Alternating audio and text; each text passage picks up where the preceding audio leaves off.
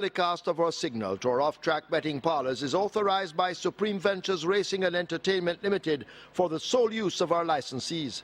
Any reception, interception, retransmission, redistribution, or other use of the signal without the express written consent of Supreme Ventures Racing and Entertainment Limited is strictly prohibited and will be the subject of criminal prosecution and civil action.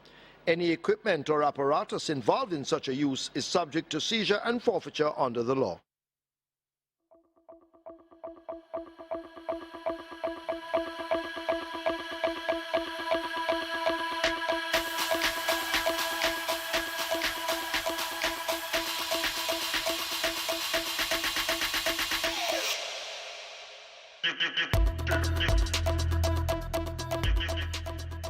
They're often racing, and Dixie Breeze ejects the rider and also interferes with No Surrender, hopelessly out of it, as T. Brady goes for that lead. It's T. Brady from right there too. That's Buzzer Salt going down on the outside. That's the gifted one as they go towards the 3. T. Brady right there on the outside. Buzzer Salt, the gifted one, also in the mix. Just behind them, that Secret Mission, Shashamani Dance.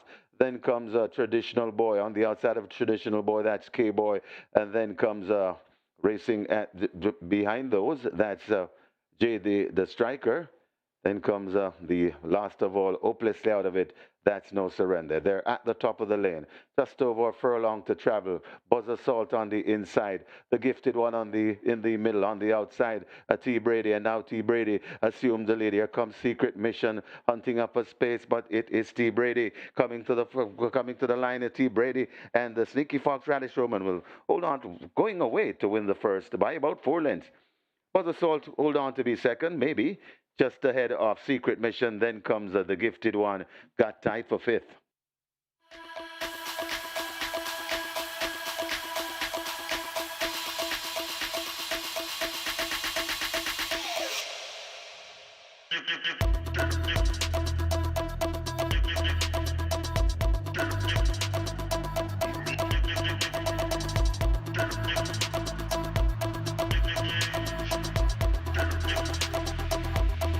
After holding them. Now he's ready. They're off and racing. Bubbling Brown Sugar is left at the back of the field early. As Turn on the Light goes on for that lead. Turn on the Light, big argument. Rushing down on the outside, that's Catawba. Manny Slam is in 4th. Just behind them, that's Prince Marshall. Then comes Victoria's Medallion and Bubbling Brown Sugar. It's a strung out field, coming with just over less than 3 furlongs to go, and it is Turn on the Light in front, more than 2 lengths from Catawba chasing, also chasing, that's Big Argument. They're about 5 or 4 lengths in front of Manny Slam, left back in 4th, but it is Turn on the Light. Turning on the charm this afternoon, it's Turn on the Light in front. Here comes Big Argument coming with a good say on the outside. Turn on the Light in front. Big Argument pestering all the time. They're less than a furlong to travel. Big Argument coming up to join Turn on the Light, and Big Argument, Turn on the Light is not yet finished. Big Argument in front. Big Argument hanging tough, and Big Argument goes on to be Turn on the Light. Manny Slam runs on to be 3rd. Then comes Catawba back in 4th.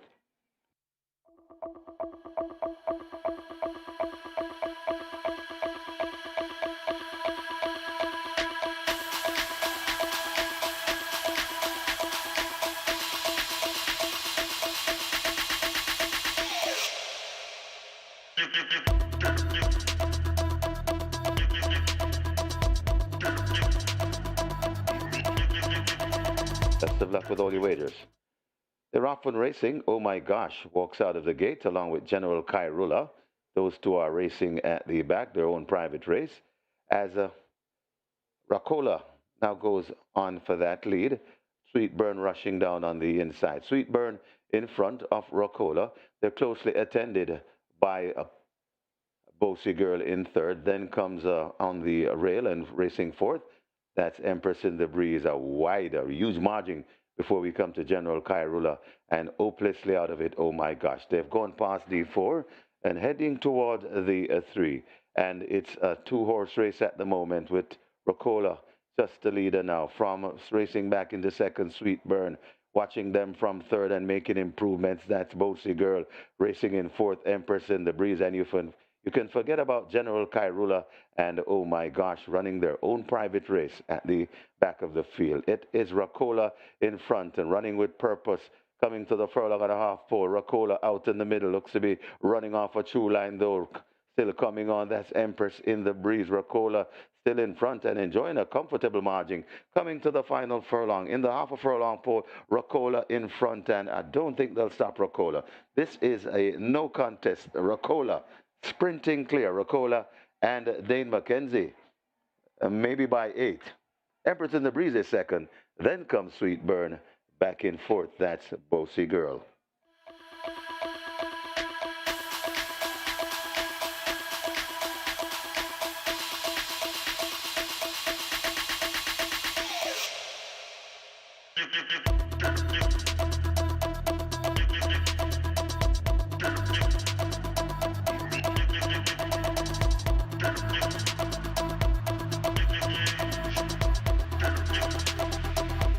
Ready for a start.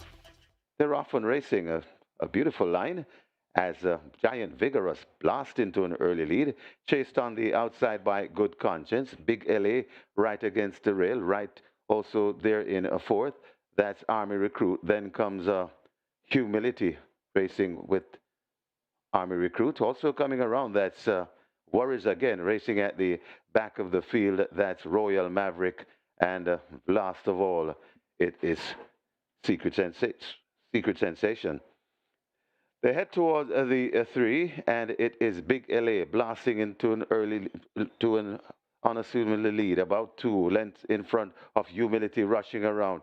Right there in third, that's Good Conscience. Worries Again still making progress on the outside. Right there too, that is a Giant Vigorous coming against the rail. Army Recruit, and now Humility strikes the front from Big LA. It's Humility in front of Big LA. Giant Vigorous is beginning to break ground on the outside. Royal Maverick also coming with late footing, but it's Humility still in front. Big LA is right there too. Royal Maverick beginning to fly, but it is Humility. This Big LA, Humility, Royal Maverick coming up the lane. It's very tight between Royal Maverick and Humility. Big LA back in third.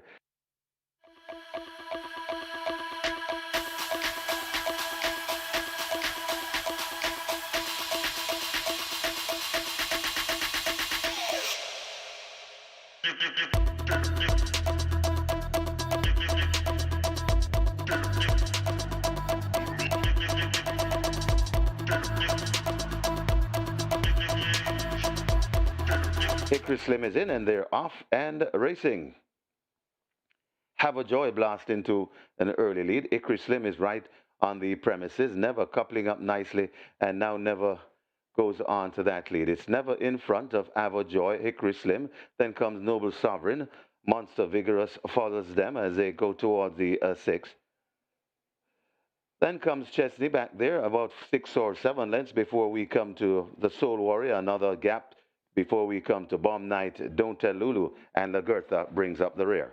They head toward the 5 furlong point, and Never and Hickory Slim hooked up on that lead. These two vying for it, tracked intently in a third. That's Monster Vigorous.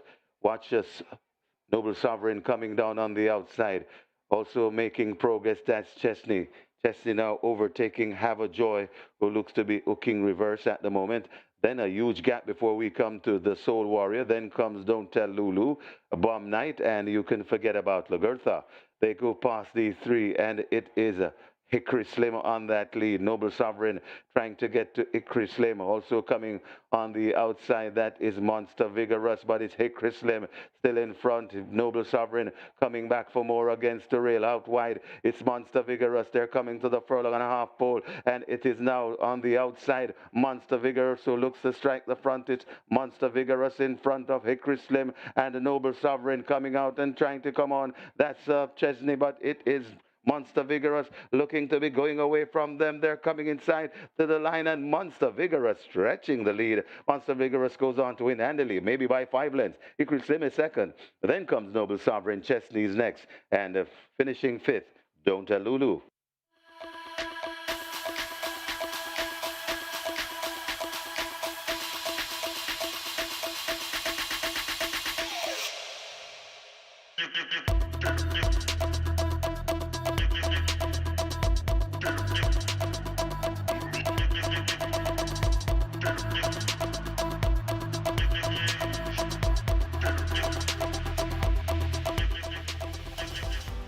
And now they're ready.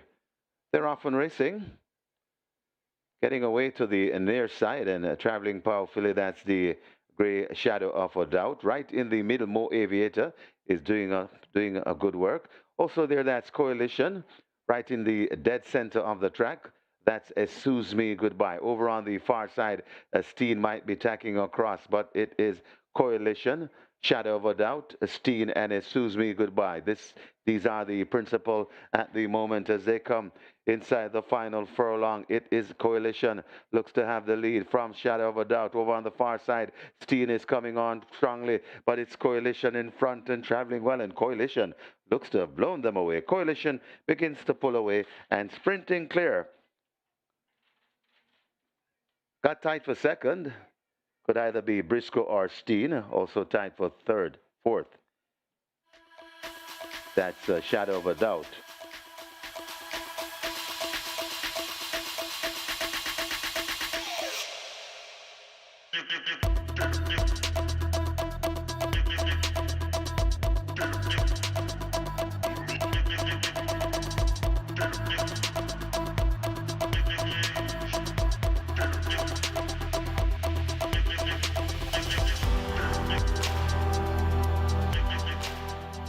They're off and racing, marginally missing it. Princess Chris and Legal Fight.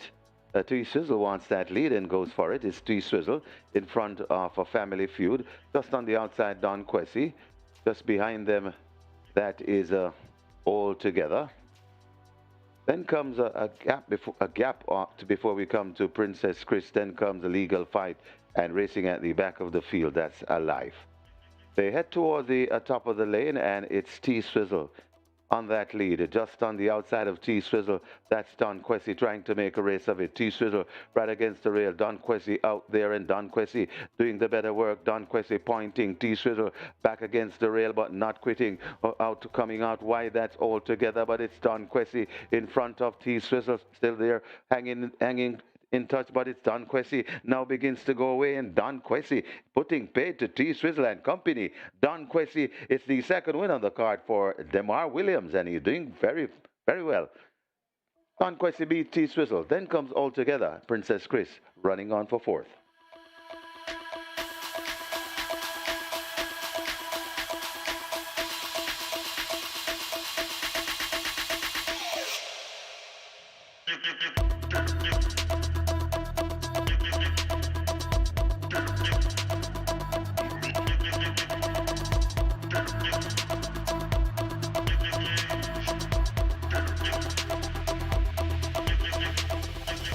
The Crypto Girl, a very late scratch, and they're off and racing. Goodbye Firefly, closest to us, gets a good start and is right up with the front end. Toronado Steel is also there. In the middle, undisclosed location, Alkebulan we make out, traveling prominently. Over on the far side, that's a Cherry Blossom. Just behind them, that's a Breath of Fresh Air. Then comes Siempre Valiente as they make their way coming out of the chute, and it's Goodbye Firefly. Could be the overall leader. Alkebulan is right up with the front end, also there, and coming on, that is a Breath of Fresh Air over on the far side, and still coming on Cherry Blossom, but Goodbye Firefly looks to have them off their legs. Goodbye Firefly telling this field, ta-ta. Goodbye Firefly, sprinting off, sprinting clear, spraying them with sand. Goodbye Firefly, and maybe eased down in the end by the Sneaky Foxes. 2 on the day for him. Playfair runs on to be second. A Breath of Fresh Air is third. Looks like another mission fourth. Got tied for fifth, either Xylophonic Steel or Wicked Cassie.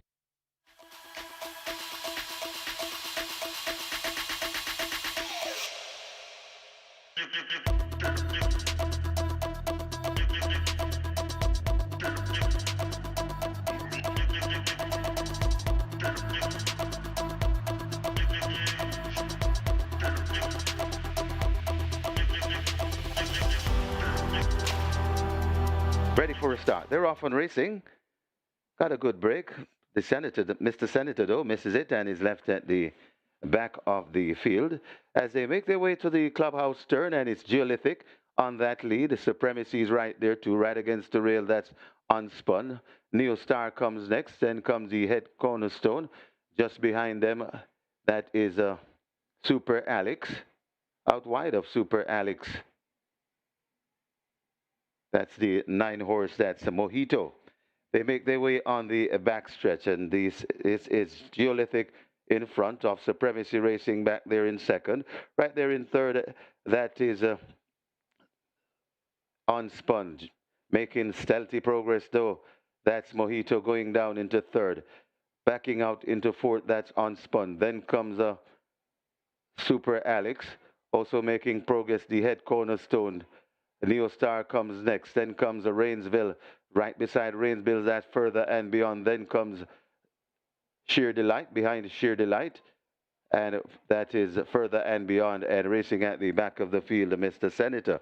They go past D4 and head towards the 3, and it is now Mojito that goes on. Mojito sprinting away by about 6 lengths in front of chasing in second. That's Unspun. Coming on, this is Supremacy, but it is making the running Mojito in front, and it's all about Mojito coming to the furlong and a half pole, chasing hard though. It's Unspun, trying to come on.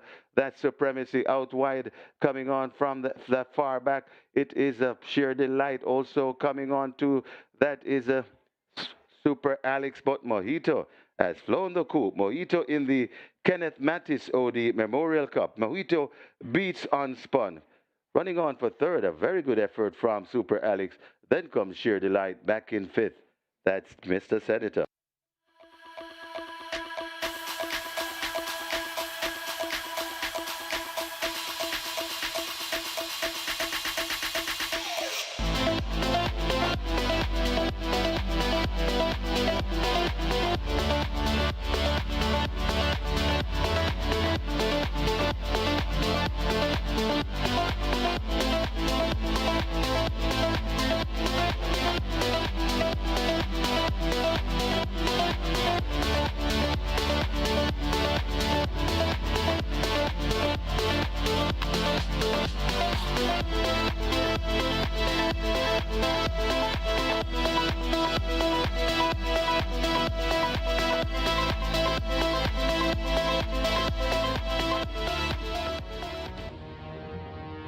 Once again, a very good morning, racing fans. The Supreme Ventures Racing and Entertainment Limited welcome you to the Caymanas Park Racetrack and our off-track betting parlors. It's now time to look at the changes on the card. Today's first offers high five wagering, and the Reggae 6 begins with a single winner bonus in excess of $7.791 million. Moving on to race 2. That's where the Catch 9 begins. Single winner bonus in excess of $730,000. Scratch number 4, J. Spieth. J. Spieth is lame. In the second event, take out 4, J. Spieth lame. Race 3. Quick 4. Play spot 8. They both begin here. Quick 4, single winner bonus in excess of $447,000. Single winner bonus in the play spot 8 in excess of $520,000.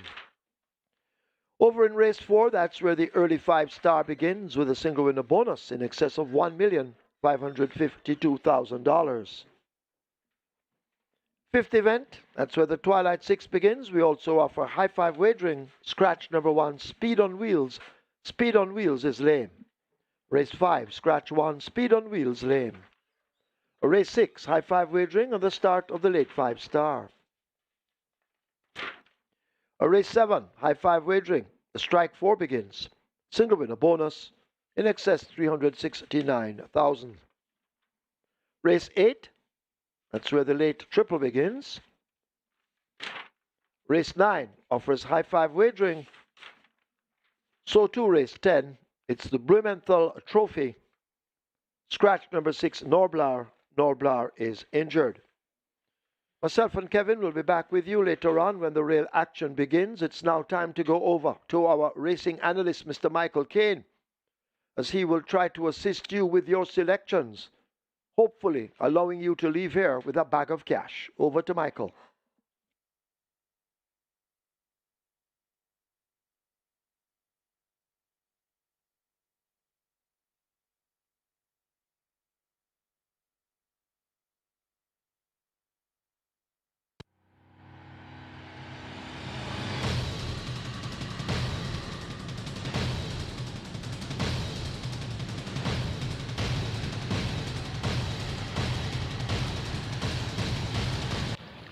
A very good day to you, forward racing fans, and welcome once again to Caymanas Park, home of the Caribbean's #1 derby, home of the Caribbean's finest thoroughbred, and home of the Moute Mile. We have 10 races in store for you today, and our feature is going to be the BLUMENTHAL Trophy. That's going to be race number 10, a field of 15 declared to go posted, but the scratch is there, and that's number 6. No Blacks are down to a field of 14, and they go 1,300 meters or 6.5 furlongs. The purse here 1.25 million. And Open the Launch contest will be on the card as well. That's going to be race number 8, a field of 5. They'll sprint at 5.5 furlongs or 1,100 meters, a purse of 1.4 million. And we see the Rising Star Ride All Day going up against Fearless Force, Unbelievable Force, California Crown, and Money Market. The conditions here, the track has been dampened significantly due to some very heavy rain yesterday. So we had a torrential downpour yesterday afternoon going into the evening hours, and indeed things were really dampened. So look for the horses that have shown a liking for the wet underfoot condition. You just saw the shot there on the screens where the racing surface indeed well kept. Kudos to the track maintenance crew, but that rain yesterday was so very imposing. So look for these horses to go well on this type of service. And later on in the afternoon, the weather report suggests that we should be having some more rain. So you may want to look for the horses that have shown a liking for the wet underfoot condition. We could have a sloppy track later on today. The Reggae 6 kicks off on the first, and the jackpot is now 7.791 million, so that's approaching 8 million. A must-bet item indeed, minimum guarantee payout 3.5 million. And we have a fairly interesting looking sequence. The scratches for the Reggae 6 sequence: race 2, scratch number 4, J Speed; race 5, scratch number 1, Speed on Wheels. And those are 2 of your non-runners. The first event, where 42 minutes to go to post for the opening contest, and this is for the lowest level of Cayman. 200,000, that's the 200,000 claimers. Formerly the 180,000 claimers, it's now the 200,000 claiming level. The purse is 600,000, and they go 700 meters or 3.5 furlongs straight. Your early favorite is at odds of 2 to 1. Joint favorites actually 7 and 8. Friend of the family, surprise it there. 2 to 1 for friend of the family. Wow. Queen Zan also at 2 to 1, and you get 5 to 2 for number 1, Big Guy in the Sky. 9 to 2 for number 9, Absolute Blue, and 6 to 1 for number 10, Galway Bay. Those are the horses that are getting the bulk of the support right now. 17 to 1 for horses 5 and 6, Lady Katgara and Blinded Light, and then you drift out to 20 to 1 for number 4, and that's Schlesinger. My idea of the best 4 to kick off the 10 race card are 1, 8, 9, and 10. Big Guy in the Sky number 1, Queen Zan number 8, Absolute Blue number 9, and Galway Bay number 10. 1, 8, 9, and 10. Queen Zan, the one that comes out on top for me. This one has Ray Lewis in the saddle for trainer Sedmond Curtis and owner Boss Baby. Has been fairly potent at this level. 200,000 was actually a winner at 200,000 on the 28th of June, going 4 furlongs straight, beating Silver Fox and Monaco. And that type of effort will be good enough to take care of business here. Ray Lewis, he's riding fairly well, and what a win a couple races ago aboard a horse named Lina Vicati, the one that late information came in on. And this Queen Zan, your lukewarm joint favorite now at 2 to 1, and I suspect that more cash will be coming in for Queen Zan by the time they get to post time, and she should be sent off the field here. She appears to be in a spot where she should be able to get the job done. Number 10 is Galway Bay. This one gets a wide post and has good speed. 1 over 4 furlongs straight on the 5th of April, 2.5 lengths clear of Golden Emperor, and Excuse Me Goodbye. Richie Shakes, the apprentice, picks up the mount. He chips off 3 kilos of the allotted 53.5 kilo weight. So it should be 50.5 kilos here for Galway Bay. This one trained by Rudolph Hardiel. Look for Galway Bay to really go well from this outside post. Number 1, Big Guy in the Sky, on the other hand, is drawn post 1. So he's the other extreme of the starting gate versus the 10 horse, whose Galway Bay, Big Guy in the Sky, was a winner last time out by a neck, beating Southern Flight and We're Honor. John Post 10 that day, so this time around is John Post 1. Dane Dawkins maintains the mount for trainer Michael Spencer, more popular known as Mikey. And this Big Guy in the Sky has the ability to tack across from the one draw to his immediate right. There's the likes of Morse Code, who won't be a factor as far as the lead is concerned. Time Bomb, also not expected to be a factor. Then you have Schlesinger drawn post 4. This one last year on the 5th of April, and clearly he has had some setbacks along the way, just returning to the races, so he might not be as sharp as expected to be. Lady Katgara drawn post 5, not the quickest of racers either.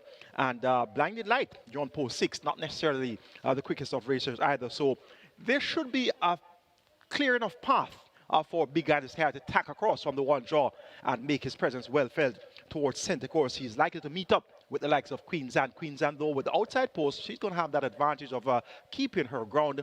And in the meantime, while Big Guy in the Sky is trying to tack across to meet up with Queen Zan, drawn post 8, Queen Zan will have that advantage in keeping a straight course. And of course, you know, one of the basic principles of fundamental principles in physics, is it? Or mathematics? Well, I more lean towards physics. The shortest distance between 2 points is a straight line. So if you're going 4 furlongs straight and you have to be drifting off a true line, and a horse, on the other hand, has the ability to keep a straight course, that other horse that's keeping a straight course is more than likely going to come out on top of the horse that is drifting off a true line. But the thoroughbred, the amazing thoroughbred, they are competitive beings, as in they do better when they race close to one another. So one horse is not going to stay by itself over on the far side, drawn post one, with no competition around and go as fast as he can. They don't normally get that type of job done. But some can do it. It's not an absolute that they won't. But some horses can stay by themselves and they can run as fast as ever can be. But the competitive nature of the thoroughbred is that when they herd among one another, they tend to go faster. So if one goes fast, the other tries to keep up with the other that's going faster. And that's how horse racing really came about from many, many, many ages ago. So the horses, they are very competitive in nature, and when they have company to run with, they grow faster.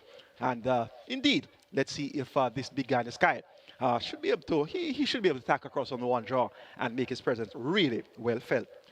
Going for number 8, Queen Zan, to the one that comes out on top here. Over number 10, Galway Bay. This one gets the wide draw and the inside draw for number 1, Big Guy in the Sky. He'll make his presence awfully well felt as well.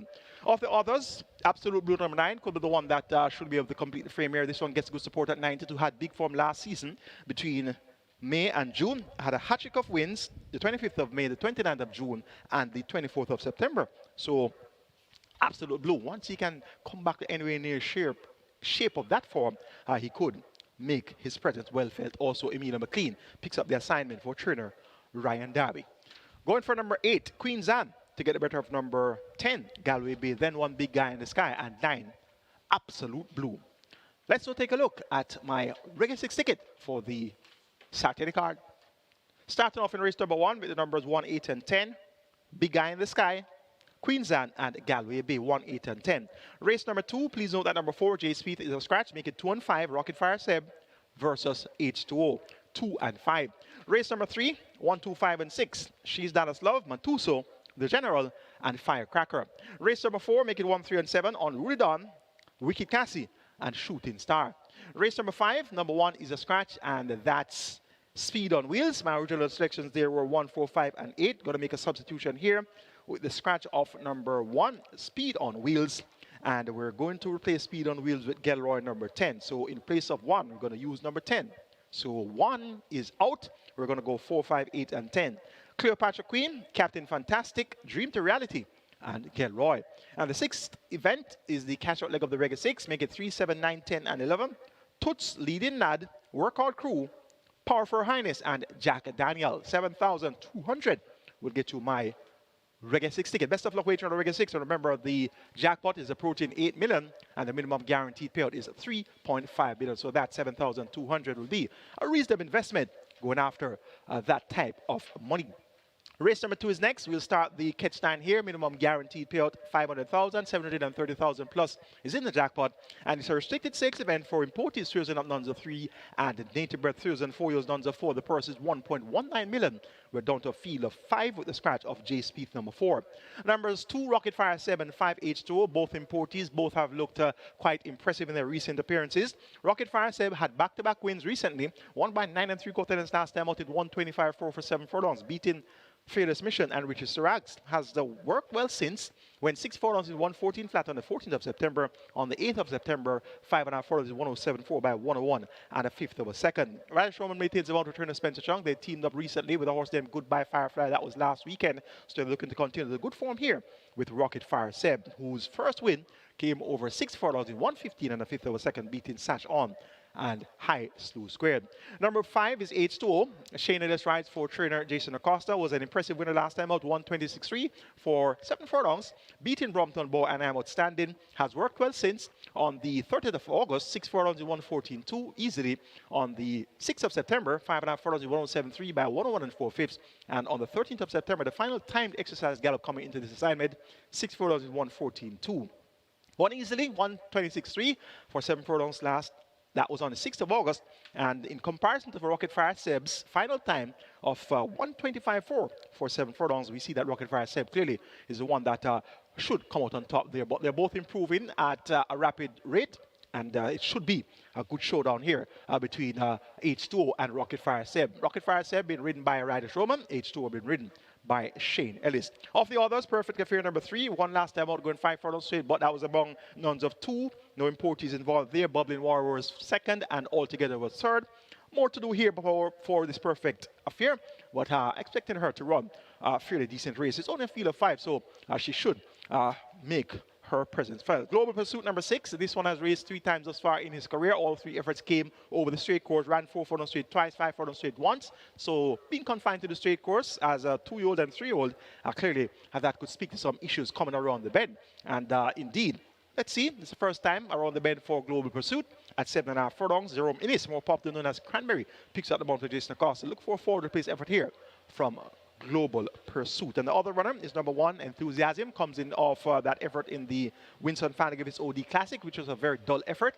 So Enthusiasm has a lot to find to try to topple the Americans here. Make it 2, 5, 3, and 6. That's going to be my order of preference. Rocket Fire Seb over H2O, Perfect Affair, and Global Pursuit. Catch 9 kicks off in the 2nd. Let's now take a look at my Catch 9 ticket for the 10-race card. Starting off in race number 2, banking number 2, Rocket Fire 7. I always tell you about the challenge with the Catch 9. You have 3 additional races, so you have to narrow down your selections, and I'm opted to bank on this Rocket Fire 7. Looks to be a match race between Rocket Fire 7 and H2O, but taking the budget into consideration, working here with number 2, Rocket Fire 7 as a single to start the Catch 9. Race number 3, make it 1, 2, and 6. She's Dallas Love, Matuso, and Firecracker. Race number 4, make it 1, 3, and 7. On Rudan, Wicked Cassie, and Shooting Star. Race number 5, scratch number 1, Speed on Wheels. We're down to 4, 5, and 8. Make that substitution with number 10, Gelroy. So maintaining that 4-horse selection in race number 5. Looks to be quite competitive. So we're going to go 4, 5, 8, and 10. Cleopatra Queen number 4, Captain Fantastic number 5, Dream to Reality number 8, and Gelroy number 10. Race number 6, make the numbers there 3, 7, 9, and 11. Toots, Leading Lad, Workout Crew, and Jack Daniel. Race number 7, taking a chance and banking number 3, and that's Miss Brayton, a single. Race 8, take another chance, making a single, number 3, Ride All Day. Race number 9, the penultimate leg of the Catch 9, make it 3 and 8, Big Buzz versus Prince Roy. And race number 10, the cash out leg of the Catch 9, the BLUMENTHAL Trophy of feature is today. Scratch number 6, Noblar. Didn't have Noblar in any of my selections there, so we maintain 1, 5, 7, 9, and 13. That's Magnificent Force, Florindia, Zulu Warrior, Linguist, and Perfect Brew. 7,200 will get you my Catch 9 ticket. That's my idea of a very live Catch 9 ticket. One of these 3 bankers come through. Race 2, Rocket Fire Seb. Race 7, Miss Brayton. And race 8, Ride All Day. We should be on the receiving end of some decent dividends there. Best of luck wagering on Catch 9 on the BLUMENTHAL card. Race number 3 is next. We'll begin our quick 4 and play spot 8 here. Both have a minimum guarantee period of $250,000. The jackpot in the play spot 8 is over $520,000. The jackpot in the quick 4 is over $447,000. A field of 6 will go a distance of 1,200 meters or 6 furlongs. This is a restricted allowance 3 for native bred 4 years and up, nuns of 4, and importees 4 years and up, non-winners of 3. Purse $820,000. 1, 2, 5, and 6 represents my best 4, namely Teach That's Love number 1, Matusa number 2, the General number 5, and Firecracker number 6. 1, 2, 5, and 6. Firecracker, I look to the type that should be able to get the job done. Last time out, raced among 3-year-olds and up. Now back among her rightful age group, 4 years and up, and that's always going to be an angle that you can assess your races on. Look at the horses, who they competed against the time before, the few starts before, and look for different conditions that they might have fitted into. Last time out was among 3-year-olds and up. This time around, it's for 4 years and up. So a tougher task last time out, but was not totally disgraced. Fought by 10.5 lengths behind Mighty Gully, Miss Moneypenny, and Balmore. So now back among 4 years and up, Firecracker is going to be all that much more comfortable. Tyrese Anderson picks up the mount for Philip D and owner Breeder Lakelands Farm Limited. I'm taking Firecracker to be the one to get the job done, and just tipped a horse by the name of Rocket Fire 7 race 2. So this is one of those type of rigs that you want to play. How about Rocket Fire 7 Firecracker Double? The only 2 horses of the program that their name has something about fire, or is there another one? There's Sparkling Fire as well in race number 7. So 3 horses on the program that are named Fire. Rocket Fire 7 race 2, Firecracker race 3, and then you have Sparkling Fire in race number 7. So these are the type of rigs that you can try to incorporate in your handicapping from time to time, and trust me, it can bear fruit at times. So Firecracker, her form is quite creditable. Third by 2 lengths, 2 starter back at 4 years and up behind King's Crown, Blue Sensation. And 3 starter back was a winner at 4 years and up, nuns of 3. Won by a length there, beating Come Home to Me and A Breath of Fresh Air. And Come Home to Me returned to win back-to-back races since. So Firecracker's form has really stood up, so to speak. So she's going to be my top selection and my idea of the horse to beat. She's Dallas Love. First attempt at nuns of 4 wasn't all that discouraging. Was fought by 6 lengths to Come Home to Me, Play Fair, and Richard Sirag. So she's going to be right there as well. Figure It now returned. Only one maintains the mount for trainer Rohan Crichton. Number 2, Matuso. Well beaten when stepping up the nuns of 4, 7 by 15 lengths to Zulu Warrior, but cuts back to sprinting at 6 furlong, coming down from 7 furlong. Romare Spencer rides for Howard McLeod. Look for Matuso to be a prominent throat as well. And the general, void of early pace and speed, but he packs a good late turn of foot, and that win on the 29th of June, coming from way off the pace, making rapid headway, won by a short head, beating Bold Move and Wicked Cassie. Past a half mile, 5th by 9 1/4, came to the quarter post 6 by 11 lengths, past the furlong pole 4 by 11, and then fairly sprouted wings and flew inside the final furlong to get up on the wire and beat Bold Move. So if the pace comes to a total halt and the speed collapses, look no further than the general to be the one to pick up the pieces in deep stretch. Going for number 6, Firecracker, to get the better of number 1. She's that stuff. Then 2, Matusa, and 5, the general. Race number 4 is next. We'll begin our early 5-star here. Jackpot brewing, 1.552 million and climbing. And we have a minimum guarantee period of 300,000. A field of 7 assembled to go postwards. And they go 1 mile, 1,600 meters or 8 furlongs. Race number 4 is a restricted allowance 4. For native bred 4 years and up, nuns of 3, and importees 4 years and up. Nuns of 2, the purse here, 780,000. My best 4 includes 1, Unruly Dawn, 2, Chief Dissident, 3, Wicked Cassie, and 7, Shooting Star. 1, 2, 3, and 7. Of that quartet, I'm willing to throw out number 2, Chief Dissident, obviously here. Peer of runners from the trainer of Patrick Lynch's barn. That's trainer Patrick Lynch's barn. And clearly, Wicked Cassie going to be the better of the 2 here. So this is Chief Dissident. Not expecting this one to find any way, shape, or form, fight out the finish here. But for administrative purposes, I have to have a 4th choice. So Chief Dissident is the one that came up with as my 4th choice. He might very well finish last. But Unruly Dawn, Wicked Cassie, and Shooting Star appear to be the best 3 here. Unruly Dawn was a runner-up last time out, going 7.5 furlongs to Train of Thought in 1:33 and 3/5 of a second. Train of Thought came back, stepping up in class just a few days later, and ran a strong second behind Oil Machine. So Unruly Dawn, Radish Roman rides this one. Clearly, it's going to be the horse to beat. Number 3, Wicked Cassie, outsped going 5 straight last time out behind Goodbye Firefly. Now gets a mile to work with. Last attempt at a mile was a runner-up effort behind Hail the Queen. Hail the Queen made all the running that day, and Wicked Cassie chased relentlessly from the half mile to the top of the lane and was a clear enough second there, going that 1 mile trip. Jamal Williams, also known as Struggle, picks up the mount for trainer Patrick Lynch, more popularly known as the Professor, and he celebrated his 500th career win last week with a horse named The Storm. Congrats to the Professor there on win 500, and looking forward to Wicked Cassie to be in prominent throughout as well. Shooting Star number 7 comes out of that same race won by Trainer Thought over Unruly Dawn, and Wicked Cassie was hindered at a crucial stage near the half mile and lost significant momentum and was shuffled back through the pack, but still able to finish 5th by 12 3/4 lengths. In the end, Wicked Cassie, who was 3rd, was disqualified and placed 5th behind Shooting Star. So if you give Wicked Cassie a chance, like I do, we have to give Shooting Star just as good a chance as well. Dane Dawkins picks up the mount, replacing apprentice Tyrese Addison, and this Shooting Star should be comfortable at a mile, and I'm expecting a brave effort here from this Shooting Star. Taking a mount on Unruly Dawn to get the job done over number 3, Wicked Cassie, then 7, Shooting Star, and an almost total guess who will be 4th here. Number 2, Chief Dissident. The other horses, Bushfire, Himaya, and Hit and Run. Any of them can possibly come up trumps for the 4th spot as well. Race number 5 is next. We'll begin our Twilight 6 here. We have 24 minutes to go to post for the first event. Regular 6 pool already at 3.8 million. Early triple is at $250,000. And not much change in the betting, but actually we have 2 new joint favorites, 1 and 8. And that's Big Guy in the Sky and Queen's Anne. Well, now a new flash in the betting. It's 2-1 Queen's Anne, 5-2 Big Guy in the Sky, 7-2 for Friend of the Family. Still wondering where that cash is coming from for Friend of the Family, because Friend of the Family is still a maiden and racing among multiple winners here. But we saw one recently win as a maiden, and that was Newland Links, coming off a lengthy break and racing among 200,000 claimants there and got the job done. So there's some great stable confidence in the chances of this number 7 horse, Friend of the Family, at 7-2. Twilight 6, minimum guarantee pay of 3.5 million, kicks off in race 5. A field of 11. Declare to go poster. Scratch number 1, Speed on Wheels. We're down to a field of 10. It's a restricted allowance 5 for native bred 4 years and up, nuns of 2, and importees 4 years and up. Maidens, the purse here, 750,000. My best 4 includes 4 Cleopatra Queen, 5 Captain Fantastic, 8 Dream to Reality, and 10 Gilroy. 4, 5, 8, and 10.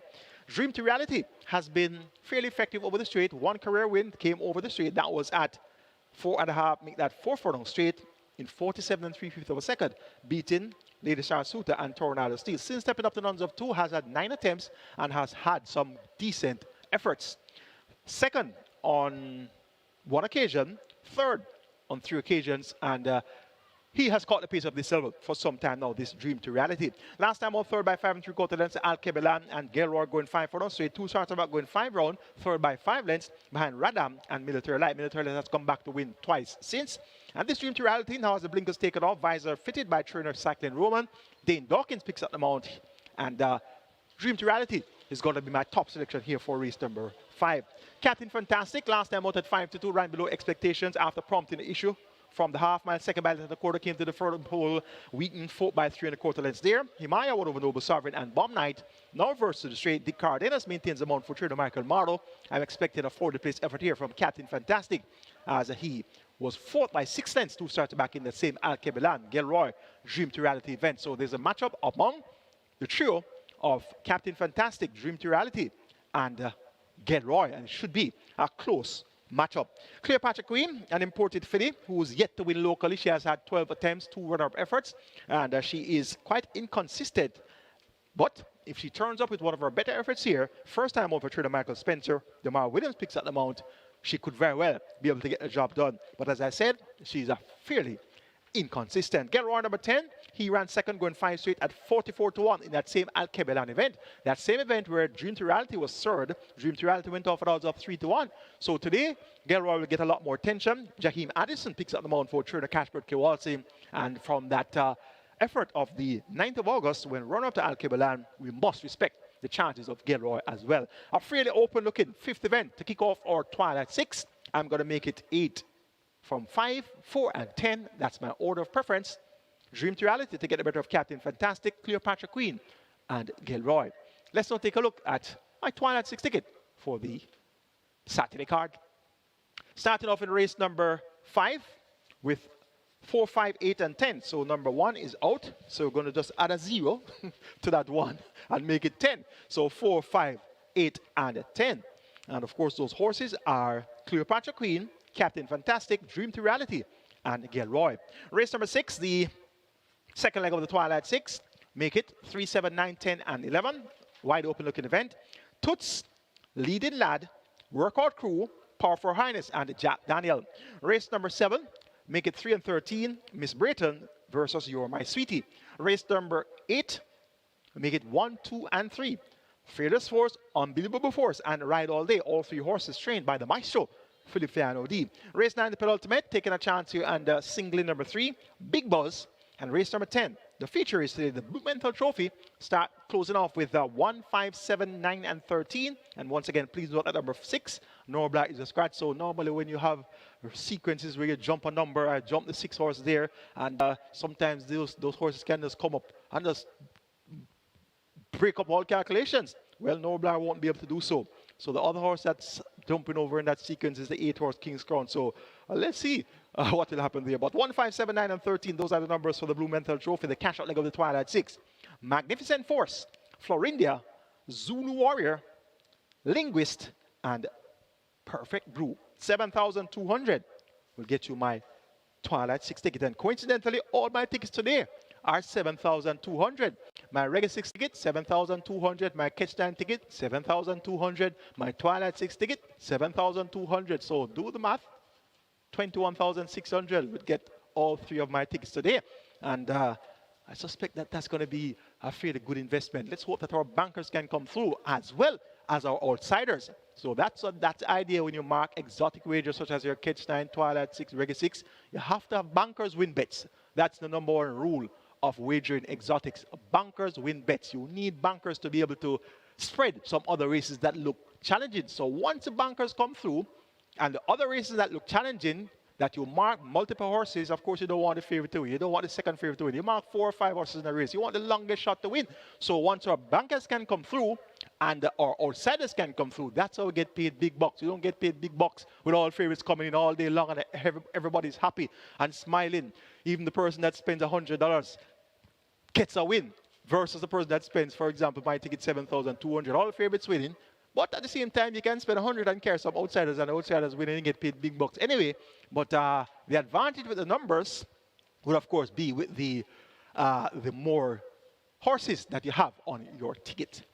It's now on to race number 6, which is the cash-out leg of the Reggae 6. Of course, here's on to get on your Reggae 6 ticket with 5 of 5. Look at the net pool, look at the live ticket count, and realize that you're going to be on the receiving end of some big dividends, whatever happens.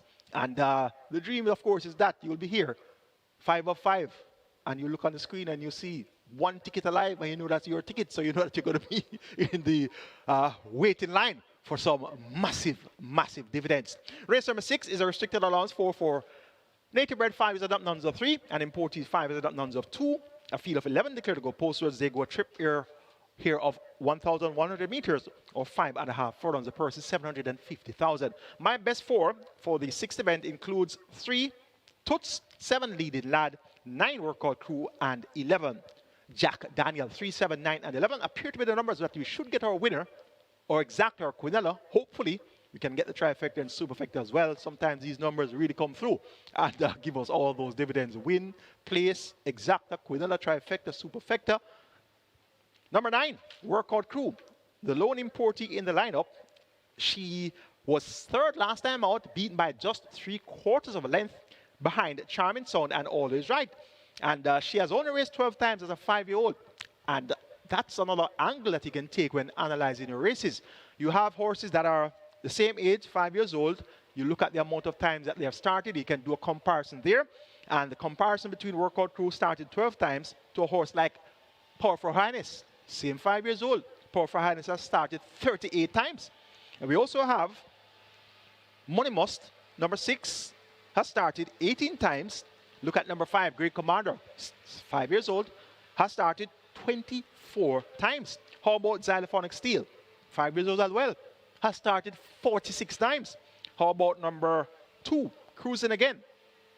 This one has started 21 times. Number 1, Can't Go, started 34 times. And number 3, Toots, has started 28 times. So the point is that the horses that are less exposed would have more scope to improve. So this Workout Crew, the lone import in the lineup, started only 12 times, seldom raced, and that could speak to some issues that she has had along the way in her career. Her only win came on the 5th of October last season, going 7.5 furlongs. She won by 4 1/4 lengths, beating Sky Reezy and Joe Blaine.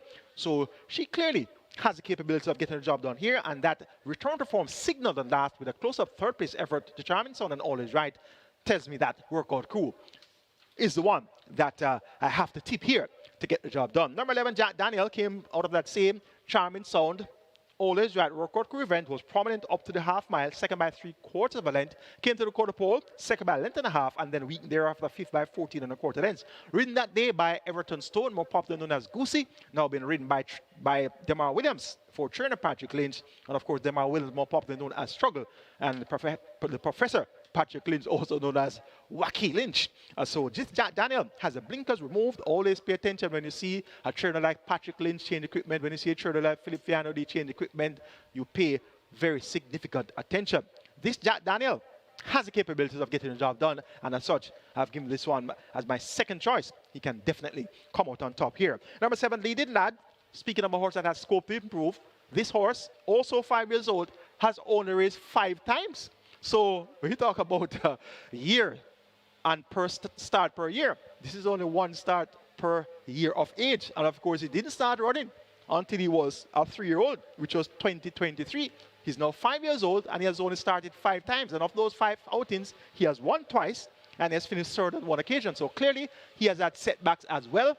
His last effort was a win on the 12th of July, coming off a break since November 2024. So a big break there between the November and July outings. And he was a winner, first time out for trainer Michael Spencer. At 95, won by 2 lengths, beating Security Code and Mo Aviator. But the time, 1:28 and 1:50 was second for 6.5 furlongs.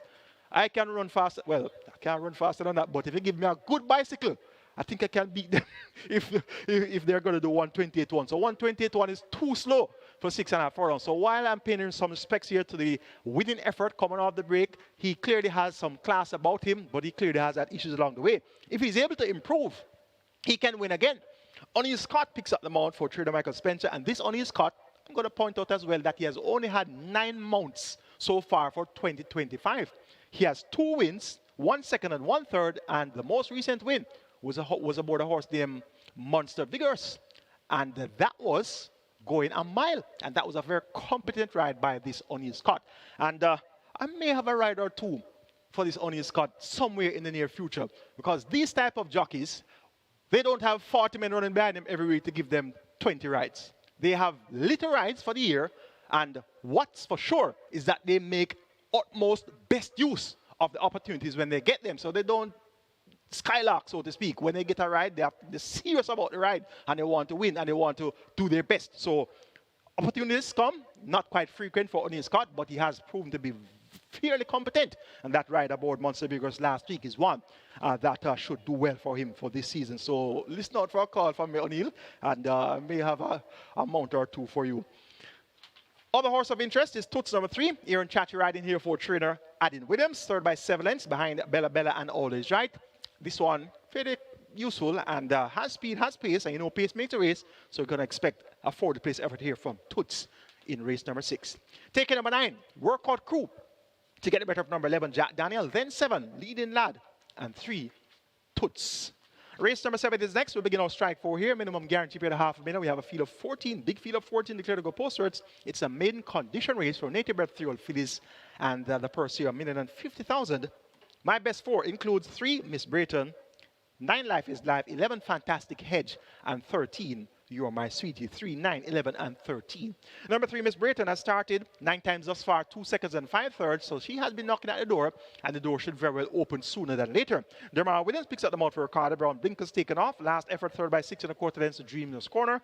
And Kuzmi, 2 starter back, second by half a length, making a late run behind altogether, going 5.5 furlongs, 1:10 and a 1/5 of a second. So look for Miss Brayton to be one of the horses that are going to be strongest at the finish here, and she could very well win this event quite easily. You're My Sweetie number 13, last time out raced among maidens who had not finished 2nd or 3rd lifetime, was hindered early in the event, cost her some momentum, was shuffled back through the pack, 10th by 6 1/4 the half mile, 7th by 7 1/4 pole, but then finished with some late energy, 2nd by 4 lengths behind Candy Girl. The time was fairly slow, 1:17.1, but that was of course for maidens who had not placed 2nd or 3rd lifetime. So You're My Sweetie, prior to that, raced among this level of competition, main condition race and native bred 3-year-olds, and was 5th twice. So finishing 2nd at that never placed 2nd or 3rd lifetime doesn't really match up well versus a horse like Miss Brayton, who has finished 2nd twice and 3rd on 5 occasions. So when you do that comparison, you realize that this Miss Brayton would have a significant advantage over You're My Sweetie. But You're My Sweetie has Dane Dawkins maintained the mount for the 4th consecutive occasion for trainer Gary Sabati and owner Ray family. We've got to keep You're My Sweetie on the right side, but I don't expect You're My Sweetie to get the better of Miss Brayton.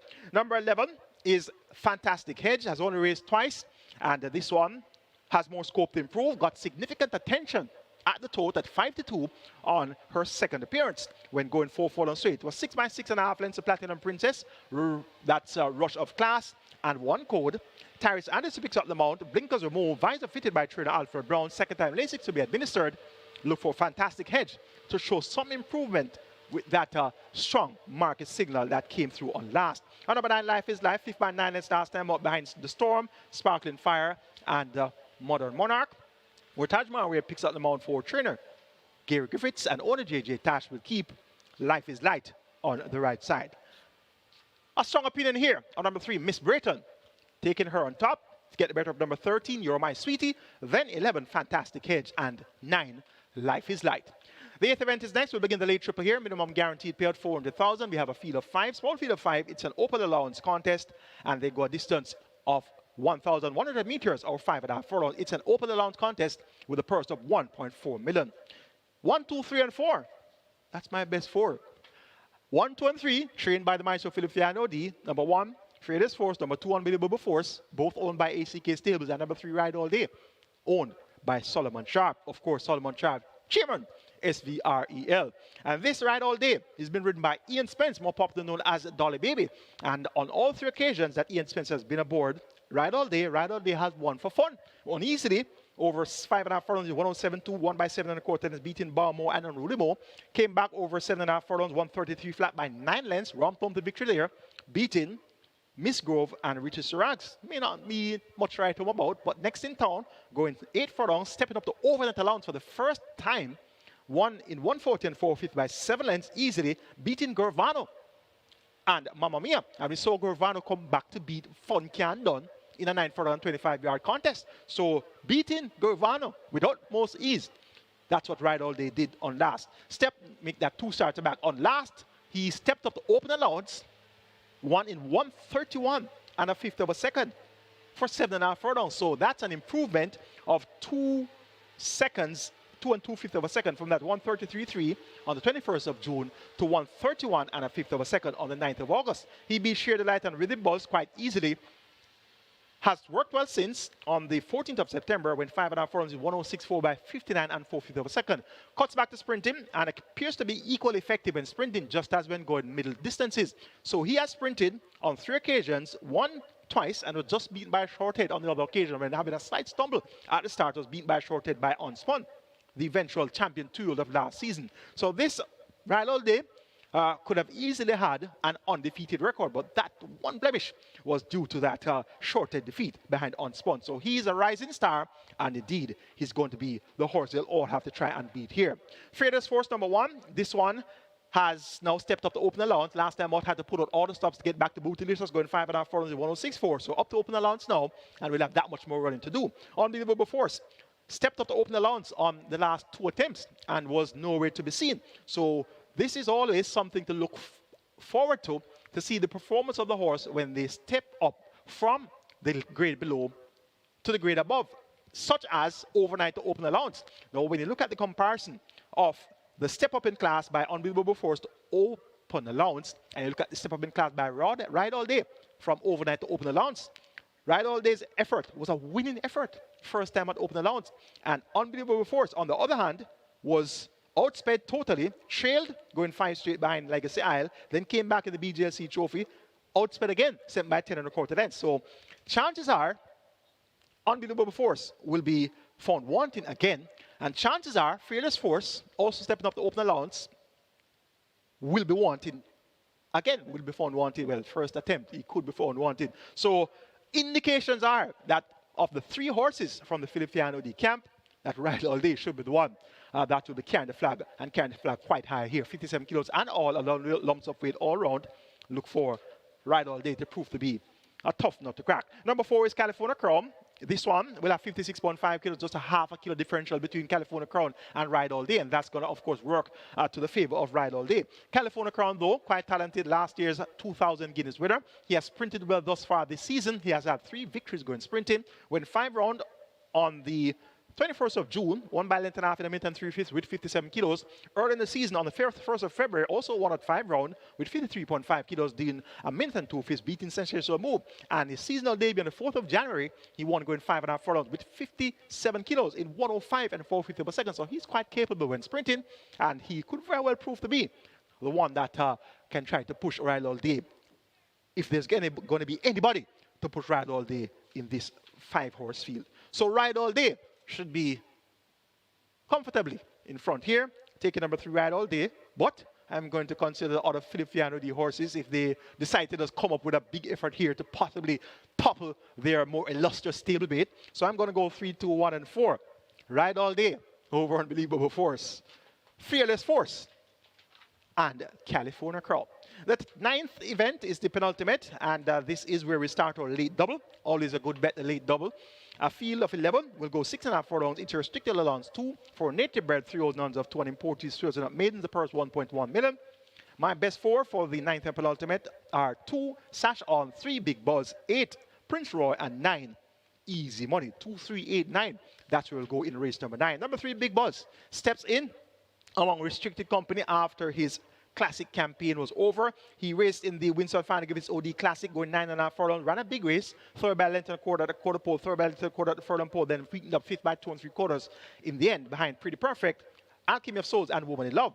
In the Jamaica Derby, he was prominent for a long way, passed a half mile, third by 2.5 lengths, came to the quarter pole, third by 5 lengths, passed the furlong pole, 4th by 6 1/4, and finished up 5th by 9 lengths out of 15 horses. So that's a big run in the Derby by Big Buzz.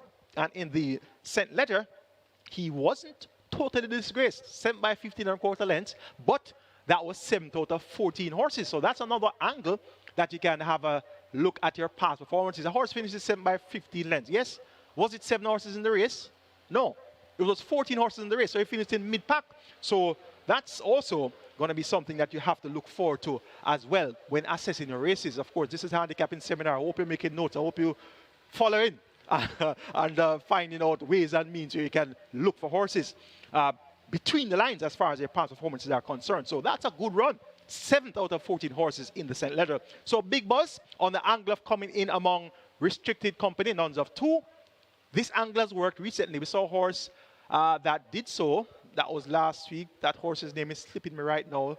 Tip that one to win. It did win. Mark My Identity. Yes, Mark My Identity was fresh from the Classic campaign. First outing among restricted company nuns of 2, and he won.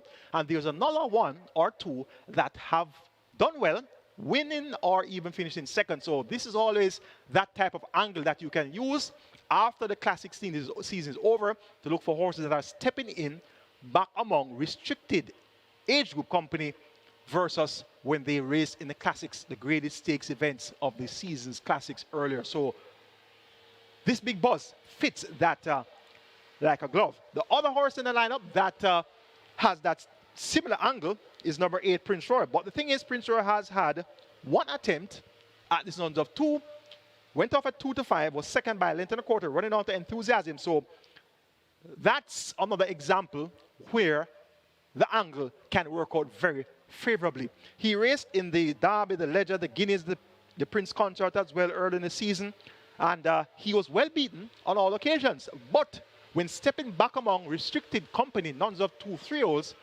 he was second by a length and a quarter. So that is a clear indicator that it works. So you can use that to try to find some winners along the way.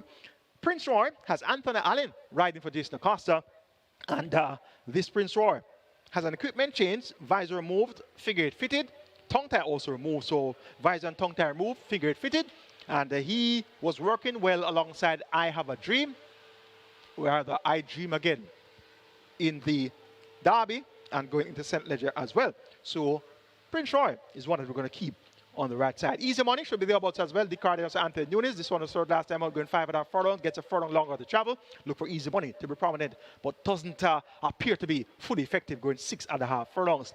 Number 2, Sash On, a runner-up on debut to Rocket Fire Seb. Rocket Fire Seb has come back to win twice since. And Rocket Fire, well, actually has come back to win 1 since. So Rocket Fire Seb has 2 wins so far. Rocket Fire Seb will win earlier today. Well, I hope he'll win earlier today. That's going to be in race number 2.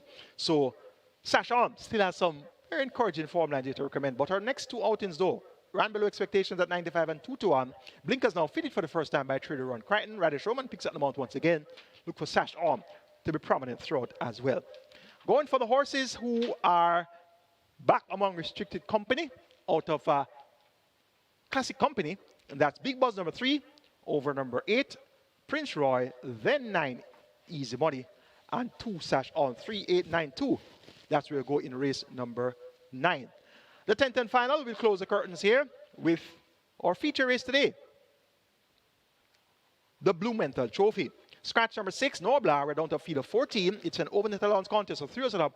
They go 6.5 for the 1,300 meters of the first year, 1.25 billion. My best 4 includes 5, Florindia, 7, Zulu Warrior, 9, Linguist, and 13, Perfect Brew. 5, 7, 9, 13. That will go in the Blumenthal Trophy. Number 9 comes out on top for me. That's Linguist, this year's Jamaica Oaks winner, and what a memorable Oaks that was. She was roughed up at the start. With that horse, Wayne Sterling's coming over, causing all sorts of problems. You know, it caused a real wave of remarks and comments all over the place. And, you know, the history of that already. So this Linguist did extremely well to win the Oaks after that very horrible first couple of furlongs. So she really turned out to be better than the field on that day. So that type of effort, now back to not restricted company, but she's at the overnight level. That win in the Oaks shows us that she can clearly manage overnight. She was runner-up to Supernatural Power, who we saw win easily last time out at the open allowance level. She was second in the 1,000 guineas behind Burning Hedge. So Linguist has the Wally Coyote Dick Carden, as picking up the amount here, coming down from 57 kilos to 53 kilos. That's 4 kilos lighter. And the distance now reduced to 6.5 furlongs. And this Linguist was always very effective when sprinting. She won easily at numbers of 2 for 6.5 furlongs in 1:21.2.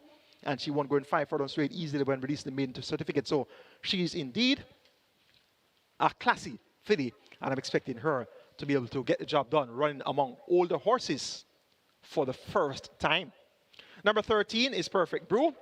This one is a late closer, has been getting fitter and fitter with each run, hasn't won a race in a long time, in many moons. So the pace is going to be here, and he requires a strong pace to be at his best in deep stretch. So if there's going to be a closer to win the race, Perfect Brew should be presented by DeMar Williams to have that chance to upset the apple cart.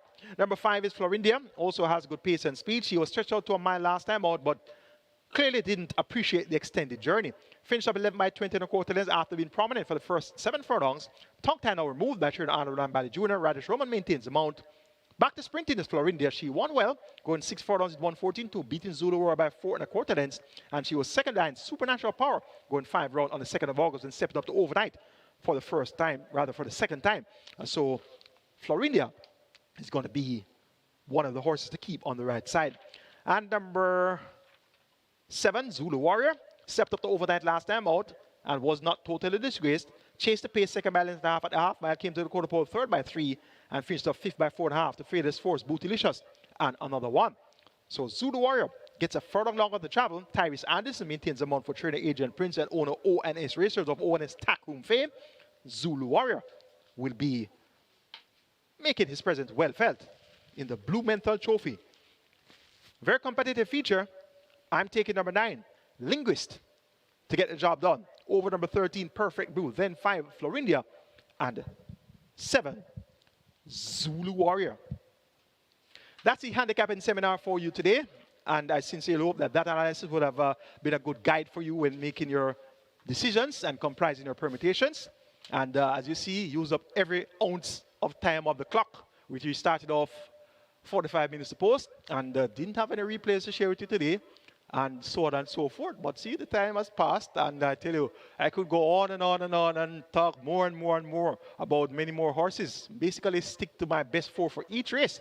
And indeed, that was a mouthful. So since you know that that will be a good enough guide for you. You saw my tickets, my regular 6 ticket, my Catch 9 ticket, my Twilight 6 ticket. 21,600. I get you all 3 of them at 7,200 each.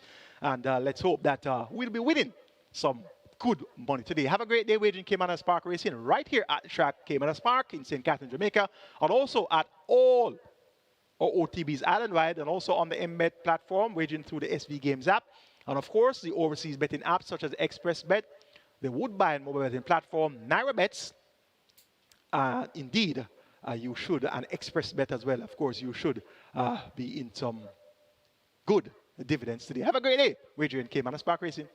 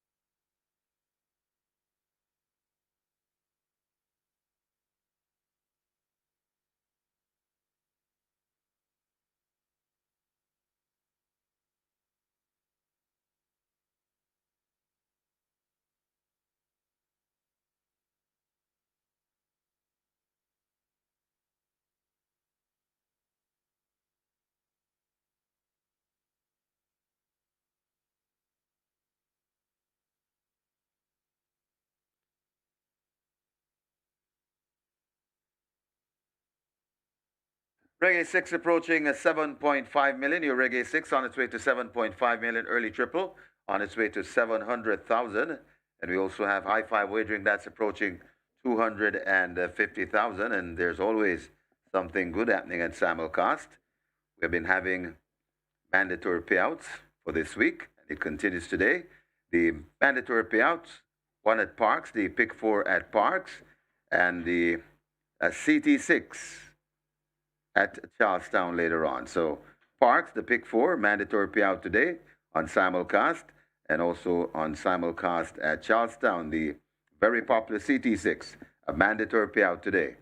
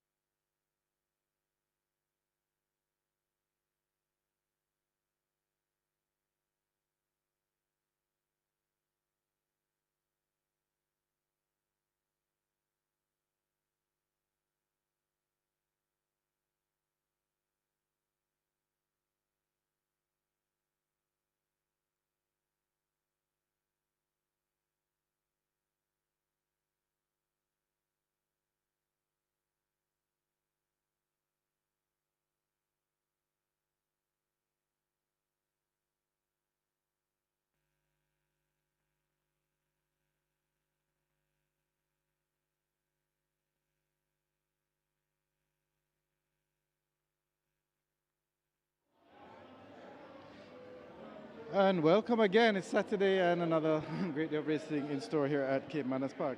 Give you a quick overview of what's happening in race one here at the fixed odds windows. Number one, Big Guy in the Sky, best back runner here. He's also the even money favorite in the tote.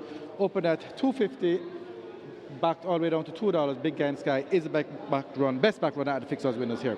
I mean, there are a couple others that are getting support. 8, Queensland at $3, 9, Absolute Blue at $4, and 10, Galway Bay at $7. But best back runner here is number one, Big Guy in the Sky, currently at $2. It's a little bit quiet in terms of the later races, but as it is now, race 3, Smart Trick taking some good money there from early, open at $4, down to 3, and we'll keep you updated throughout the day on the rest of the races. So good luck for race number 1, Big Guy in the Sky, best back runner, currently at $2.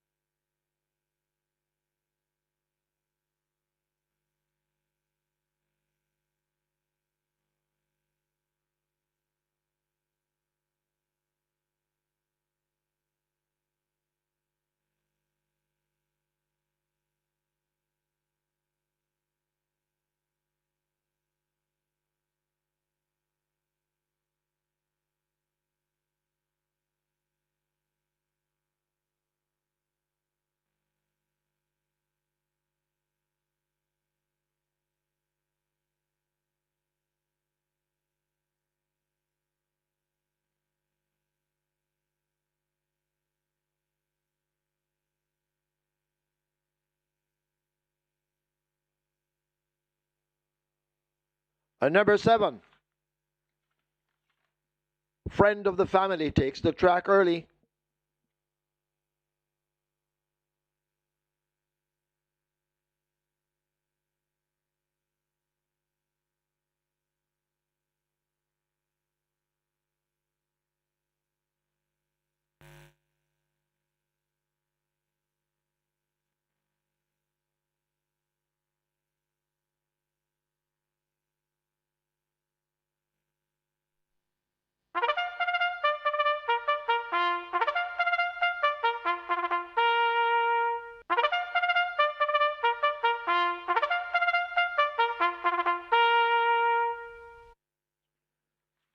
Horses take the track for the first. It's for 5-year-olds and up, an optional claiming event, 200,000 only, the tag. Native bred 6-year-olds and up, non-winners of 2. 5-year-olds and up, maidens, the distance 700 meters or 3.5 furlongs straight. Number 2, Morse code, 49.5 or 109 pounds. 4, Schlesinger, 51 or 112. 6, Blinding Light, 55 or 121. 7, Friend of the Family, 52 or 115. 9, Absolute Blue, 54 or 119. 10, Galway Bay, 51 or 112. A wagering offered on double event, exacta, quinella trifecta, superfecta, high 5, rolling triple. Reggae 6 begins here, the single winner bonus in excess of 7,791,000.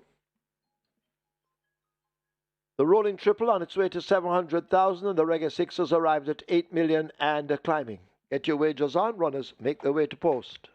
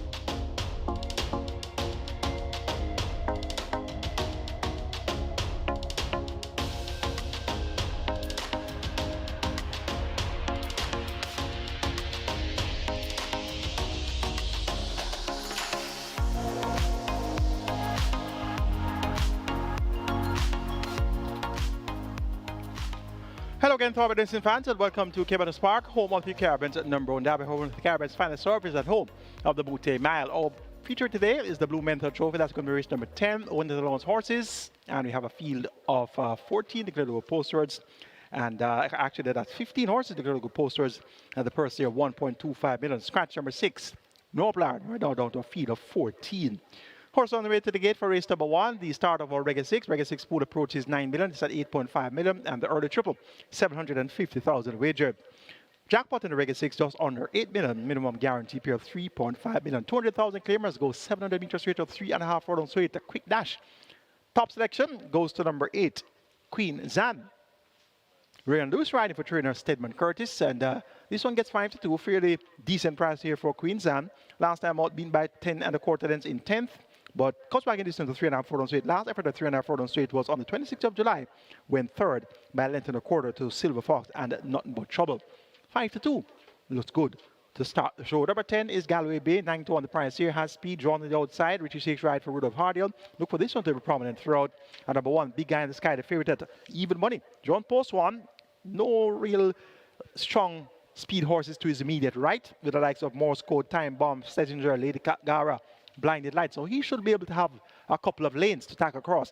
And he has good speed. Last time out, he won well, going 4 straight by a neck, beating Southern Flight and Weir Honor. So Big Guy in the Sky has a big chance here. Dane Dawkins riding for trader Michael Spencer. Number 9, is Absolute Blue, gets good support at 5-2. Emilio McLean riding for Trader Ryan Derby. This one, 11 by 13 length last time out at 350, down to 200,000. First time off the claim. And you know that Ryan Derby is the prince of claiming.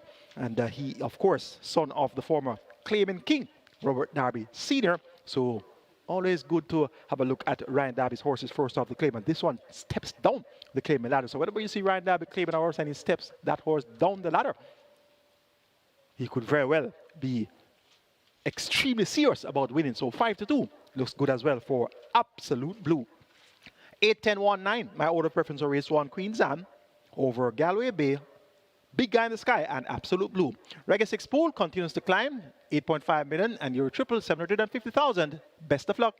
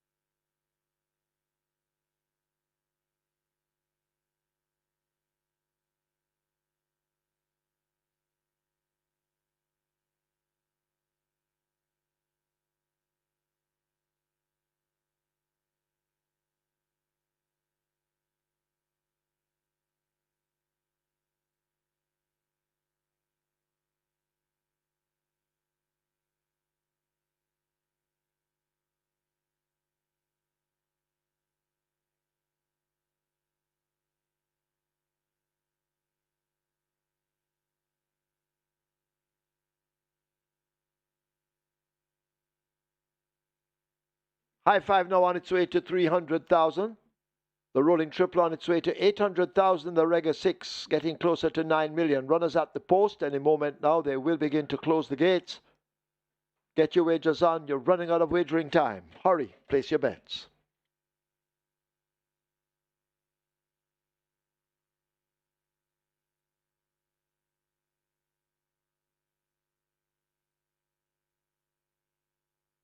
So they're closing up for the first at Caymanas Park. The Brigade 6 approaching 9.5 million. Nice pool. And the jackpot bonus in excess 7 million. The rolling triple on its way to 800,000. And over at Belmont Park on the simulcast schedule, we have a triple carry over 117,000. And it's going off now, less than 1 minute. Pool approaching 400,000. So that's what's happening at Belmont Park. A massive triple carry over, a massive pool to match.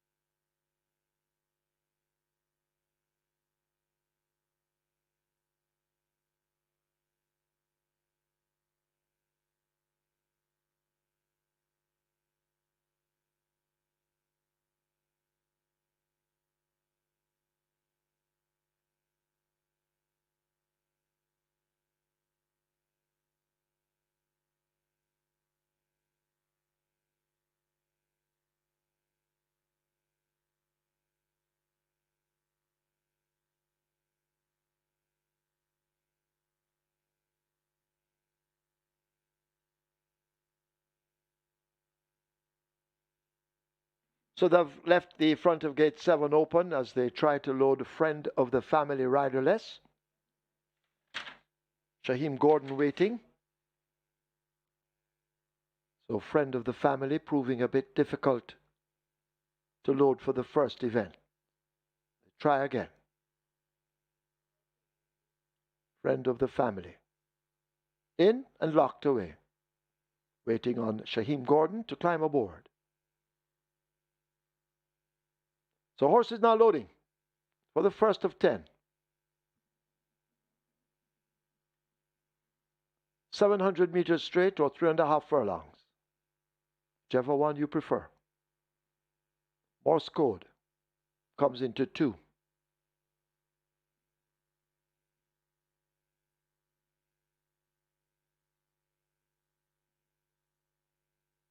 Morse code is in. Time bomb is next at 3.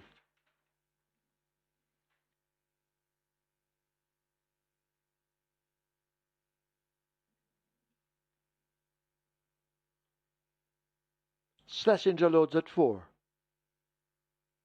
Lady Katgara coming into 5. Shane Richardson riding. Blinding Light and Anthony Allen, they will load at 6.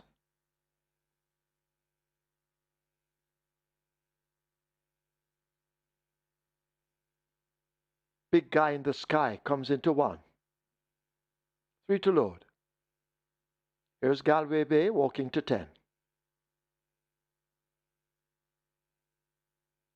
Absolute Blue and Queen Zan, the ones left out. And the favorite, of course, here, Big Guy in the Sky, drawn at 1. So they try with Absolute Blue, Emilio McLean.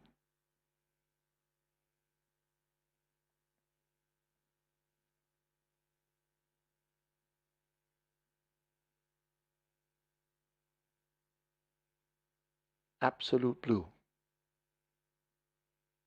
We wait on. If you haven't wagered, you need to hurry. 2 to load. Queen Zan number 8 at 3 to 1. Absolute Blue number 9 at 2 to 1.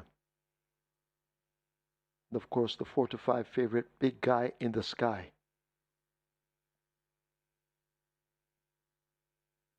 They've now opened the front of gate 9. To coax Absolute Blue in.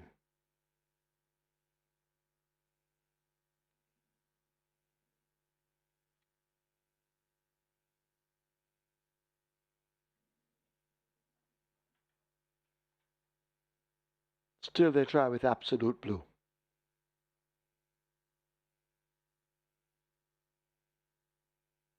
Who thus far is absolutely not wanting to load.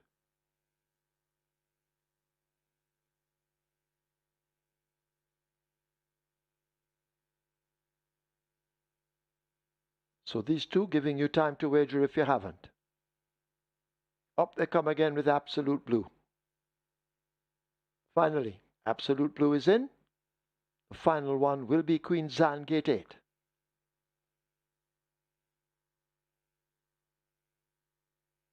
Queen Zan is in. Field in 9. 700 meters straight. 3.5 furlongs. Starter ready. They're off for the first. Schlesinger in the pink gets a good start. Lady Katgara racing close up. A Blinding Light in the yellow racing in behind the leaders. Queen Zan near to us in the green, showing some good speed along with Absolute Blue. Galway Bay is sent right over toward the far side to meet up with a Big Guy in the Sky, and they're in a bouncing match as they're inside the last quarter. Queen Zan in the center, Absolute Blue under the stand fence. Galway Bay now gets going, although drifting to the far rail. Big Guy in the Sky, the favorite now, asked to go, but they race toward the final 16th. It is Queen Zan out in front under Ryan Lewis. They've poached a 3-length lead and will hold it to the line. Queen Zan will take the first of 10, taking it easily in the end. Big Guy in the Sky is second. Galway Bay is third. Lady Katgara is fourth. Could be Blinding Light back in fifth.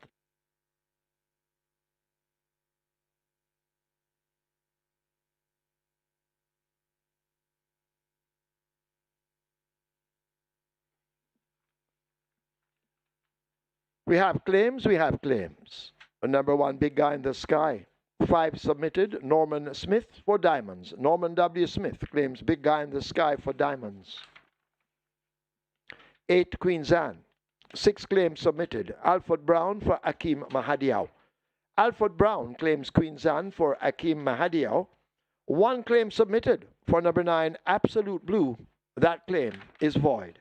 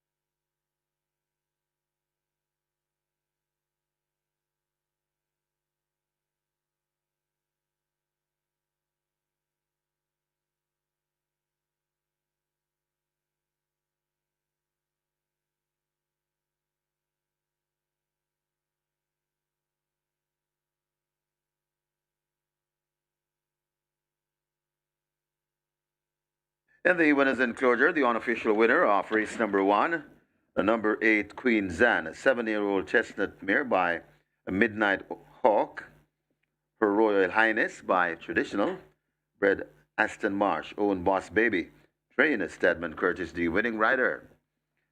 Action Pack Rain Lewis, and he's a True Shake sponsored rider, so he's powered by True Shake. The winning groom, Javon Smith, second. Number 1, Big Guy in the Sky. A third, number 10, Galway Bay, fourth. Number 5, Lady Ketgara, and a fifth, number 9, Absolute Blue. Final time for 3.5 furlongs, 41 and 3.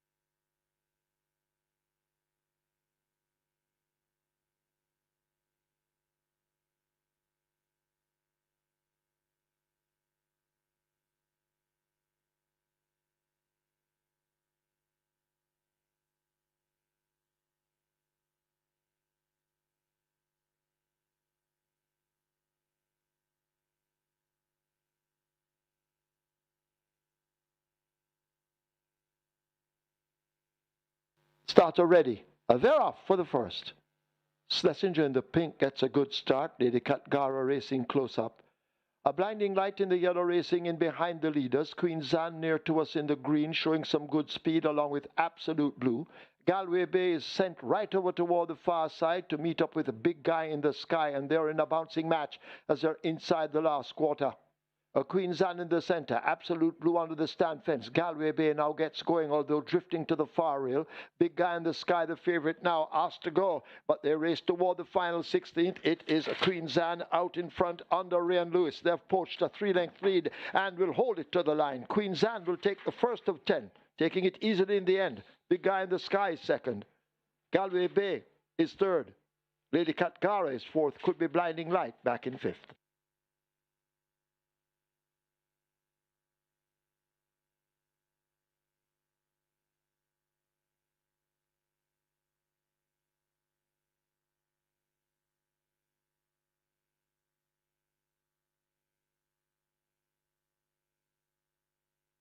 Result of the first, now official. Horses to the testing barn. 5, Lady Katgara. 8, Queen Zan. 5 and 8 both go to be tested. The split, 23-4. Final time, 700 meters straight. 41-3. The margins, 3 3/4 by 3 3/4.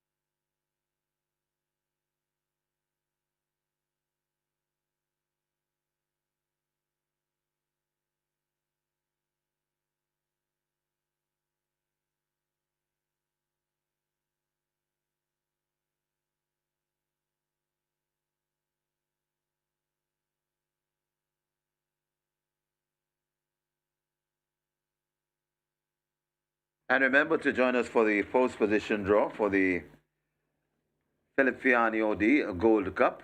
That's the post position draw on the 30th of September. That's Tuesday the 30th at 2 p.m. sharp.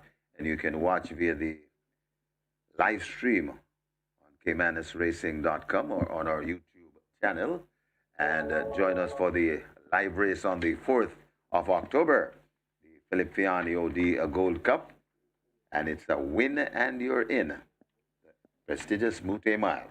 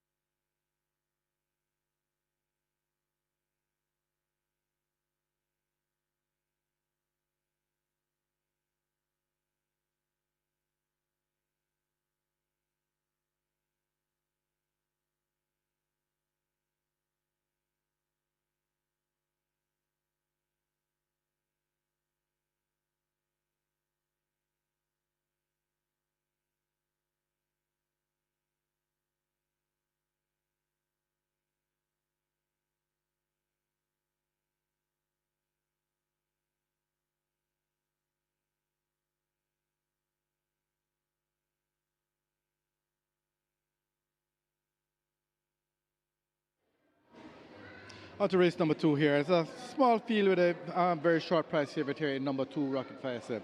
And these will tell you that these are typically races that don't take a lot of money at the fixed odds winners when they're such a prohibitively priced favorite in Rocket Fire Sep. Currently at $1.30 at the fixed odds winner. The next one up in the betting would be H2O at $2.20, but there really isn't a whole lot of action just yet, as nobody looking to take on this short price favorite at the $1.30 price here. So that's your fixed odds update for race number 2. Good luck nonetheless.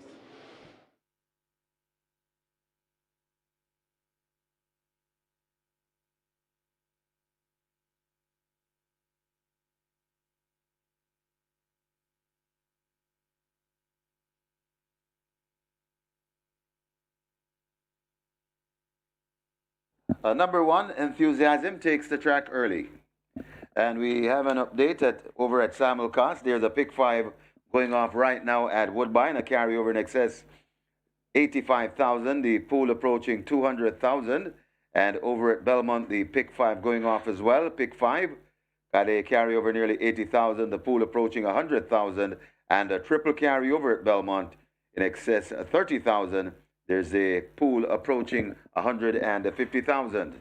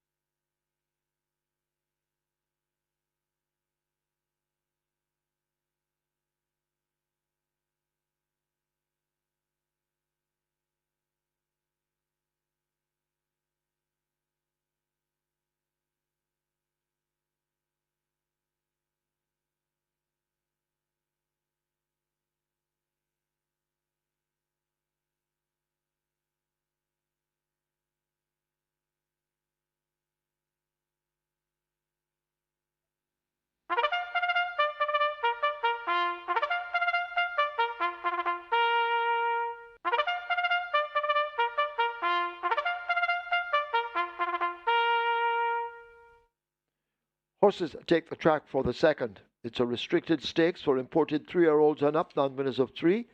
Native bred 3-year-olds and 4-year-olds, non-winners of 4. The distance 1,500 meters or 7.5 furlongs. 3 Perfect Affair, 51.5 or 114. Scratch 4 J. Spieth lame. 6 Global Pursuit, 53.5 or 118. Wagering offered on double event, exacta, trifecta, rolling triple. The catch 9 begins here with a single winner bonus in excess of 730,000. Rolling triple heading for 300,000, catch 9, 700,000. Runners make their way to post. Get your wagers on.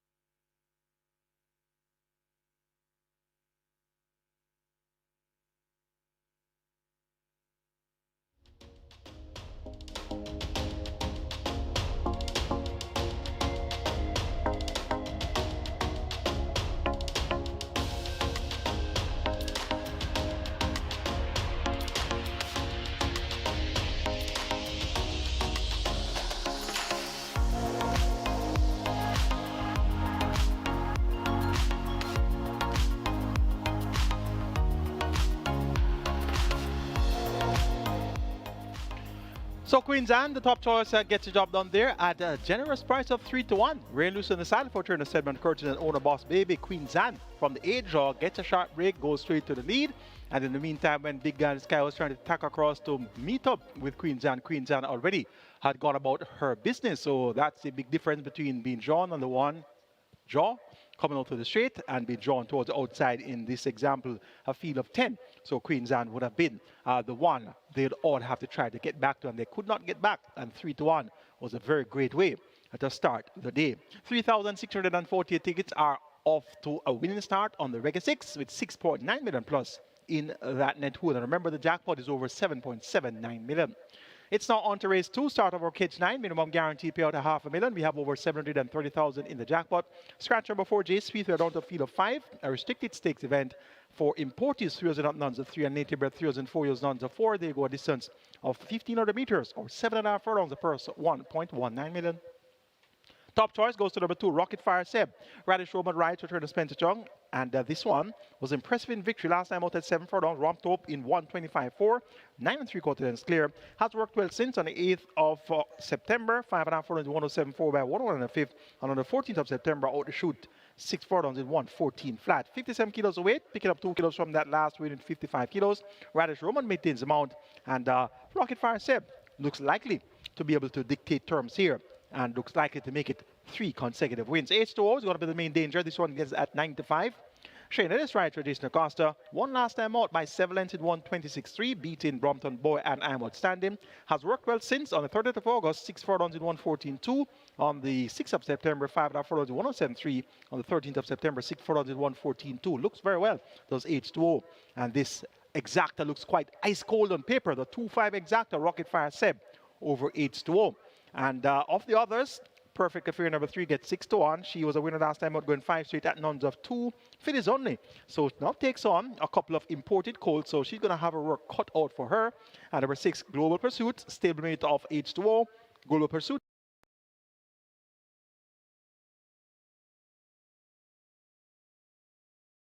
Two and a half furlongs longer to travel and comes around the bend. Jerome Innes, more popular known as Cranberry, picks up mount.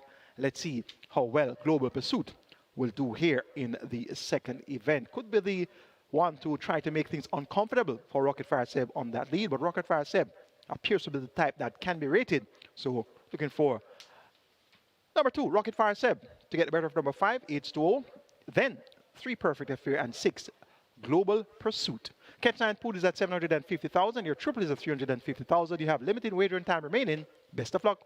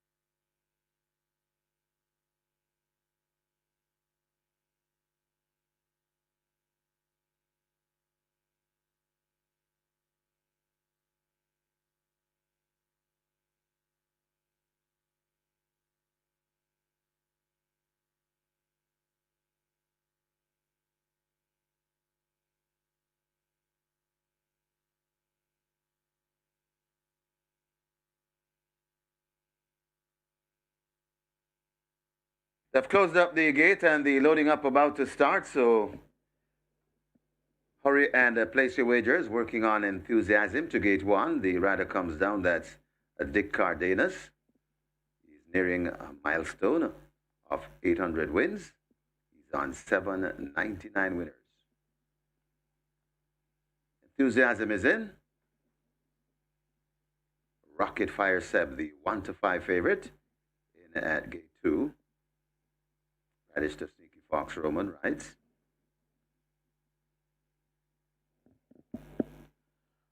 Perfect Affair, slotted into 3. Tyrese Anderson. Global Pursuit in at 6. And the final one, H2O, in at 5. 7.5 furlong the trip. Ready for race number 2. Often Racing, very good line. As Global Pursuit wants that lead on the outside, it's Global Pursuit leading them going toward the 6 furlong point. Rocket Fire Seb rushing up to join that one. So it's Global Pursuit, just about a length and a piece in front of they past the 6 from Rocket Fire Seb. Just on the outside and going down that H2O just behind them. Perfect Affair and a long gap before we come to Enthusiasm lagging at the back of the field. They head toward the 4 and it is on that lead. Rocket Fire Seb now goes on. Rocket Fire Seb being attacked by H2O. These two go on with it. They're about 3 or 4 lengths in front of Global Pursuit going into 3rd, but overtaken now by Perfect Affair and the one lagging at the back of the field, that's Enthusiasm. They come towards the 2.5 furlong point and it's Rocket Fire Seb narrowly in front of H2O, putting up a good challenge. They're at the top of the lane. Rocket Fire Seb on the inside, right in the middle. That's H2O, H2O, and Rocket Fire Seb still matching stride. The riders are hard at work. Coming to the furlong pole, Rocket Fire Seb, H2O looks to be pointing in front of Rocket Fire Seb, not quitting. They're coming to the half a furlong pole, and it's a good fight, this one. Rocket Fire Seb, H2O, H2O just doing the better now, and H2O goes on to beat Rocket Fire Seb. H2O by a length and a half. Rocket Fire Seb back into 2nd. Then comes Perfect Affair, running on for 4th, Enthusiasm, and at the back of the field, Global Pursuit.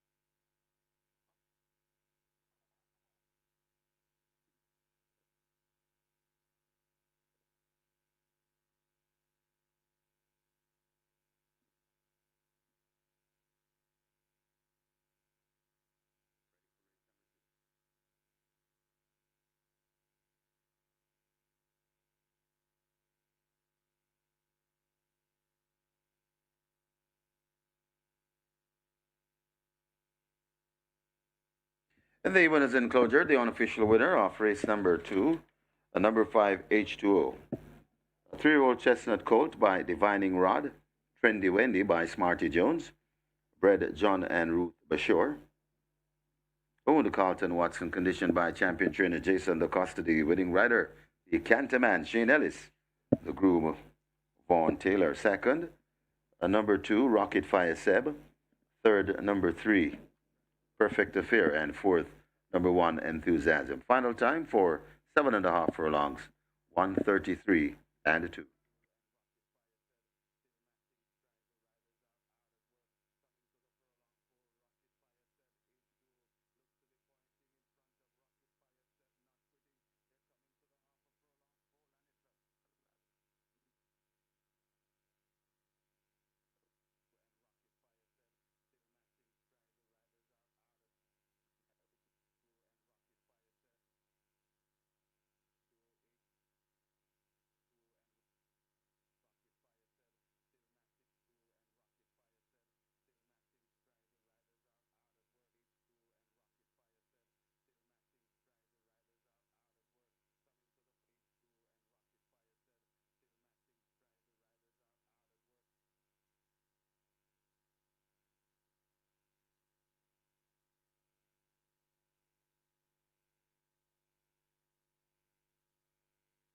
Ready for race number 2.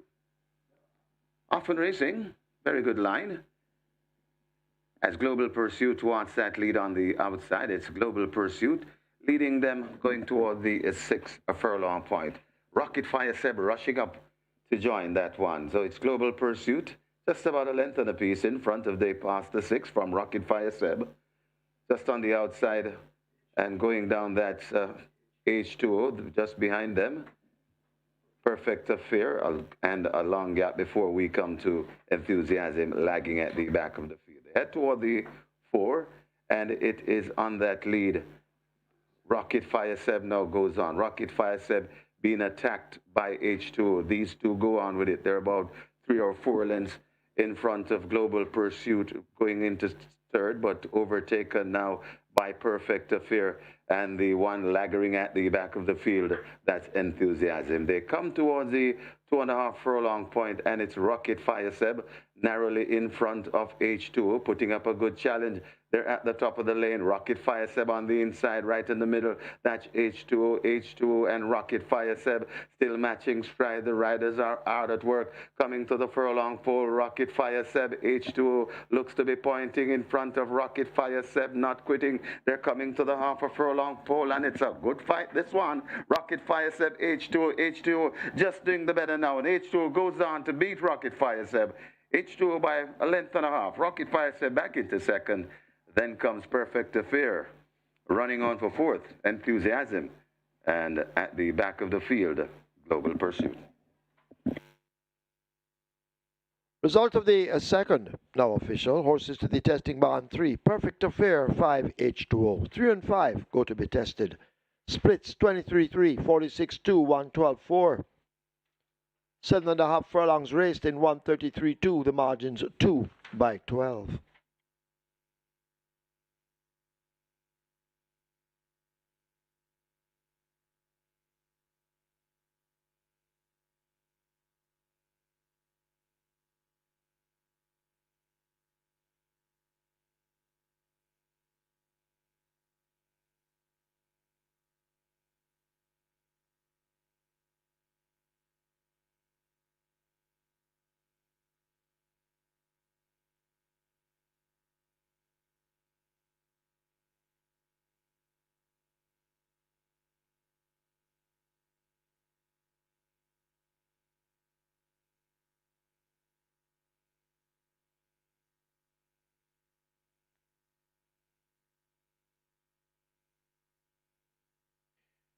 Your attention, please, in today's 10th event.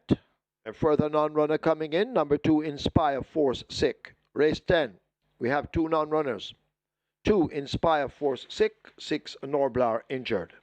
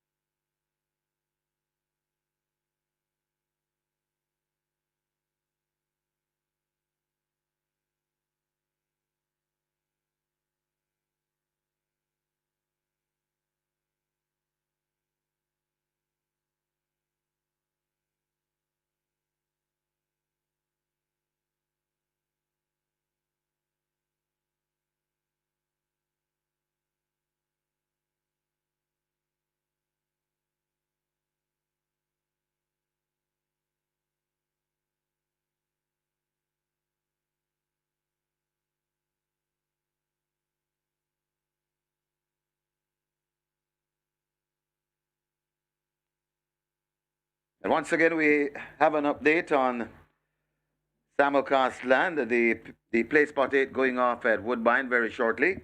Play spot 8 has a carryover in excess of 73,000 plus. Your pool approaching 50,000. Get your bets on Woodbine. Play spot 8 time is going off very shortly.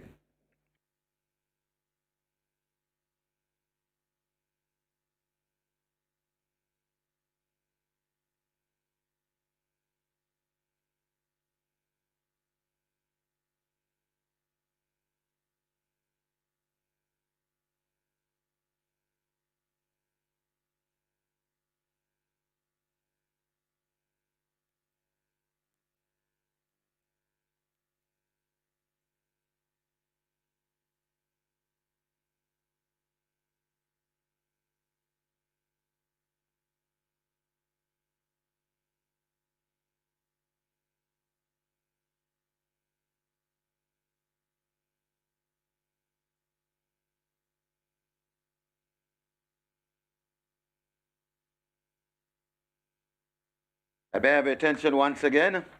This time it's a triple at Belmont Park on our simulcast schedule. A triple at Belmont Park, a carryover there in excess 65,000, and it's going off in the next 4 minutes or so. The pool approaching 200,000, triple carryover in excess 65,000, pool arriving at 200,000.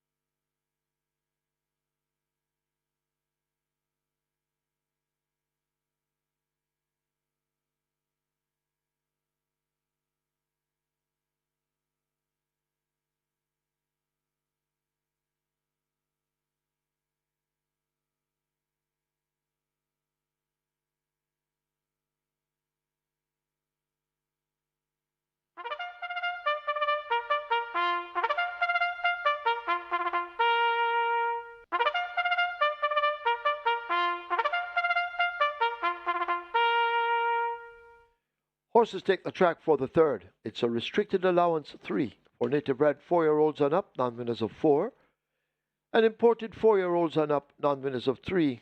The distance 1,200 meters or 6 furlongs. 2 Matusa goes with 54 or 119 pounds. 3 My Sunshine 51.5 or 114. 6 Firecracker 51.5 or 114. Wagering on a double event, exacta, trifecta, a rolling triple. The quick 4 begins here with a single winner bonus in excess of 447,000. Also beginning here is the play spot 8. And the single winner bonus there in excess of 520,000. Quick 4 on its way to 600,000, play spot 8, 700,000. 1 minute to post, get your wagers on.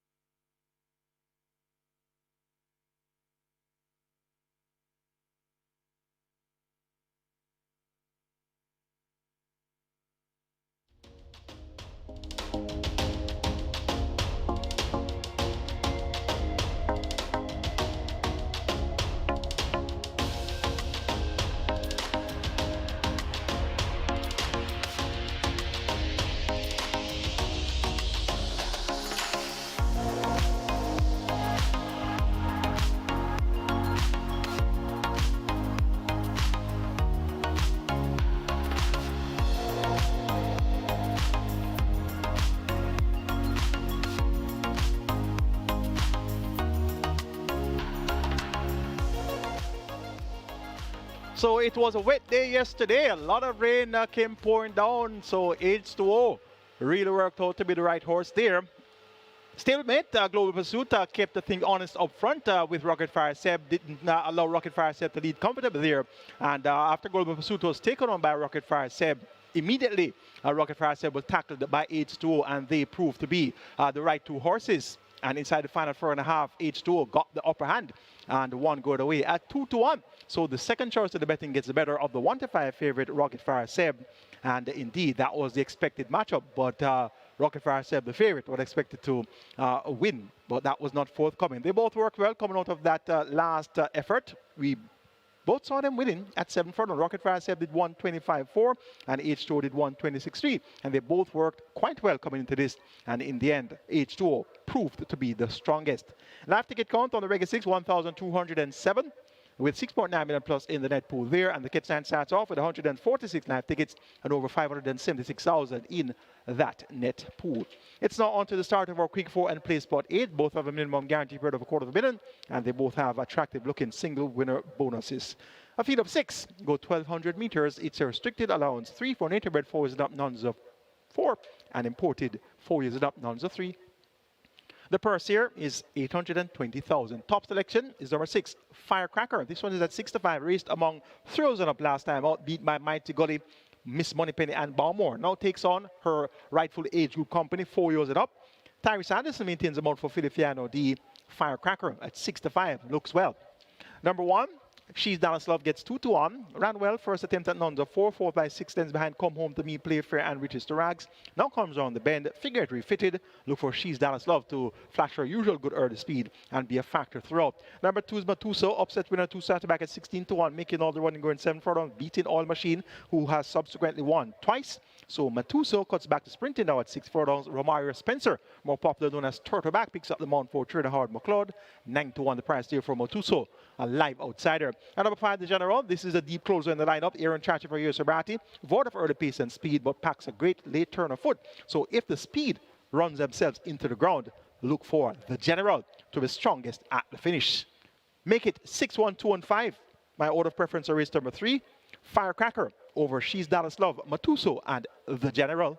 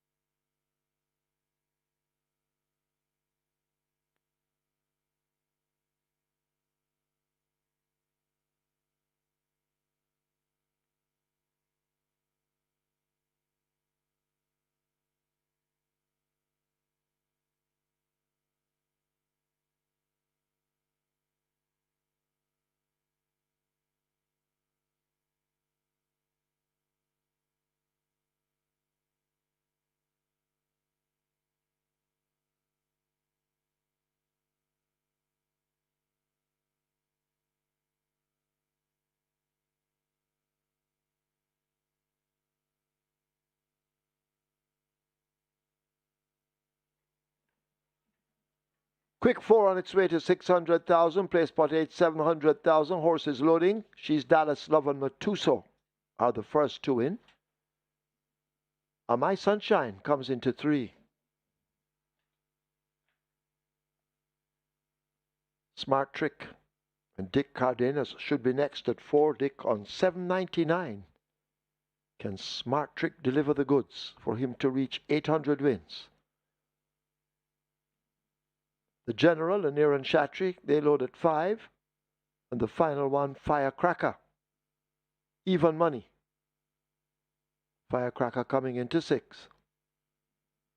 Tyrese Anderson, field in line, 6 furlongs. 1,200 meters. Start already.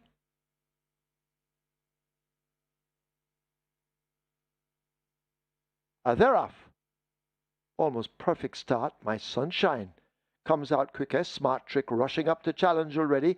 Firecracker racing out wide of horses on the rail. She's Dallas Love now coupling up. And it's Firecracker and Smart Trick going at it. Firecracker out wide just in front of Smart Trick as they charge away toward the half mile. She's Dallas Love racing in their slipstream, just a length and a half down as they're now quickening up, leaving the half-mile marker. My Sunshine has made good progress. Watch Matuso on the outside. She's Dallas Lovers faded back. And last of all, it's the General who will have a lot to do to catch the field as they go flashing past the three. Firecracker out in front under a tender ride at the moment. Matuso is a length down and now hustled up by the rider and asked to close. Smart Trick will have to run late as Firecracker brings them into the lane. Matuso in the green cap on the outside. Smart Trick beginning to angle down toward the rail. Just in behind him as she's a Dallas Love. My Sunshine now trying to close up too, but it is Firecracker out in front and beginning to open up a furlong to catch Firecracker. The question is, can they do it? Smart Trick is running strong down against the rail. Matuso on the outside, but Firecracker is slipping away from them. They won't catch Firecracker. Tyrese Anderson and Firecracker take it by 5 or more over Smart Trick. Then the General close between Matuso on the inside and out wide. She's Dallas Love.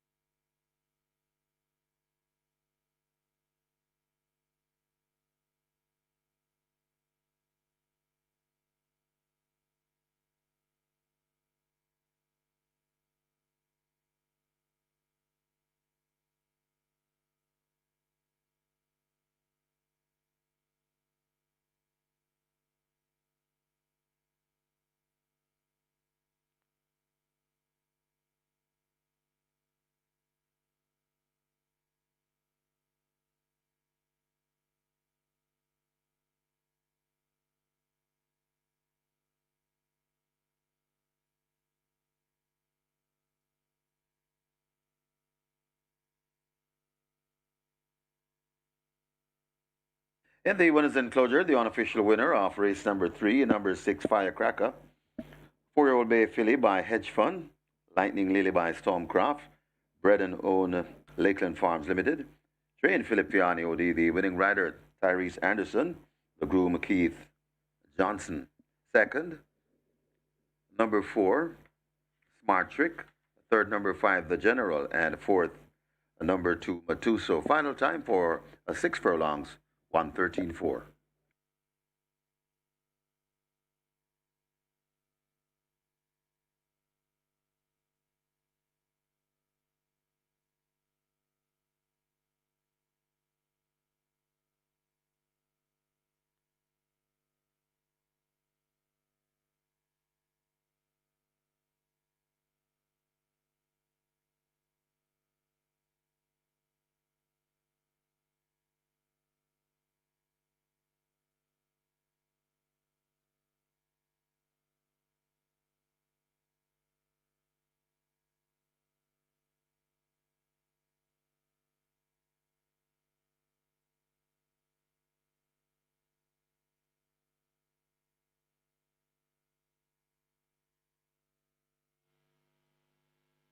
They're off. Almost perfect start. My sunshine comes out quickest. Smart Trick rushing up to challenge already. Firecracker racing out wide of horses on the rail. She's Dallas Love now coupling up. And it's Firecracker and Smart Trick going at it. Firecracker out wide just in front of Smart Trick as they charge away toward the half mile. She's Dallas Love racing in their slipstream, just a length and a half down as they're now quickening up, leaving the half mile marker. My Sunshine has made good progress. Watch Matuso on the outside. She's Dallas Love has faded back. And last of all, it's the General who will have a lot to do to catch the field as they go flashing past the 3. Firecracker out in front under a tender ride at the moment. Matuso is a length down and now hustled up by the rider and asked to close. Smart Trick will have to run late as Firecracker brings them into the lane. Matuso in the green cap on the outside. Smart Trick beginning to angle down toward the rail. Just in behind him as she's a Dallas Love. My Sunshine now trying to close up too, but it is Firecracker out in front and beginning to open up a furlong to catch Firecracker. The question is, can they do it? Smart Trick is running strong down against the rail. Matuso on the outside, but Firecracker is slipping away from them. They won't catch Firecracker. Tyrese Anderson and Firecracker take it by 5 or more over Smart Trick. Then the General close between Matuso on the inside and out wide. She's Dallas Love.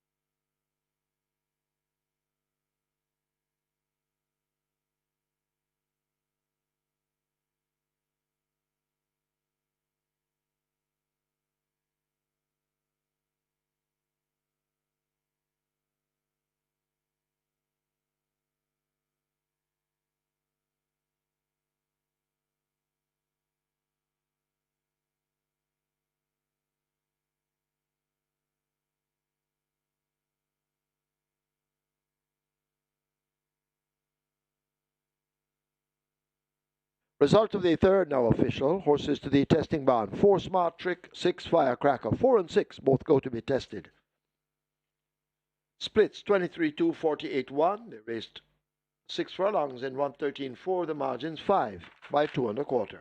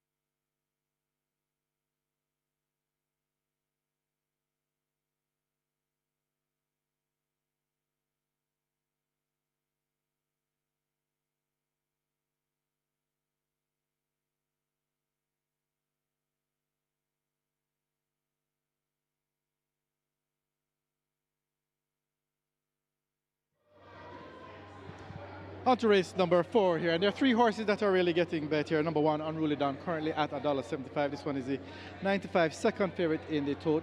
Number 3, Wicked Cassie, currently at $2.20, and number 7, Shooting Star, at $3.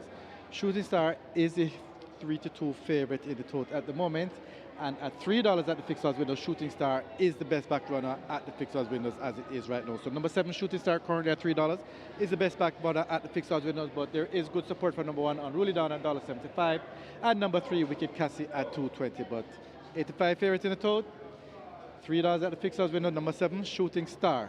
Best back runner. Good luck for race number 4.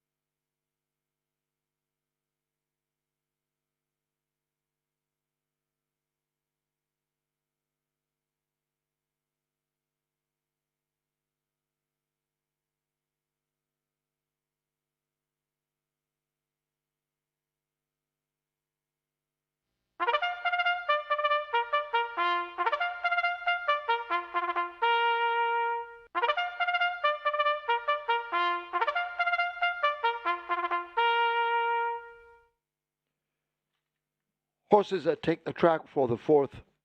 It's a restricted allowance 4 for native bred 4-year-olds and up, non-winners of 3. Imported 4-year-olds and up, non-winners of 2. The distance 1600 meters or a mile. 2 Chief Dissident goes with 52.5 kilos or 116 pounds.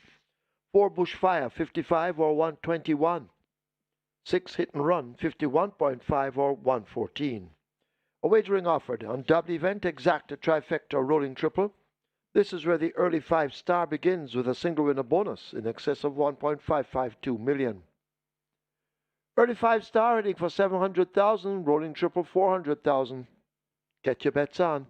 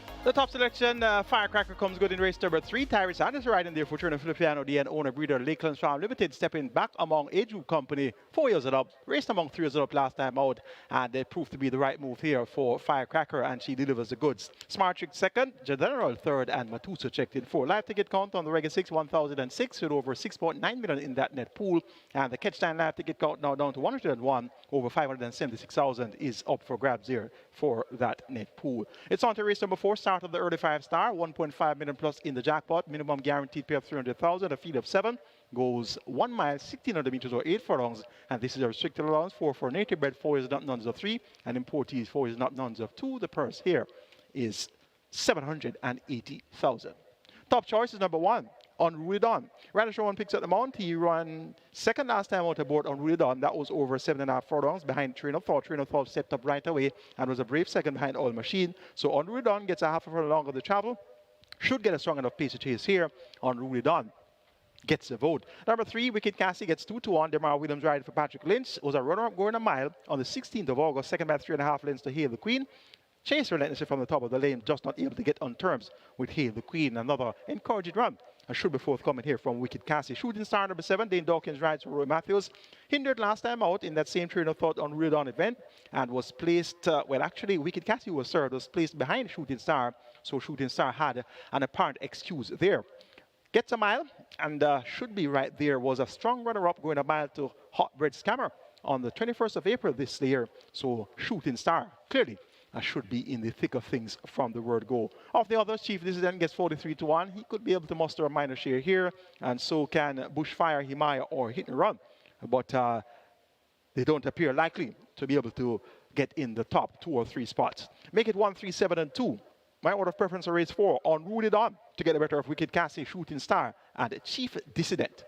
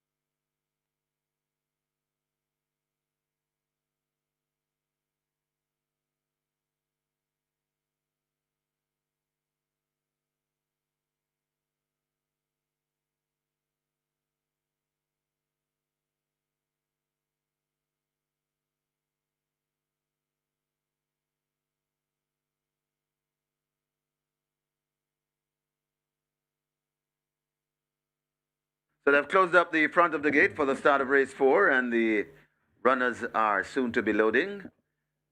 Early 5-star approaching 900,000, and the jackpot bonus, a whopping 1, in excess 1.5 plus million. Rolling triple approaching 500,000. That's approaching 500,000. Get your bets on. Front of the gates are closed. Loading up. About to start.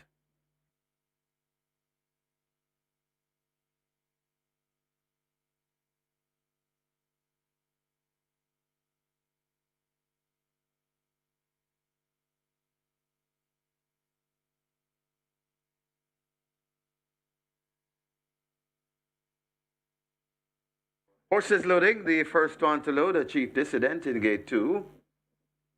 Wicked Cassie is next. Gate 3.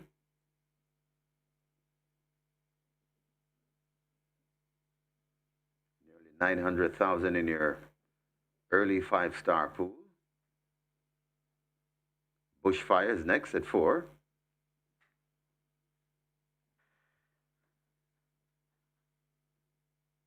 Bushfire is in. Himaya, Gate 5.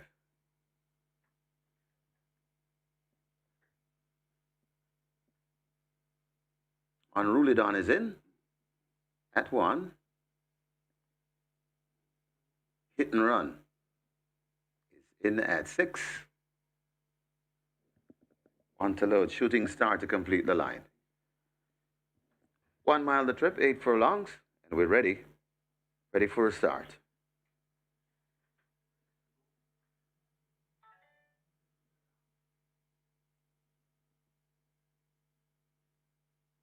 They're off and racing.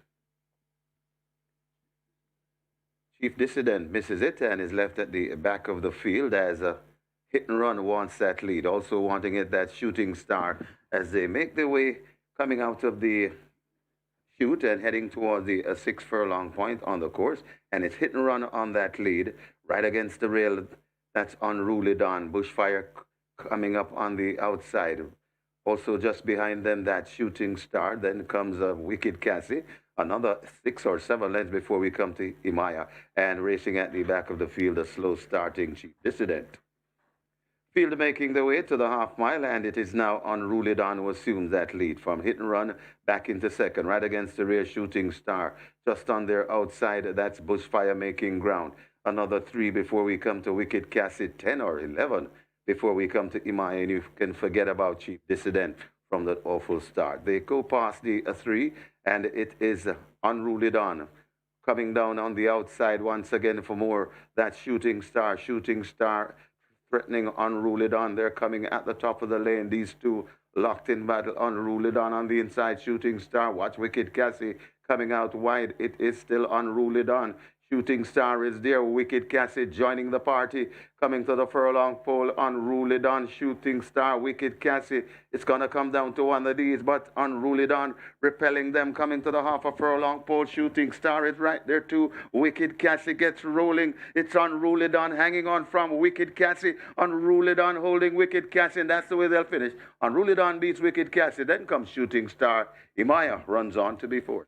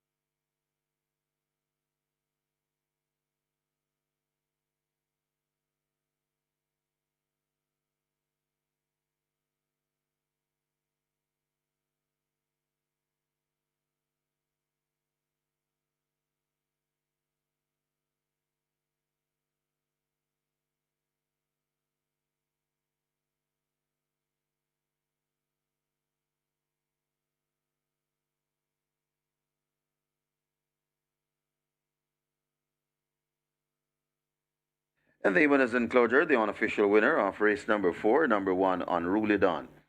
4-year-old Bay Colt by Savoy Stomp. Lady Mandy by Shuffling Madness, bred Patrick Graham. Owned and trained Oral Hayden, the winning rider, the Sneaky Fox. Radish Roman, the champion jock, and he's also sponsored by True Shake, Nutrition Shake, and we want to welcome True Shake in the house with us today. The groom, Farron Hall. Second, number 3, Wicked Cassie. The third, number 7, Shooting Star. And fourth, number 5, Himaya. Final time for 8 furlongs, 1 mile, 1:41 and 3.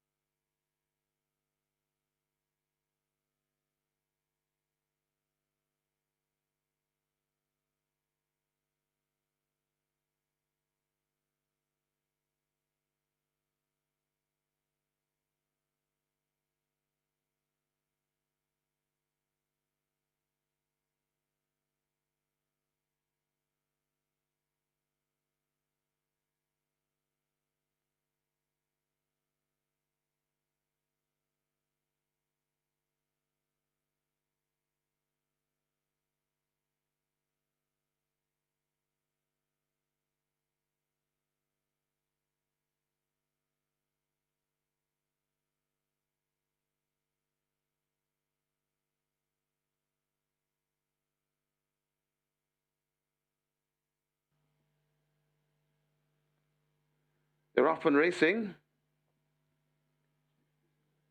Chief Dissident misses it and is left at the back of the field as a hit and run wants that lead. Also wanting it, that Shooting Star, as they make their way coming out of the chute and heading towards the 6 furlong point on the course. And it's hit and run on that lead right against the rail. That's Unruly Dawn. Bushfire coming up on the outside. Also just behind them, that Shooting Star. Then comes Wicked Cassie. Another 6 or 7 lengths before we come to Imaya. And racing at the back of the field, a slow starting Chief Dissident. Field making their way to the half mile, and it is now Unruly Dawn who assumes that lead from hit and run back into second, right against the rear Shooting Star. Just on their outside, that's Bushfire making ground. Another 3 before we come to Wicked Cassie, 10 or 11 before we come to Imaya, and you can forget about Chief Dissident from that awful start. They go past the 3, and it is Unruly Dawn coming down on the outside once again for more. That Shooting Star threatening Unruly Dawn. They're coming at the top of the lane. These two locked in battle. Unruly Dawn on the inside. Shooting Star. Watch Wicked Cassie coming out wide. It is still Unruly Dawn. Shooting Star is there. Wicked Cassie joining the party. Coming to the furlong pole. Unruly Dawn. Shooting Star. Wicked Cassie. It's going to come down to one of these, but Unruly Dawn repelling them. Coming to the half a furlong pole. Shooting Star is right there too. Wicked Cassie gets rolling. It's Unruly Dawn hanging on from Wicked Cassie. Unruly Dawn holding Wicked Cassie, and that's the way they'll finish. Unruly Dawn beats Wicked Cassie. Then comes Shooting Star. Imaya runs on to be fourth.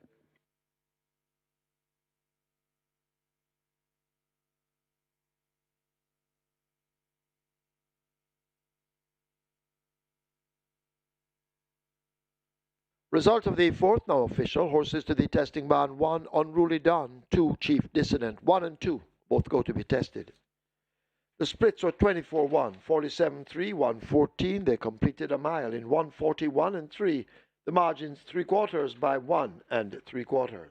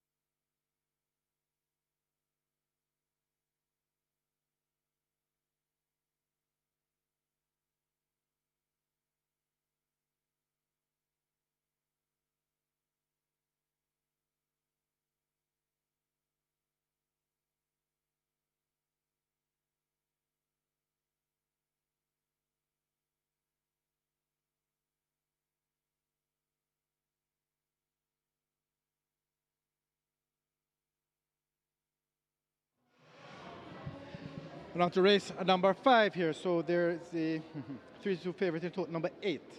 And that's Dream to Reality. Dream to Reality, we are taking some money on Dream to Reality. However, it is number 7, Global Machine, currently at $3.50. This one opened at $5, Global Machine. Actually, the best back runner at the fixed odds winners here. A lot of money came in on this one, especially from early, and it's still very solid here. $3.50 Global Machine is the best back runner at the fixed odds window. Interestingly, the 2-1 second favorite in the total, that's number 4, Cleopatra Queen. Cleopatra Queen is very, very cold. Even though it's at $3.50 at the fixed odds winners, it's very, very cold. Not having any friends at the fixed odds winners here. It's pretty much Global Machine they're going for, and to a lesser extent, Dream to Reality. And that's your fixed odds update for race number 5. Good luck.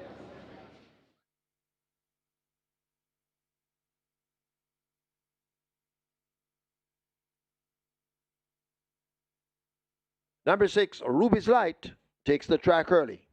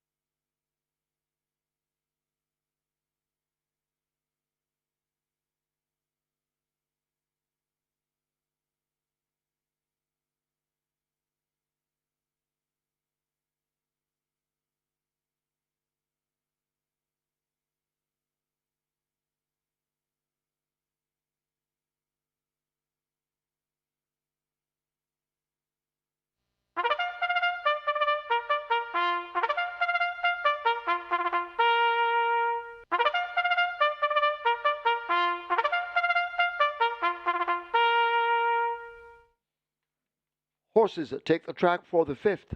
It's a restricted allowance 5 for native bred 4-year-olds and up, non-winners of 2, and imported 4-year-olds and up maidens. The distance 1,000 meters or 5 furlongs straight. Number 1, Speed on Wheels Scratch, lame.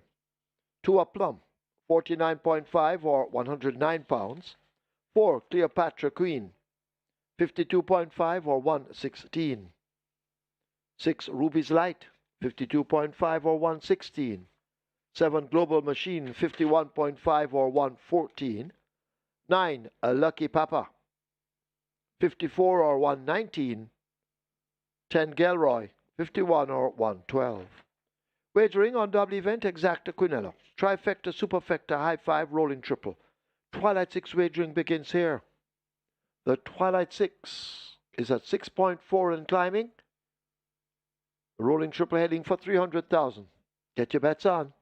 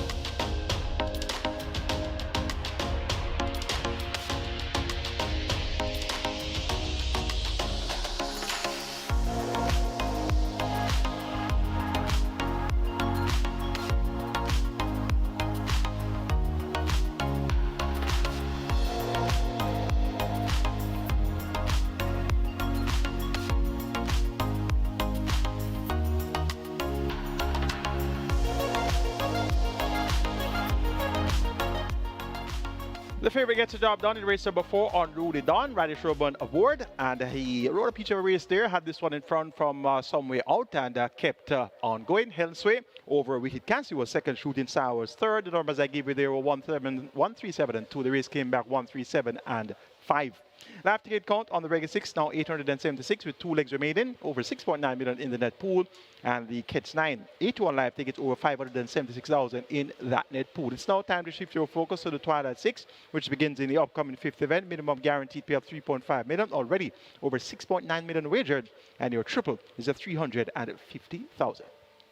It's a restricted allowance, 5 for native bred 4s and up, nuns of 2 and imported maidens. Scratch number 1, Speed on Wheels. Top choice is number 8. Dream to Reality. Dane Dawkins drives for Sacklin. Roman blinkers off, visor on. This one goes well over the straight. His only career win came at 4 foot on straight. So Dream to Reality has caught the pace of this level and looks to be in a spot where he ought to be able to come out on top. Number 5 is Captain Fantastic, 6-1 the price there. The Wiley County Decarded also Michael Marlowe. Shaped well, 4th by 6 lengths, going 5 straight on the 9th of August, coming off a break since December. So back over the straight course now after stretching out to 7 frontals and last. Look for Captain Fantastic to rebound to competitive ways. Number 4, Cleopatra Queen. This one gets 5-2. Went up at even money last time out, not able to justify the favoritism. 5th by 6 1/4 to Radam Military Light and Dream to Reality. So it was just about a length behind Dream to Reality. In a rematch now, reverts to the straight. There are winner picks out out for Michael Spencer, and Cleopatra Queen reports from a change of barn. So first time out for Michael Spencer, and the support is strong at 5-2. Towards the outside, number 10, Gelroy gets odds of 8-1.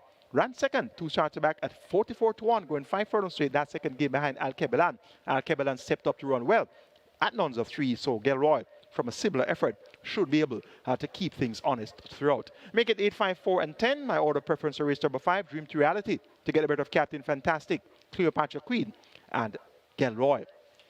We now have quarterly championship update for you. It's the Eros meet, and we're going to start off with the female jockey championship. Tanika Wolf is in front. She's on 1 win from 15 mounts. No wins from the other ladies as yet. Natalie Berger has a run-up effort from 4 mounts.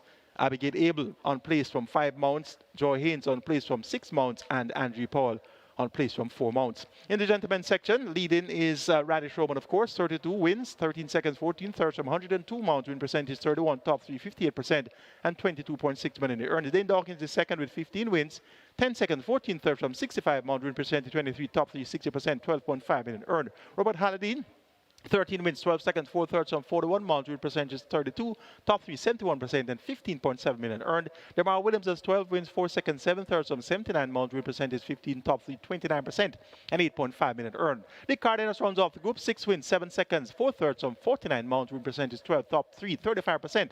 And $8.3 million in purse earnings. In the trainer section, trainers less than 9 horses. Adrian Prince leads, 3 wins, 3 seconds from 20 starter, win percentage 15, top 3, 30.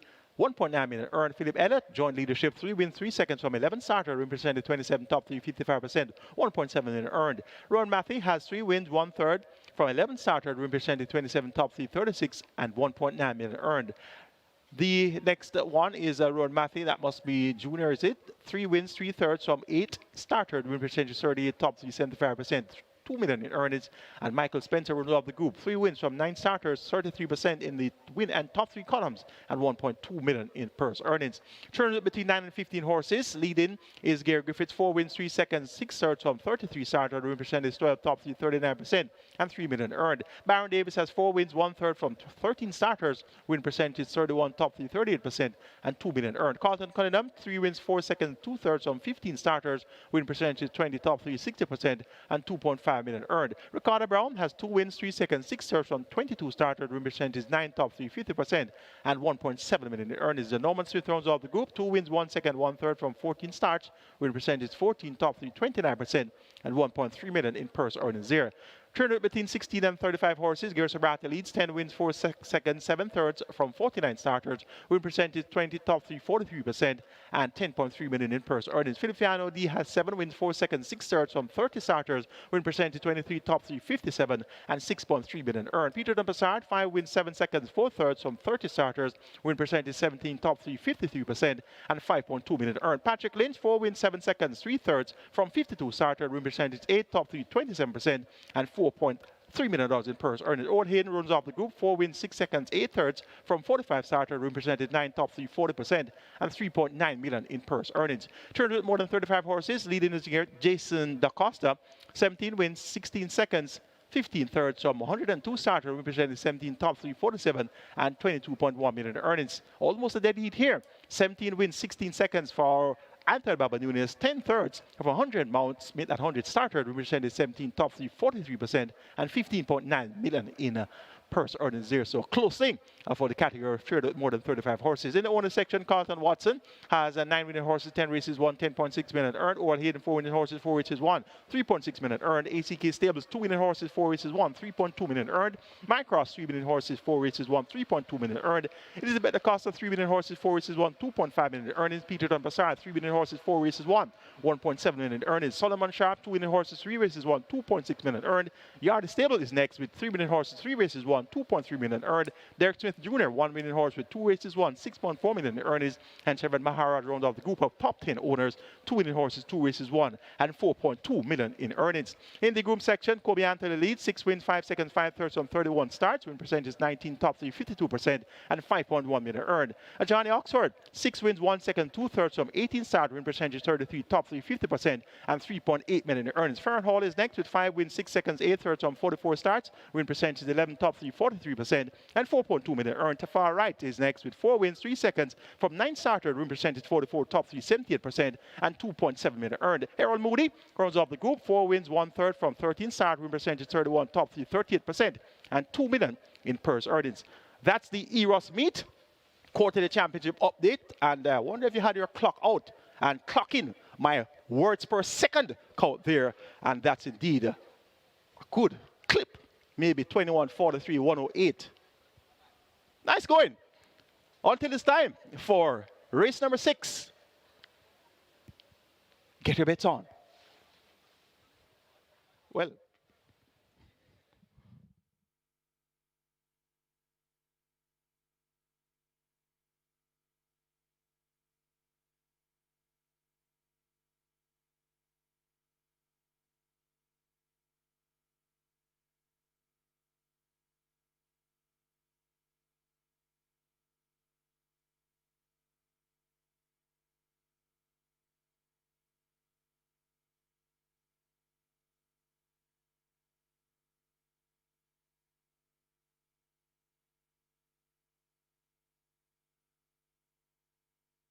So the runners have arrived at the post for race number 5. Runners have arrived at the post, and the Twilight 6 pool, very attractive, approaching 8.5 million, rolling triple on its way to 550,000. We also have high five wagering, high five pool approaching 300,000.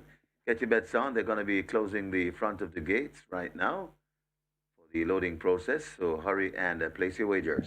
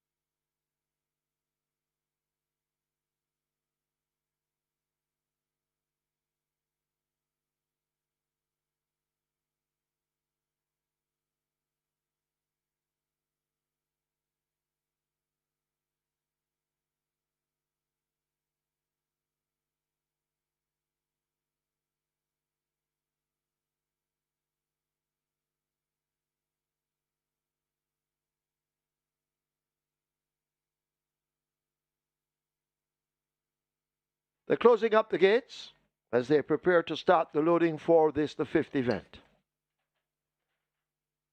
Twilight 6 at 8 million. A rolling triple heading for 600,000. High five on its way to 350,000. So loading up, about to begin. Get your wagers on.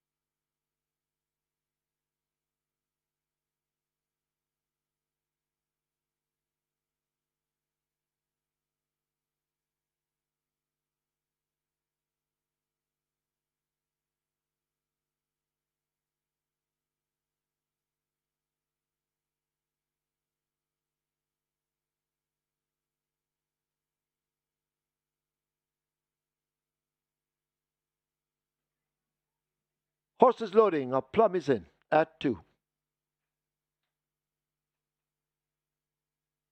Last chance to wager.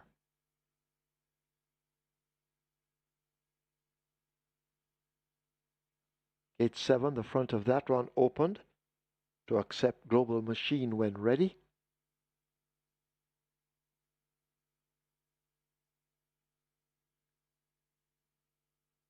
Ballistic Missile. Lining up for Gate 3. Backing away Ballistic Missile.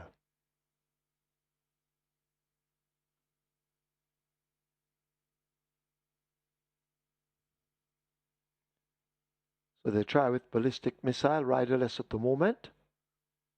Ballistic Missile goes in. Paul Francis will get seated. Captain Fantastic coming into 5.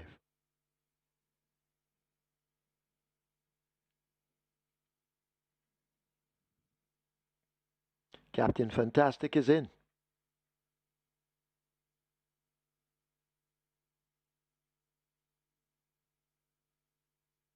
Still the Twilight 6 remains at 8 million and the rolling triple 500,000.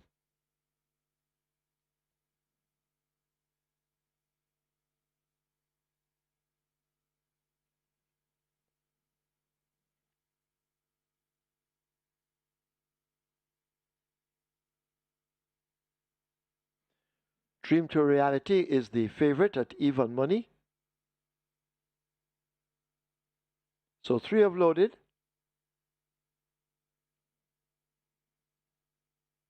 As Global Machine goes into 7. Rider aboard. Dream to Reality, the favorite. Devastating Dane Dawkins. They're next at 8. Lucky Papa coming into 9.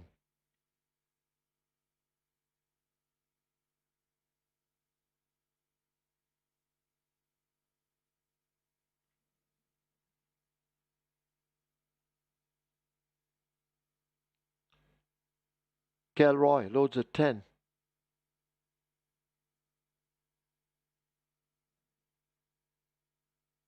Lucy on the Go.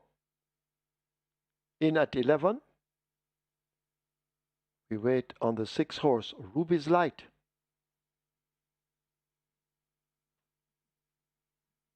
So Ruby's Light coming into 6. Field in line. 5 furlong straight. They're off.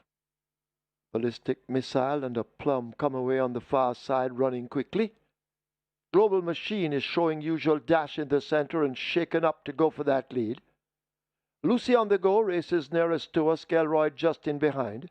A Dream to Reality toward the center with a Global Machine and Ballistic Missile as they make their way now toward the final quarter. Ballistic Missile may just have that lead. Dream to Reality pressing all the time, these two actually sharing it. Global Machine left in behind them in third and already now feeling stings of the stick. Nearest to us, that's Lucy on the Go, but Dream to Reality now takes charge. Ballistic Missile left back. Global Machine in the green toward the far side. Gelroy near to us along with Lucy on the Go in the white, but it is Dream to Reality out in front with a 3-length advantage. Here is Gelroy now trying to poach it. Dream to Reality driven out by Dane Dawkins. Here is Gelroy but can't close the gap. Dream to Reality wins it over Gelroy. Then Ballistic Missile. Lucy on the Go. Finishing back in 5th, that's Cleopatra Queen.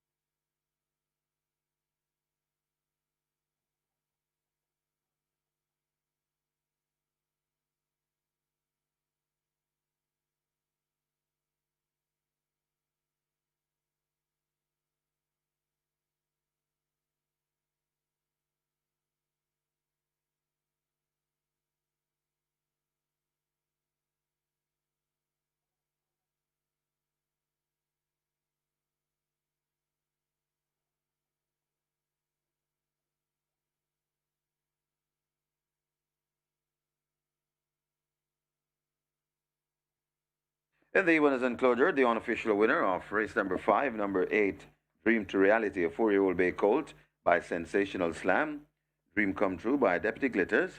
Bred Patrick McKenzie, owned Christopher and Kenroy McKenzie.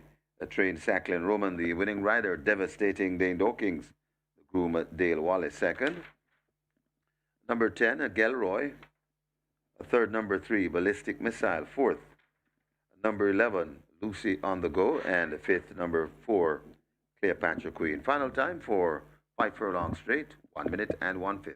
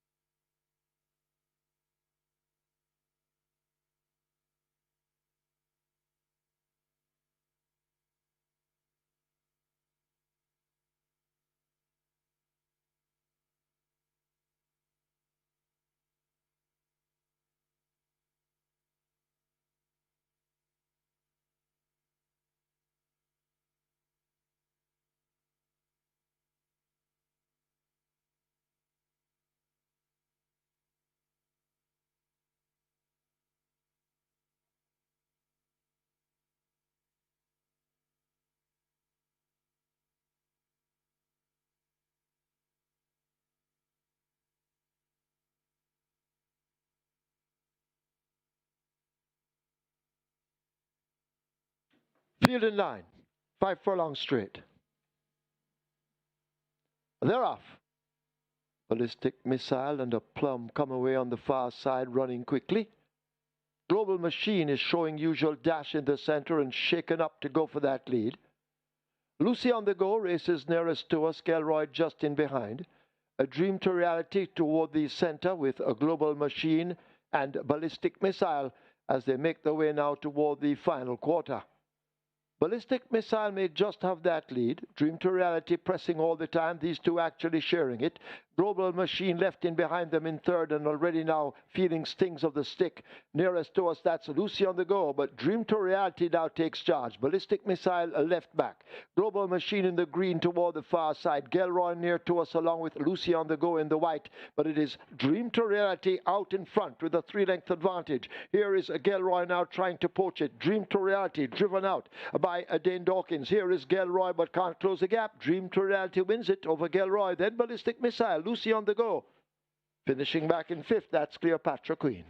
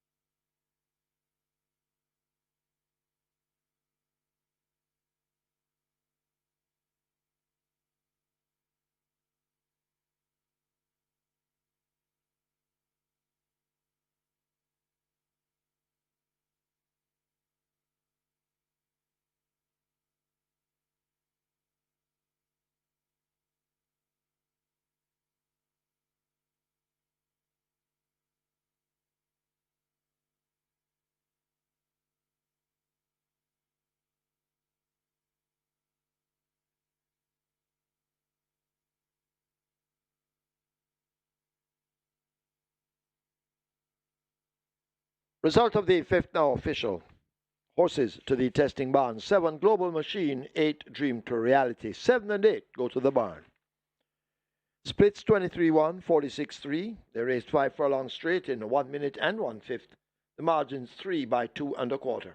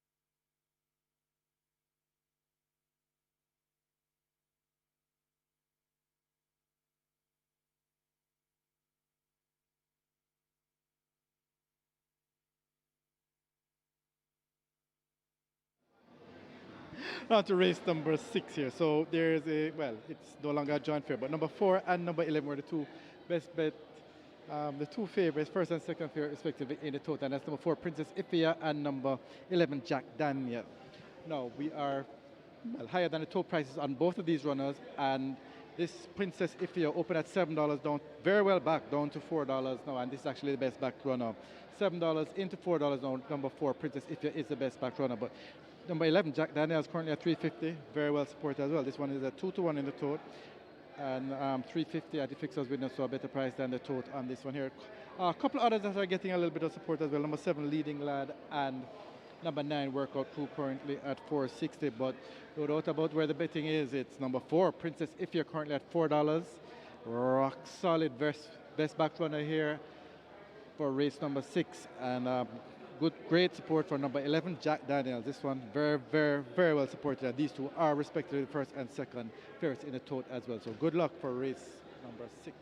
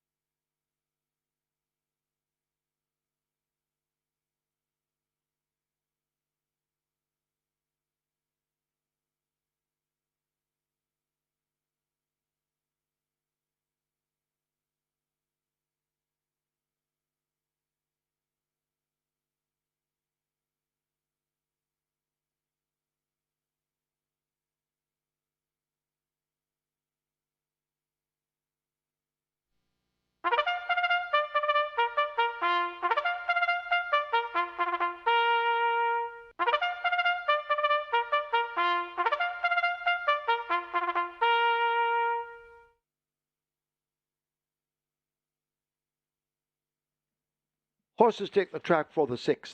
It's a restricted allowance 4 for native bred 5-year-olds and up, non-winners of 3, and imported 5-year-olds and up, non-winners of 2, the distance 1100 meters or 5.5 furlongs. 1 Kai on the go, 49.5 or 109 pounds. 3 Toots, 53.5 or 118. 4 Princess Ifia, 52 or 115. 5 Grey Commander, 53 or 117. 6 Money Must, 54 119. 8 a Xylophonic Steel, 51.5 or 114. 10 Power of Her Highness, 53 or 117. 11 Jack Daniel, 52 or 115. Wagering offered on double event exacta, Quinella trifecta, superfecta, high 5, rolling triple. The late 5 star begins here. Late 5 star heading for 600,000, rolling triple 300,000.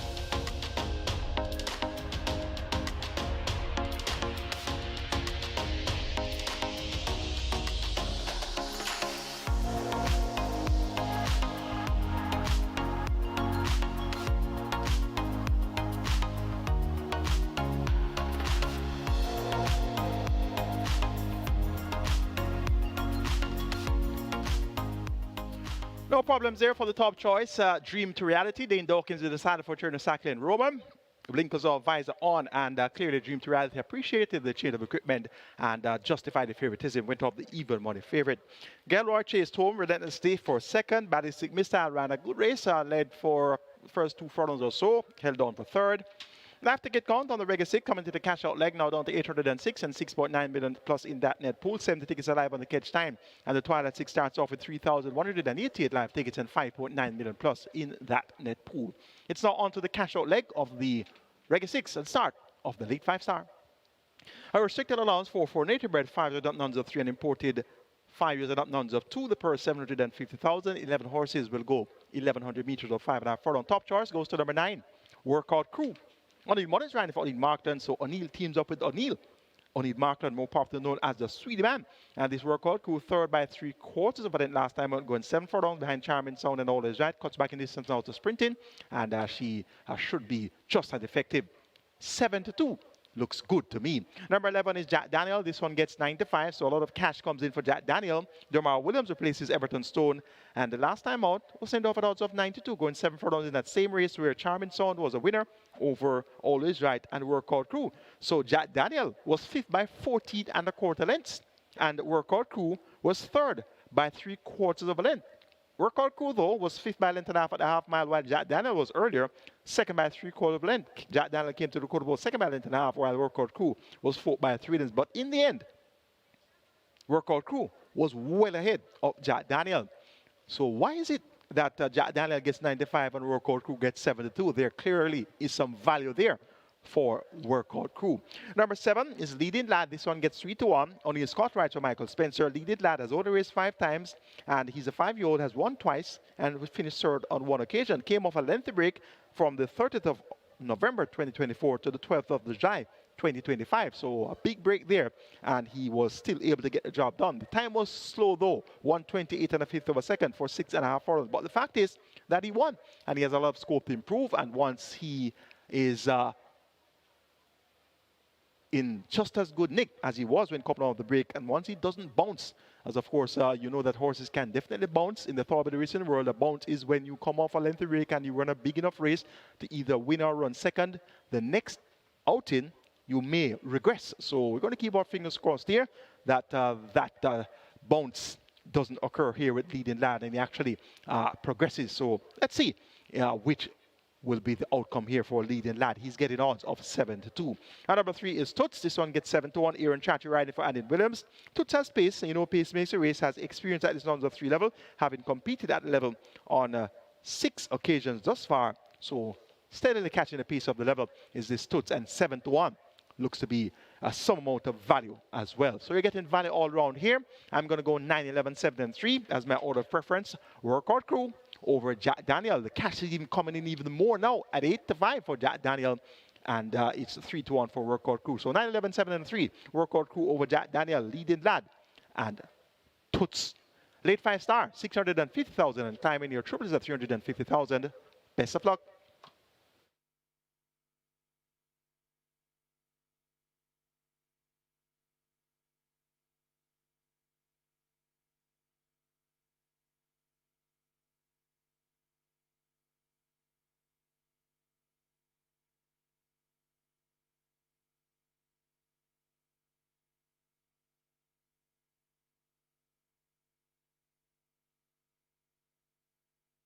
Runners arriving at the start for race number 6. This is the cash out leg of the Reggae 6, and this is where the late 5 star begins.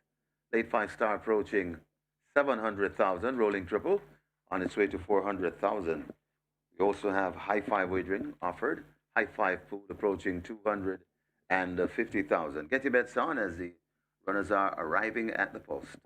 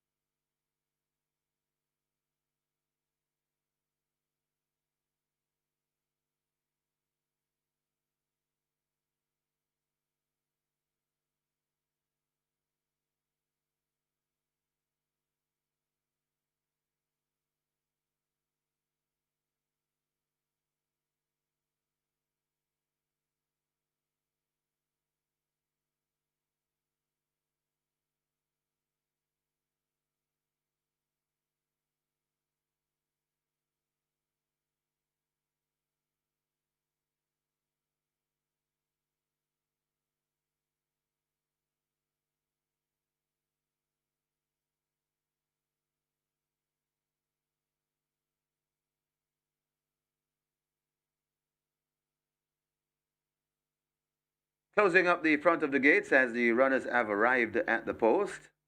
So the loading up is very near.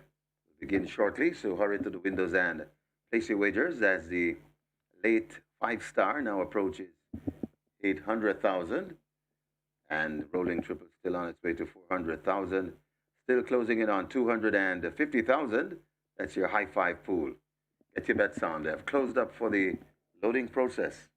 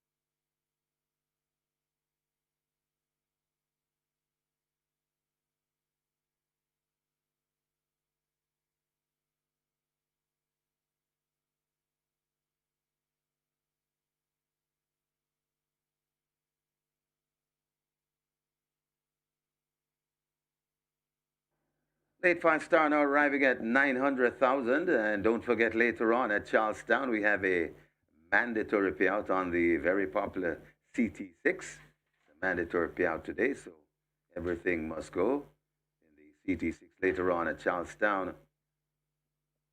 Loading up, about to begin. Kai on the go, the first one to come forward. Kai on the go is in. Horses loading. Loading for the 6th.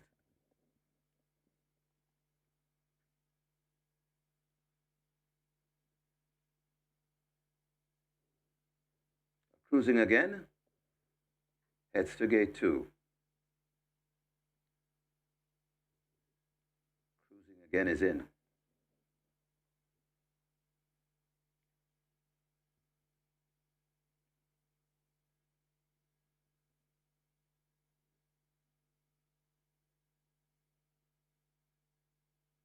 Loading process.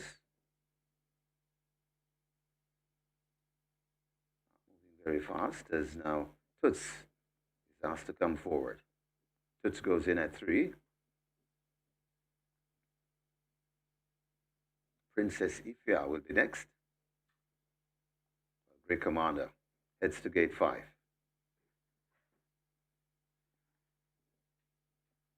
Great Commander goes in. So there's still a glimmer of hope for you to get a late ticket in the late 5-star and other bets. Rider comes down from Power of Her Highness. That's El Champo Omar Walker.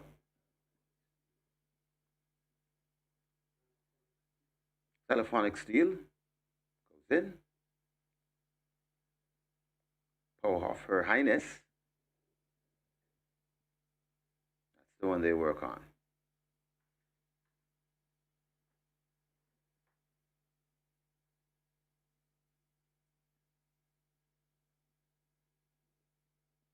Waiting to load the Money Must, Workout Crew, Princess Ifya, Jack Daniel, and Leading Lad. Still working on Power of Her Highness. Trying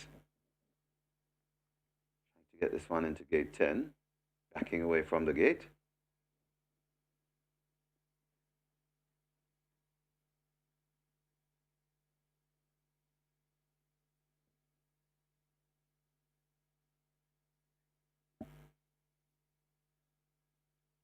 That's the one that's affording you more wagering time for the late betters.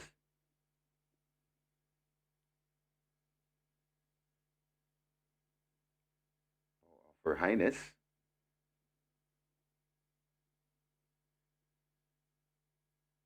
Back to the gate. Now goes in. Rider will have a seat.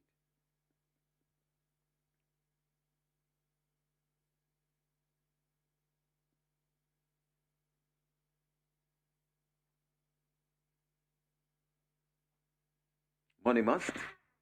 Brought to gate 6.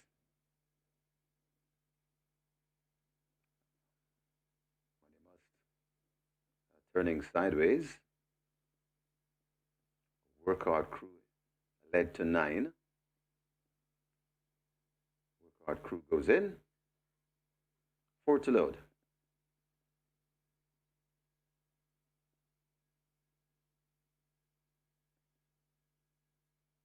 Money Must, the blindfold, employed. And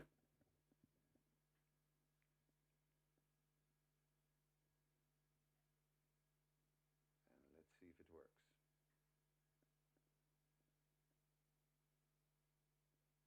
Princess Ifya heads to gate 4. Princess Ifya goes in. We're down to 3.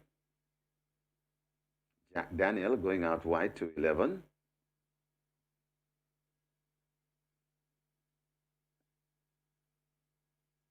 Money Must goes in without the rider. You climb aboard. Jamar Jackson. Jack Daniel joins at 11. And Leading Lad, the final one to load. Riders off Leading Lad. That's O'Neill Scott. So that's the one we wait on. 5.5 furlong the trip. Best of luck if you're closing in the Reggae 6. And best of luck with all other wagers.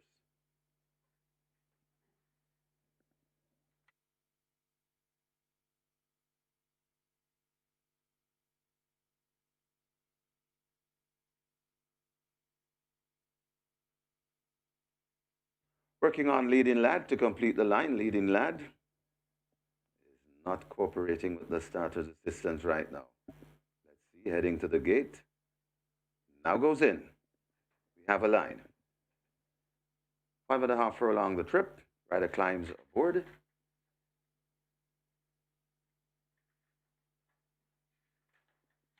Rider now has a seat. Starter Timmel is ready, and we're ready for a start.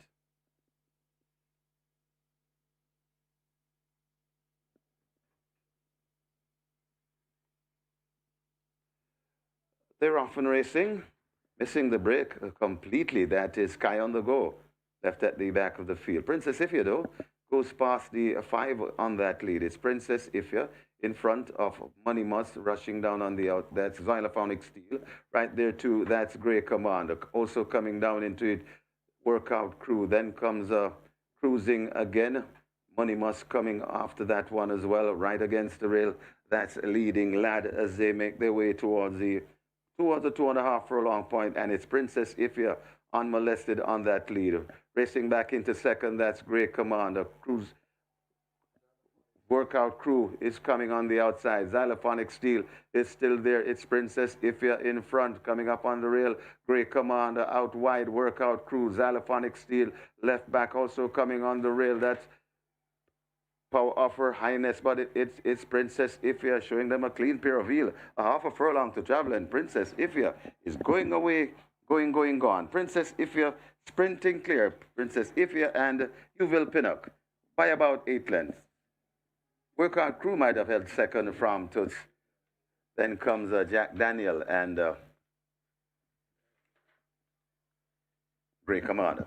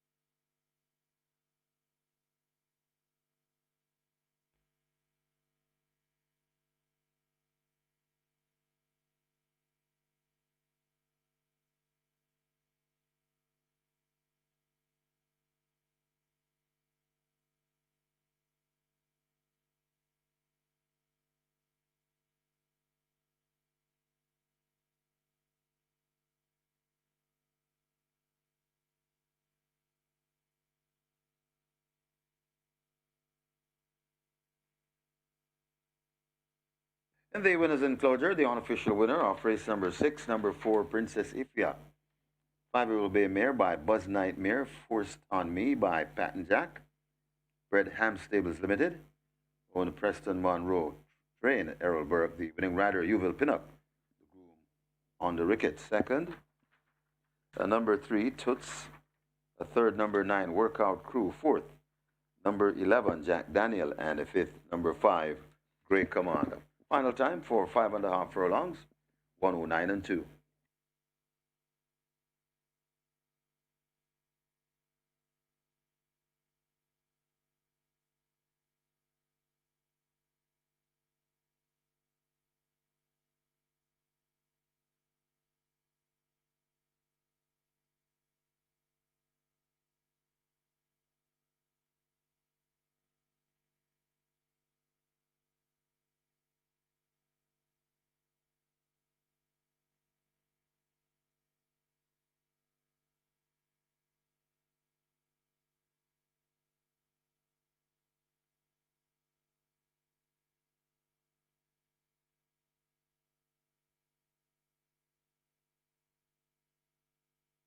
Coming up on screen will be the photograph for the second spot. That should be on your screen, and there it is. Photo for second, the one on the outside in the white jacket, red sleeves. That's Toots, getting up ahead of number 9, Workout Crew. So that's the second place print on your screen.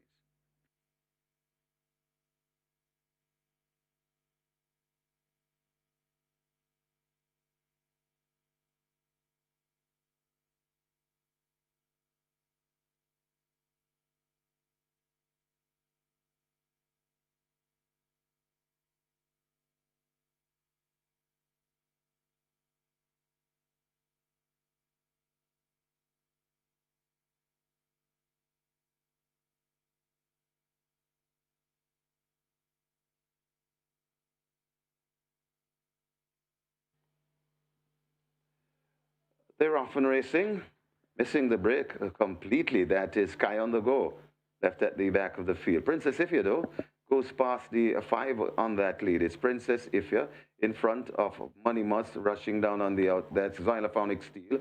Right there, too, that's Grey Commander. Also coming down into it, Workout Crew. Then comes Cruising again. Money Must coming after that one as well, right against the rail. That's Leading Lad as they make their way towards the 2.5 furlong point, and it's Princess Ifya unmolested on that lead.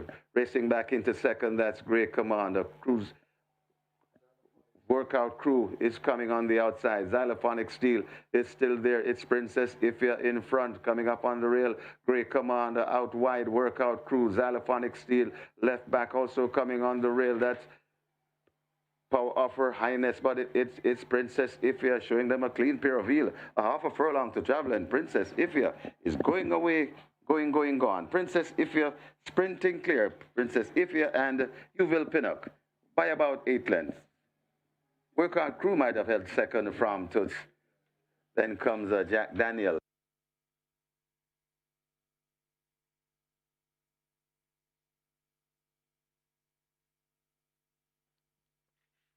Result of the 6 now official. Horses to the testing barn. 4, Princess Ifya. 9, Workout Crew. 4 and 9 both go to be tested.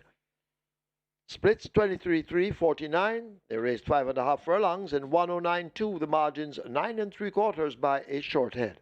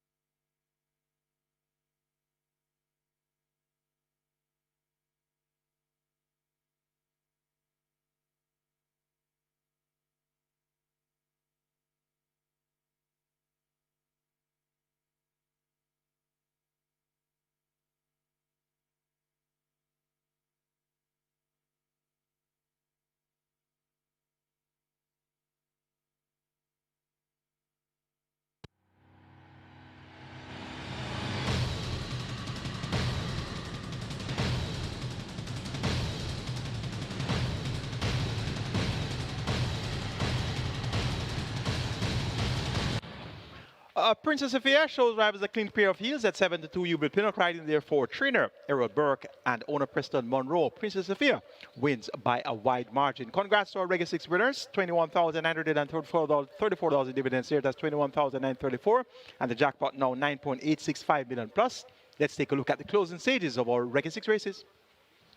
But they race toward the final 16th. It is Queen's Anne out in front under Ray and Lewis. They've poached a 3-length lead and will hold it to the line. Queen's Anne will take the first of 10, taking it easily in the end. Big Guy in the Sky is second.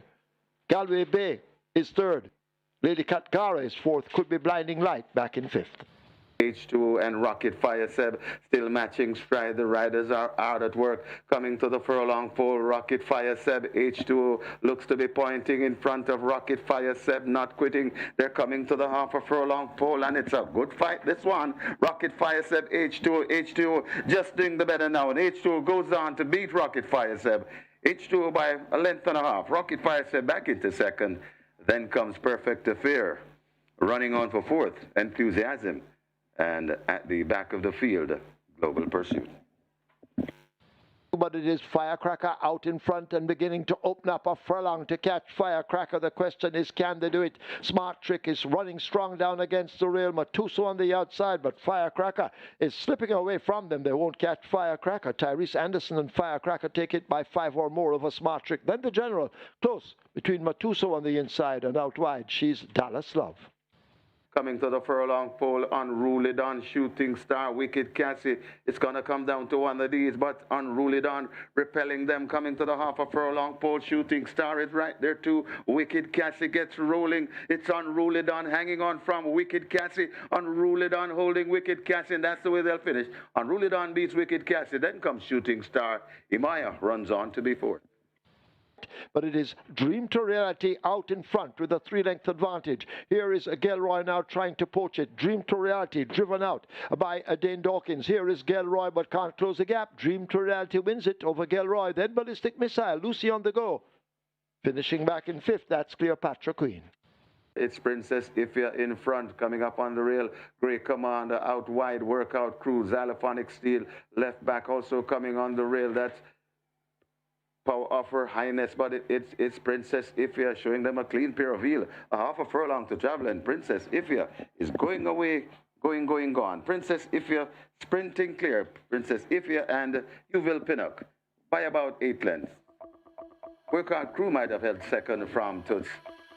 Then comes Jack Daniel.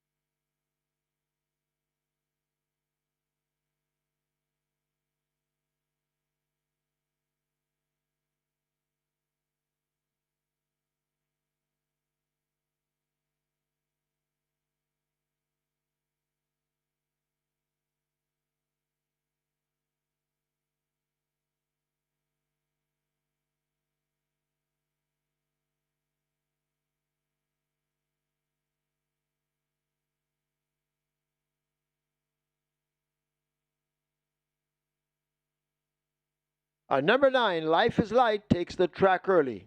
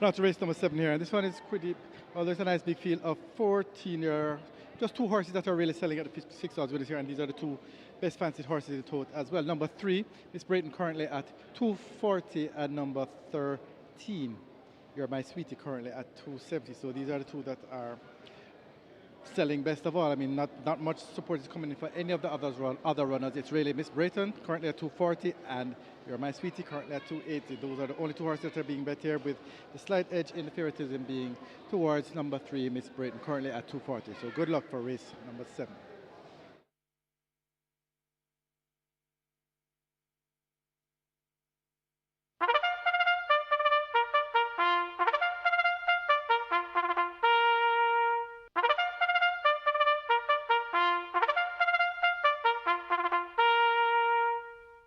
Horses take the track for the 7th. It's a maiden condition race for native bred 3-year-olds, fillies only.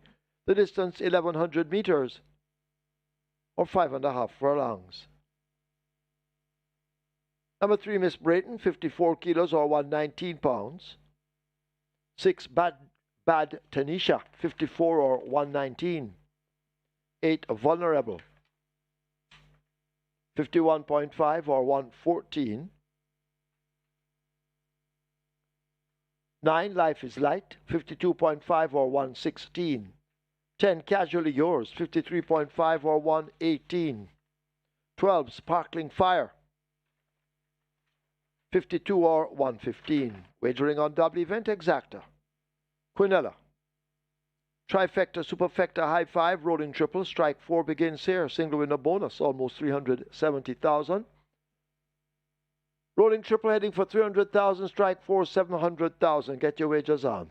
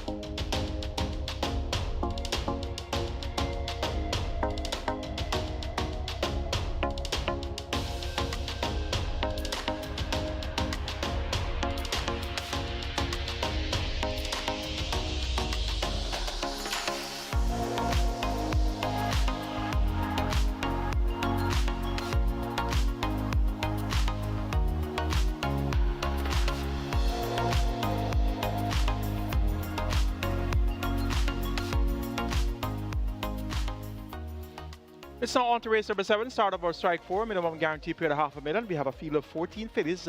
These are maidens, native bred 3-year-olds, the purse $1,50,000. They go 1,100 meters or 5.5 furlongs. Top selection goes to the favorite. That's number 3, Miss Brayton. She's at even money, has raced 9 times, 2 runner-up efforts, 5 third-place efforts, and indeed she is the one that has the best form to recommend.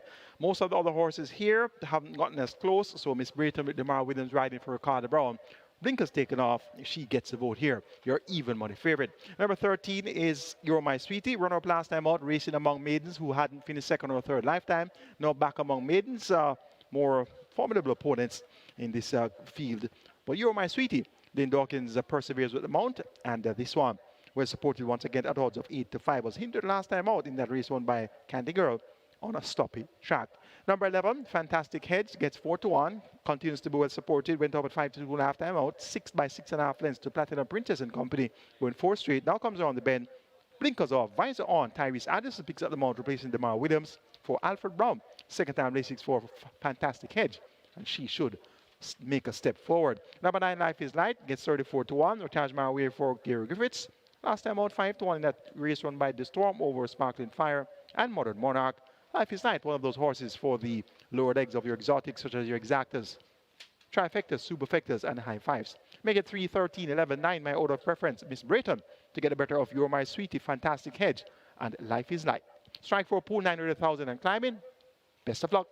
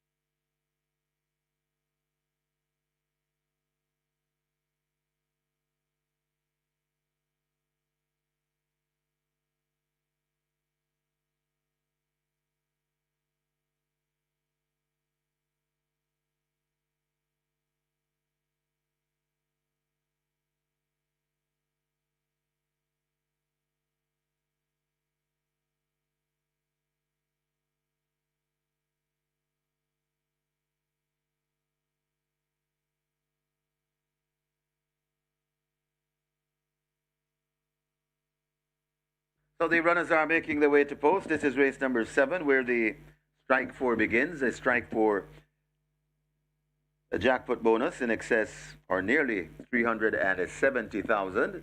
The strike 4 pool closing in on $1 million, rolling triple on its way to 400,000. High five wagering offered here in the 7th. High five pool just under 200,000 and climbing. Get your bets on as the runners make their way to post.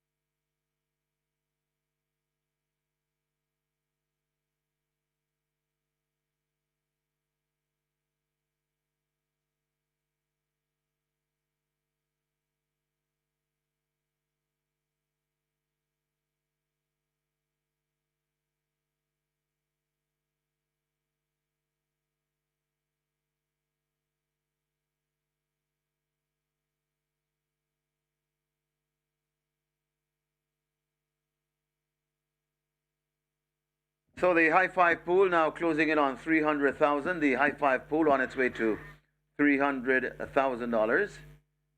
Strike 4 is going past 1.2 million. Heads to 1.3, possibly 1.5 million. And your rolling triple getting close to 450,000. Get your bets on as the runners have arrived at the post.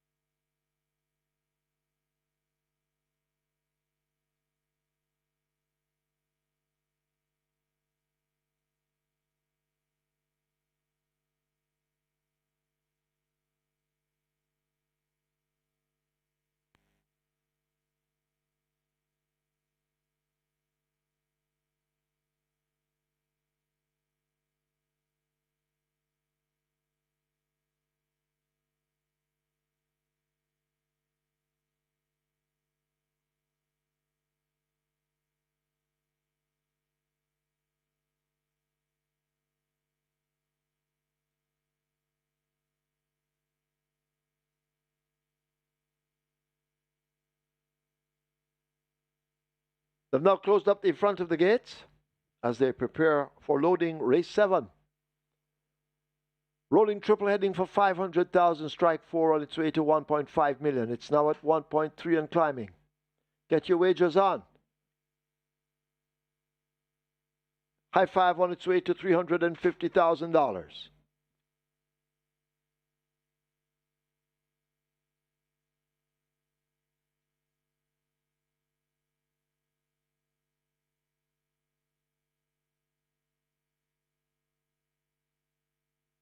Horses now loading. Friends Connection, the first one in at gate 1. A Moonlight Song, the grey, first time runner. Tanika Wolf riding. They try with her 2.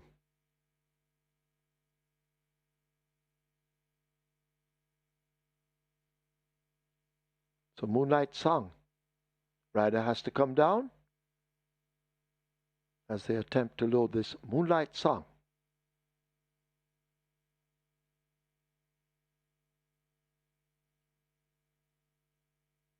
So Moonlight Song. Testing. Starting gate attendance.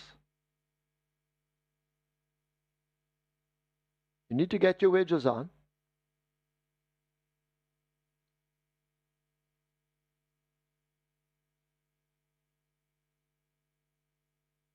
So Moonlight Song doing the late bettors a favor and holding up the start. This is the 7th. 5.5 furlongs, fillies only. An all-girls event.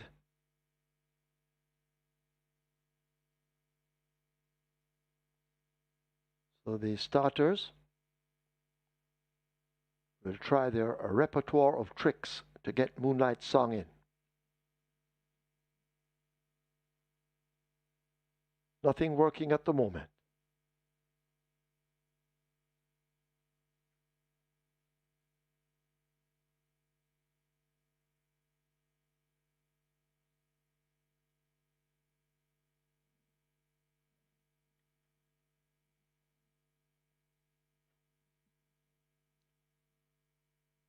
Rolling triple on its way to 500,000, strike 4 arriving at 1.4 million.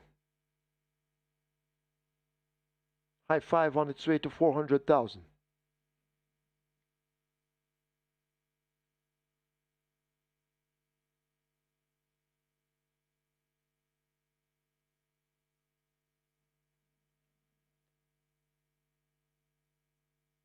Fortunate Blessing is in, followed by stablemate Humble Lady. Fortunate Blessing, Humble Lady. both trained by Donovan Plummer, also owned by Donovan Plummer. Bad Tanisha. Eric Horton. They try with it 6.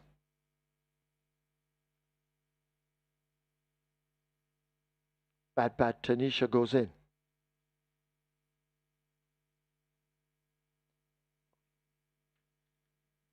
Vulnerable. Running for the 3rd time. Garvin Harris. Should be next at 8.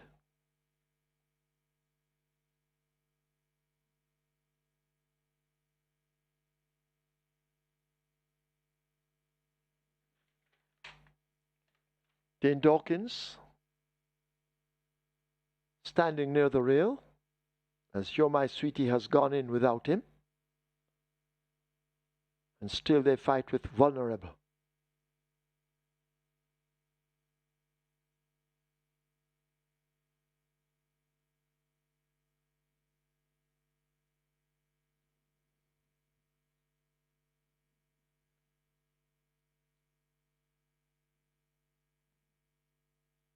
Casually Yours is in.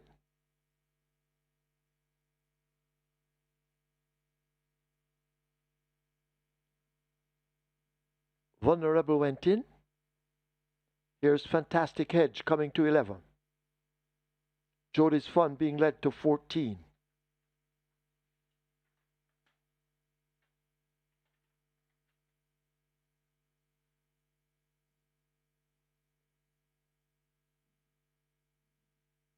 Sparkling Fire, drawn at 12. Will load there now. The Leviticus, another first-timer.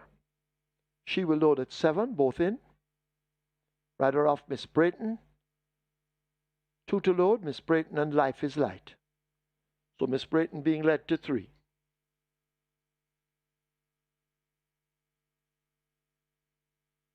And Miss Brayton, of course, is the favorite at the moment at 4 to 5. Miss Brayton is in. Demar Williams will take a seat. Life is Light will be the final one from the Gary Griffith stable. Rotterdam Marware, the rider. 5.5 furlongs. They're all in. Field in 9. Over to Michael Sims. They're ready? They're off. Jody's Fun misses it, along with Vulnerable, Bad Tanisha, and Fortunate Blessing. They're the back markers early as the field charge away now toward the half mile, about to leave the back stretch. Miss Brayton goes for that lead. Hidden from view on the outside, that's Vulnerable. Sparkling Fire races up next. Humble Lady races with Casually Yours and Fantastic Hedge. They form a threesome. A break back to Moonlight Song. Life is Light is next. You're My Sweetie, a further gap to that one. Jody's Fund asked to make ground with Bad Tanisha. Then we have a Vulnerable. A break in behind to Fortunate Blessing as they go charging away now toward the final quarter. They're at the top of the lane. Miss Brayton over against the rail. The Leviticus is moving fast on the outside, but it is Miss Brayton, the favorite, who holds the advantage by maybe 2 lengths.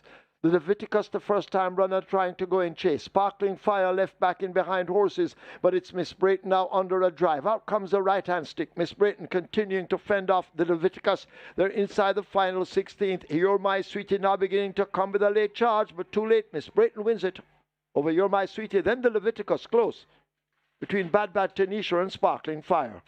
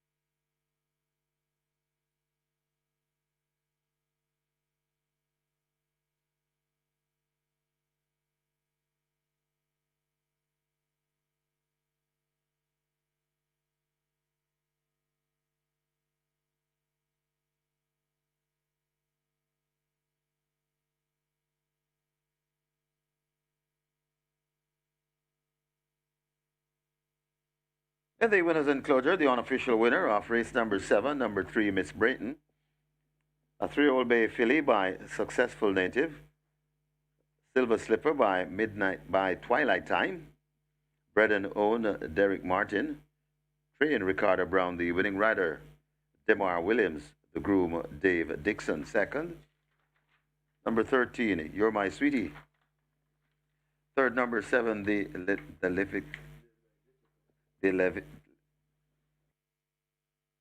Leviticus. Fourth, number 12, Sparkling Fire. And the fifth, number 6, Bad Tanisha. Final time for 5.5 furlongs, 110 flat.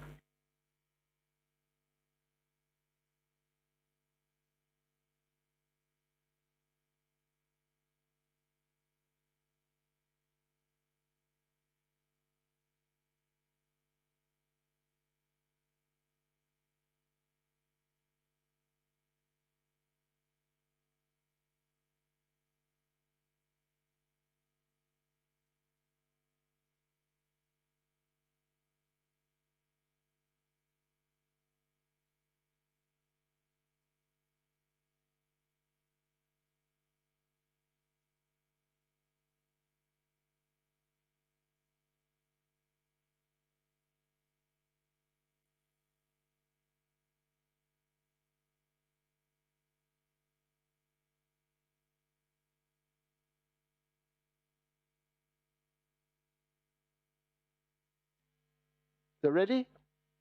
They're off. Jody's Fun misses it, along with Vulnerable, Bad Tanisha, and Fortunate Blessing. They're the back markers early as the field charge away now toward the half mile, about to leave the back stretch. Miss Brayton goes for that lead. Hidden from view on the outside, that's Vulnerable. Sparkling Fire races up next. Humble Lady races with Casually Yours and Fantastic Edge. They form a threesome. A break back to Moonlight Song. Life is Light is next. You're My Sweetie, a further gap to that one. Jody's Fund asked to make ground with Bad Tanisha. Then we have a Vulnerable. A break in behind to Fortunate Blessing as they go charging away now toward the final quarter. They're at the top of the lane. Miss Brayton over against the rail. The Leviticus is moving fast on the outside, but it is Miss Brayton, the favorite, who holds the advantage by maybe 2 lengths. The Leviticus, the first-time runner, trying to go in chase. Sparkling Fire left back in behind horses, but it's Miss Brayton now under a drive. Out comes the right-hand stick. Miss Brayton continuing to fend off the Leviticus. They're inside the final 16th. You're My Sweetie now beginning to come with a late charge, but too late. Miss Brayton wins it over You're My Sweetie. Then the Leviticus close between Bad Tanisha and Sparkling Fire.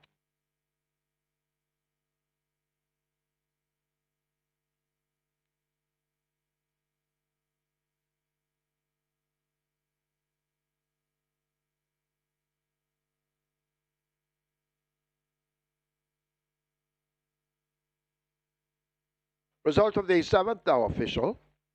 Horses to the testing barn. 3, Miss Brayton. 13, You're My Sweetie. 3 and 13 go to the barn. Splits 24, 49, 3. 5.5 furlongs completed in 110 flat. The margins ahead by 2.5.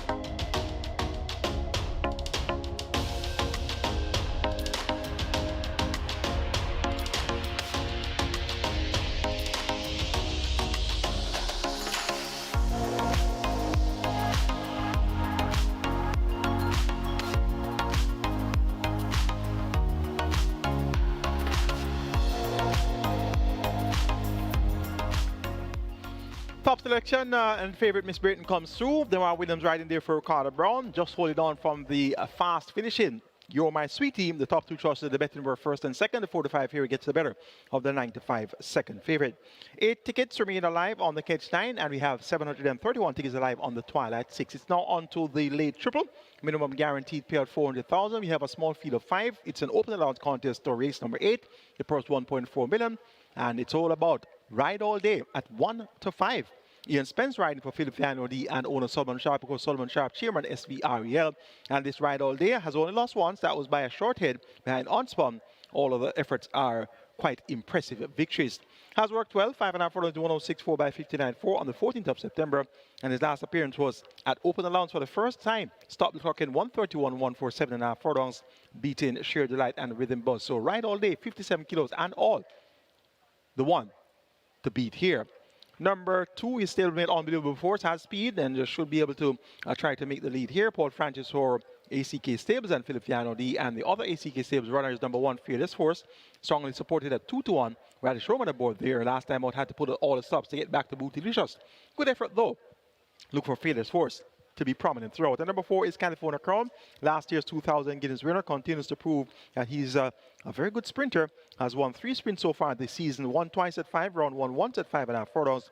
So he definitely should be able to give Ride All Day something to think about here. 3, 2, 1, and 4. That's where we're going in race 8. Ride All Day from Unbeatable Force, Fearless Force, and California Crown.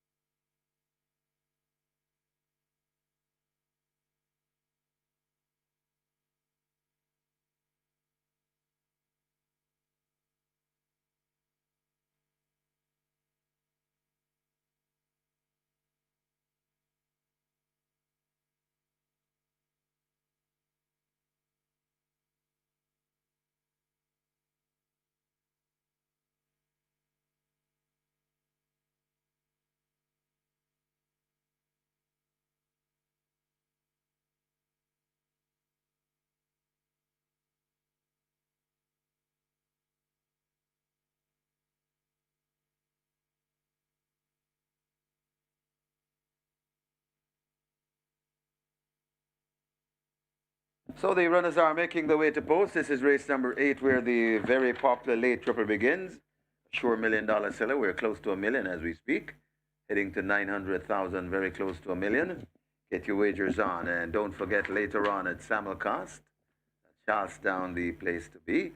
Charlestown, the CT6. It's a mandatory payout this evening at Charlestown. And for tomorrow, we do have mandatory payouts coming on Samuelcast. And the mandatory payout for tomorrow, Mountaineer Park and the MR6. Mountaineer Park on Sunday Samuelcast. The MR6, a mandatory payout for tomorrow. Get your bets on here in race number 8. The runners are close to the gate. Hurry and place your wagers.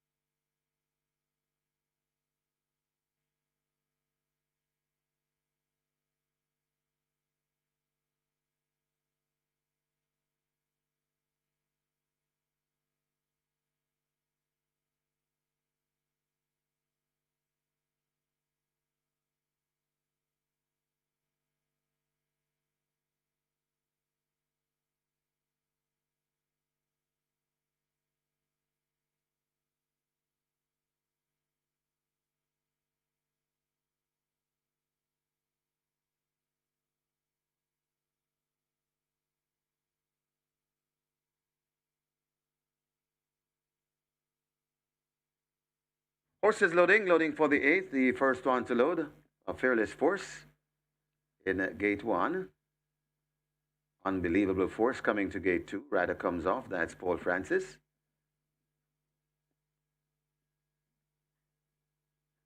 Working on Unbelievable Force. Uno goes in. So 3 to load. Small field of 5, so they'll load quickly.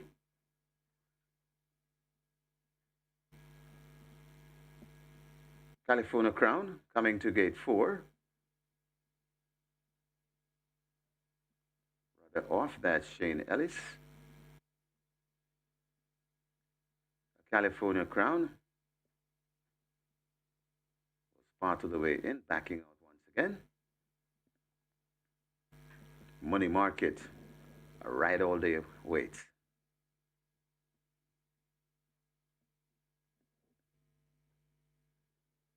They've opened gate 4 to encourage this one to load, California Crown. And California Crown still refusing.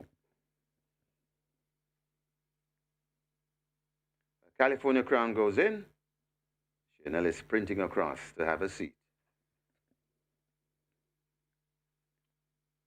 Money Market heads to gate 5. Goes in. Wait on the 1 to 5 favorite. This winning machine. Ride all day.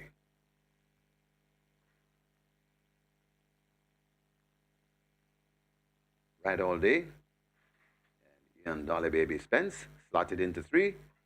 5.5 furlong the trip. Michael Sims is ready. And we are ready for race number 8.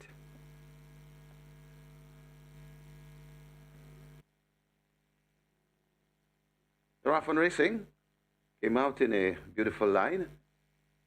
Rushing down on the outside, that's Money Market, and Money Market aggressively ridden for that lead. Right there in a second, that's Unbelievable Force. Back in a third, that's California Crown. Then comes a Ride All Day, and racing at the back of the field, that's Fearless Force. This field sprint towards the 3, and it is on that lead, Money Market. Just on the outside of Money Market, that's Unbelievable Force. They're tracked intently by California Crown. Ride All Day back and forth. Also coming on the outside, that's Fearless Force. They're at the top of the lane. It is Money Market. Fleet of foot, Money Market in front, but not by far. Just on the outside of Money Market, that's Unbelievable Force. Here comes Ride All Day. Really coming down the racetrack encouragingly, and now Ride All Day attacks Money Market. Money Market is still there fighting on, but Ride All Day is riding away. Ride All Day and Ian Dolly Baby Spent, the win machine. Ride All Day on his way to the bank. Ride All Day beats Money Market. Then comes Fearless Force, got tied for 4th, either California Crown or Unbelievable Force.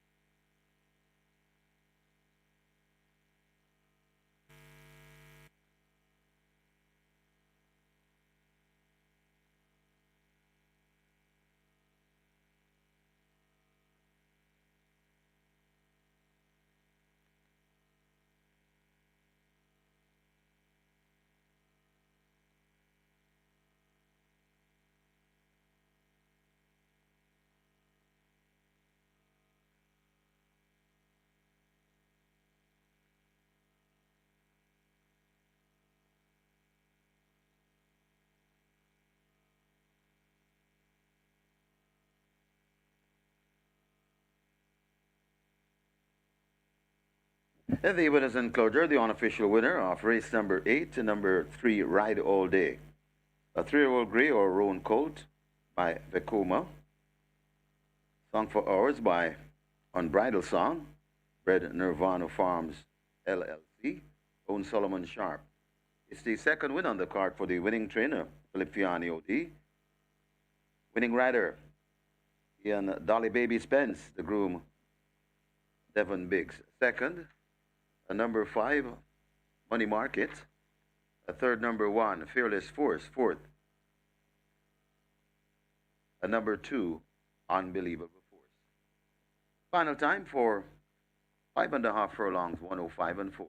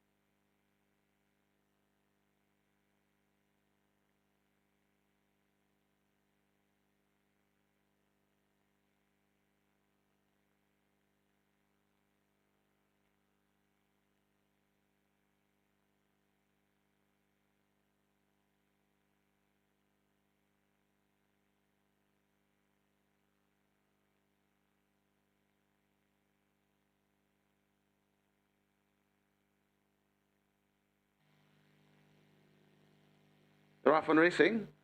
Came out in a beautiful line. Pushing down on the outside, that's Money Market, and Money Market aggressively ridden for that lead. Right there in a second, that's Unbelievable Force. Back in a third, that's California Crown. Then comes a Ride All Day, and racing at the back of the field, that's Fearless Force.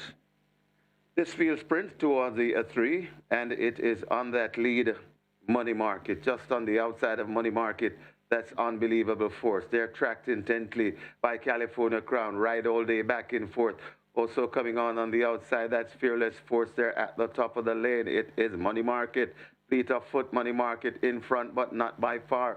Just on the outside of Money Market, that's Unbelievable Force. Here comes Ride All Day, really coming down the racetrack encouragingly, and now Ride All Day attacks Money Market. Money Market is still there fighting on, but Ride All Day is riding away. Ride All Day and Ian Dolly Baby Spend, the win machine. Ride All Day on his way to the bank. Ride All Day beats Money Market. Then comes Fearless Force, got tied for fourth, either California Crown or Unbelievable Force.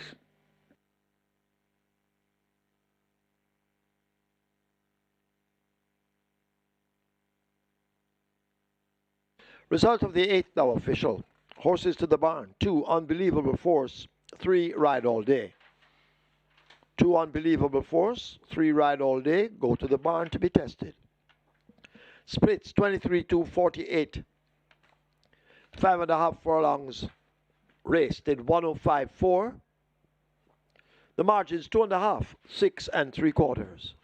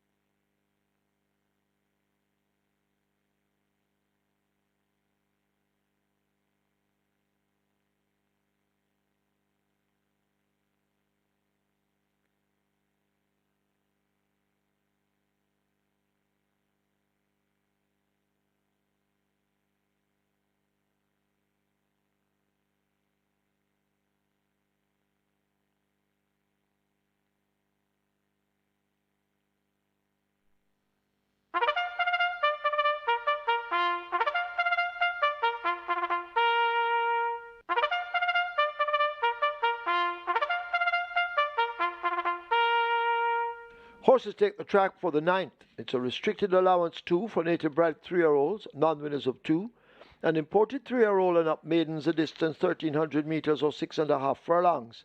Number 3, Big Buzz, 52 kilos or 115 pounds. 7, Mineola, 51.5 or 114. 8, Prince Roy, 54 or 119. 10, Cutout, 51 or 112.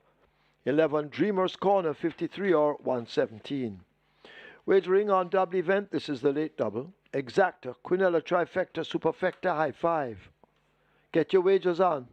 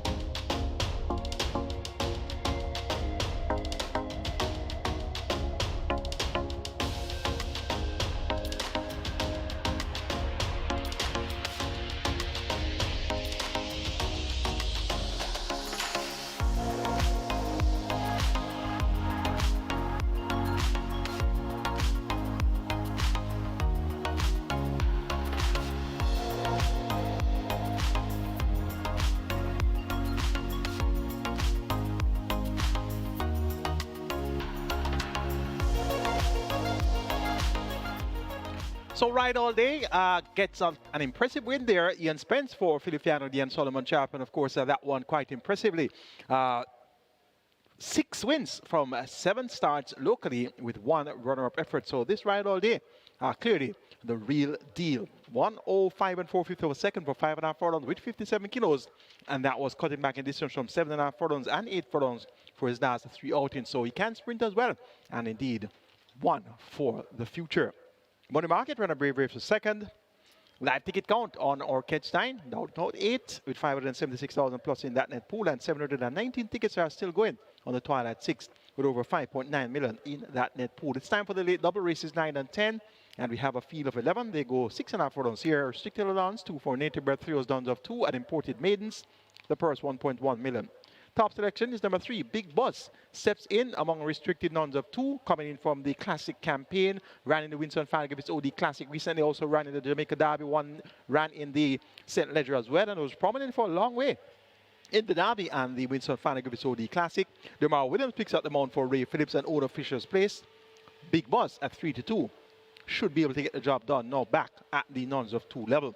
Number 8 also has the similar pattern, raced among Classic Company in the last few outings. Had a chance at nuns of 2 on the 23rd of August though at 2-5, and was runner-up behind Enthusiasm going 6.5 furlongs. 6.5 furlongs to trip once again. Anthony Allen picks up the mount for Jason Acosta. Prince Roy gets 3-1, and he looks sharp as can be coming out onto the track, so he should be able to deliver on recent expectations. Number 9, Easy Money, has pace as well. 6.5 furlongs doesn't appear to be his best trip, but look for him to be fourth place here. Dick Cardenas rider Anthony Baba Nunes and owner Stephanie Reinsing. And number 2 is Sash On, Radish Robot for Ron Crichton. This one gets 9-2. Runner-up on debut to Rocket Fire Seb. Rocket Fire Seb came back and won again, but was a runner-up earlier today behind H2O. Blinkers now fitted. Sash On looks to be the type that should ready 6.5 furlongs. I'm expecting her to be fourth place here. 9-2 the price. A fairly decent price there for Sash On. Big Buzz for me, number 3. To get the better of number 8, Prince Roy. Then 9, Easy Money. And 2, Sash On.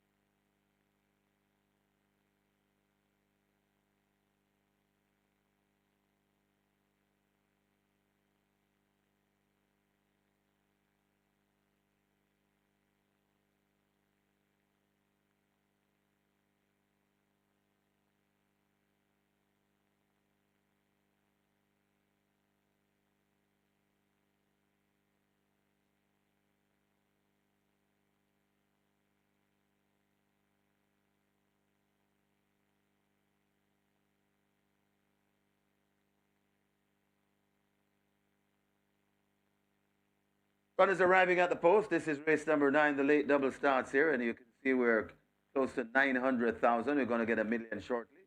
So hurry and place your bet. Last double of the afternoon, so make the best of it. And we're now clicking over to 916,000 plus. So we're getting a million very shortly. High five wagering offered here. High five pool on its way to 250,000. Get your bets on. Limited wagering time remains.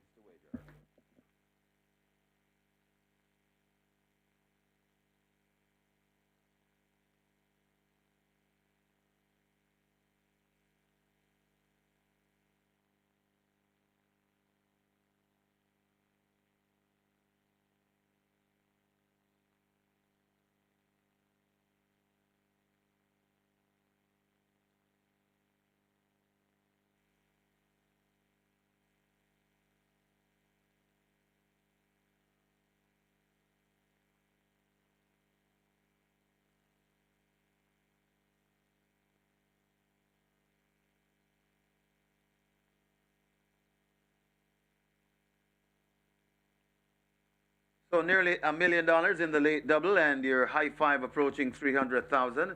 High five pool approaching 300,000, and nearly $1 million in the late double pool. They're going to be closing the front of the gates any moment now. Hurry and place your wagers.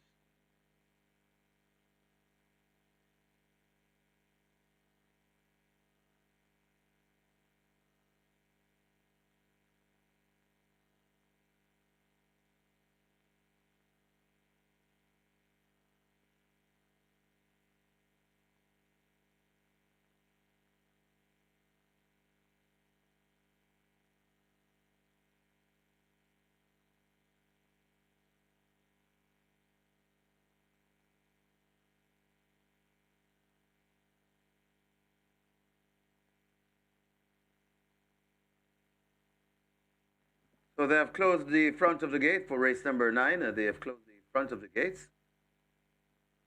So the loading up to follow right now. Hurry and place your bets.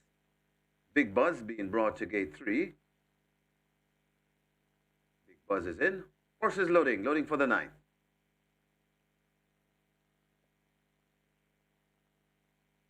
She is My Dream. Heads to gate 4.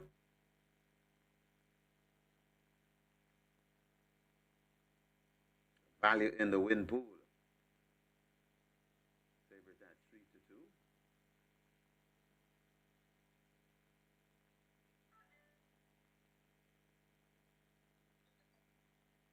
Hazelnut goes in at 5. So Big Buzz here, 3-2 favorite. Candy Girl in at 6. Mineola comes to gate 7.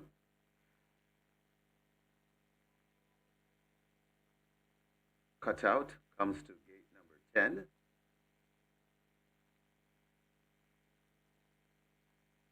So working on cutout to load.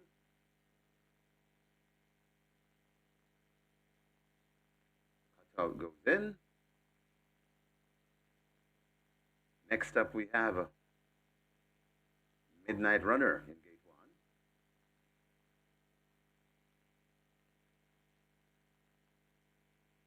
Sash On coming to 2. Prince Roy heads for gate 8. Not many left to be loaded. As Sash On loads at 2. Easy Money, Dick Cardenas on a 799 wins. Could this be the 800th win? Let's see. He's at 4-1 on Easy Money. Easy Money goes in. On to load, Dreamer's Corner to complete the line. 6.5 furlong the trip. Best of luck with all your wagers. Dreamer's Corner is in. Santa Michael Sims is ready for a start.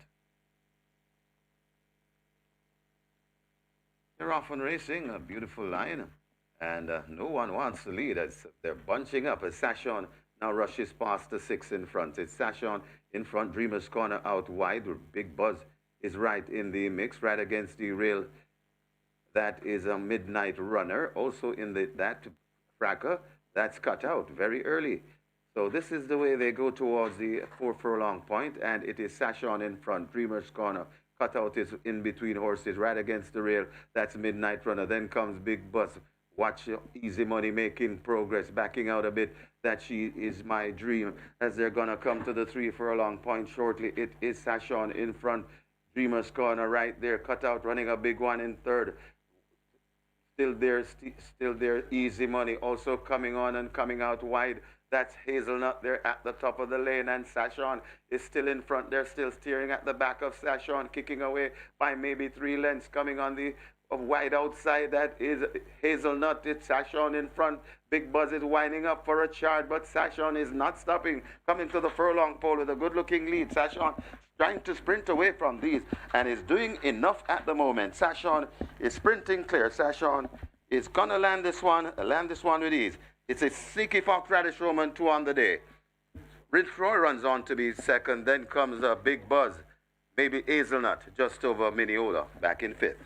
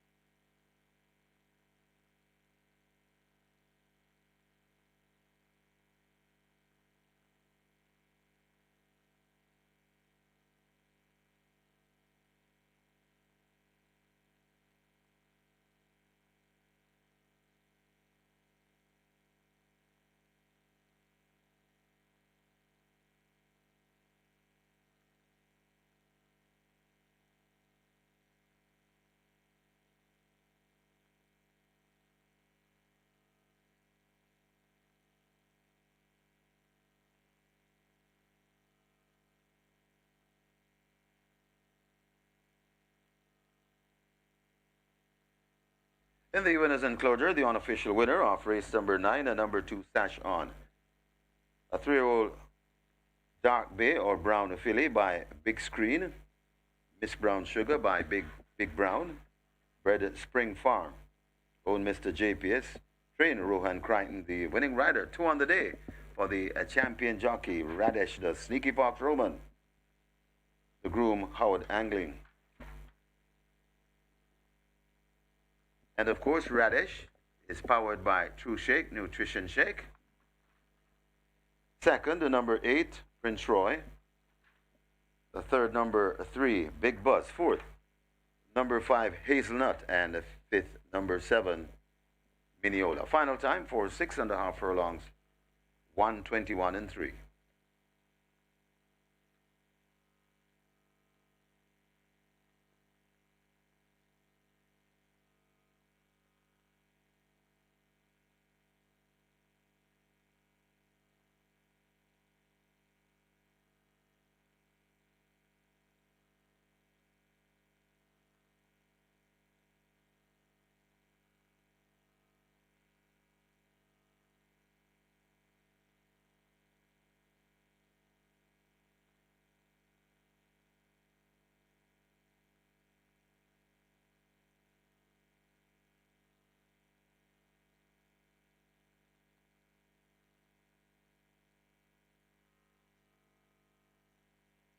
On racing, a beautiful line, and no one wants to lead as they're bunching up as Sashon now rushes past the 6 in front. It's Sashon in front, Dreamer's Corner out wide, where Big Buzz is right in the mix, right against the rail. That is a Midnight Runner, also in that cracker, that's cut out very early. So this is the way they go towards the 4 furlong point, and it is Sashon in front, Dreamer's Corner. Cutout is in between horses, right against the rail. That's Midnight Runner. Then comes Big Buzz. Watch Easy Money making progress, backing out a bit. That She Is My Dream. As they're going to come to the 3 furlong point shortly, it is Sashon in front. Dreamer's Corner right there. Cutout running a big one in third. Still there, Easy Money also coming on and coming out wide. That's Hazelnut there at the top of the lane, and Sashon is still in front. They're still steering at the back of Sashon, kicking away by maybe 3 lengths, coming on the wide outside. That is Hazelnut. It's Sashon in front.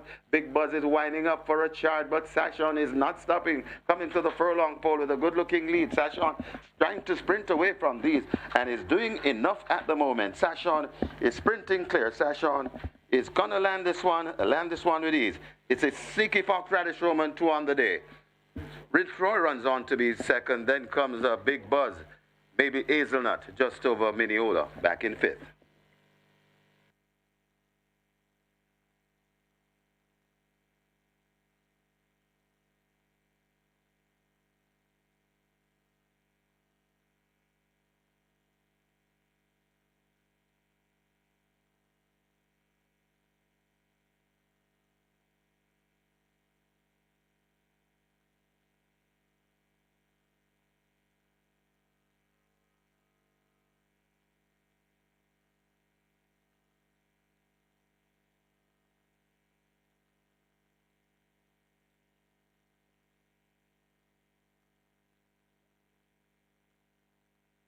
Result of the 9th now official. Horses to the testing barn. 2, Sashon. 7, Mineola. 2 and 7 both go to be tested. Splits 23-2, 48-1, 115.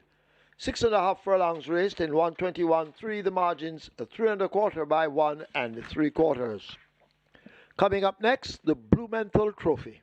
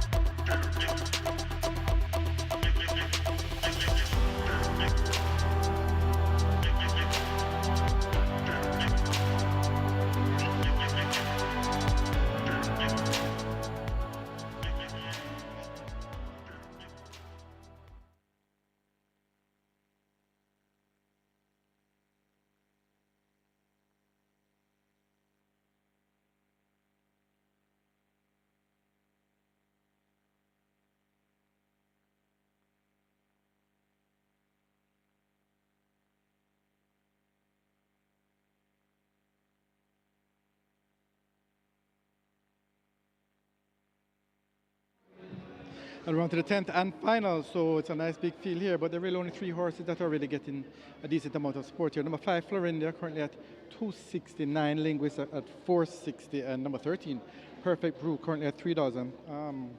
Perfect Brew is a 2-1 second favorite in the total. And Perfect Brew, they've been on this one from early. It opened at $3, it's still trading solid at $3 now. And it's the best back runner here to fix those winners. But as I mentioned, 5 Florinda, good support for that one, along with number 9 Linguist. So good luck for race number 10.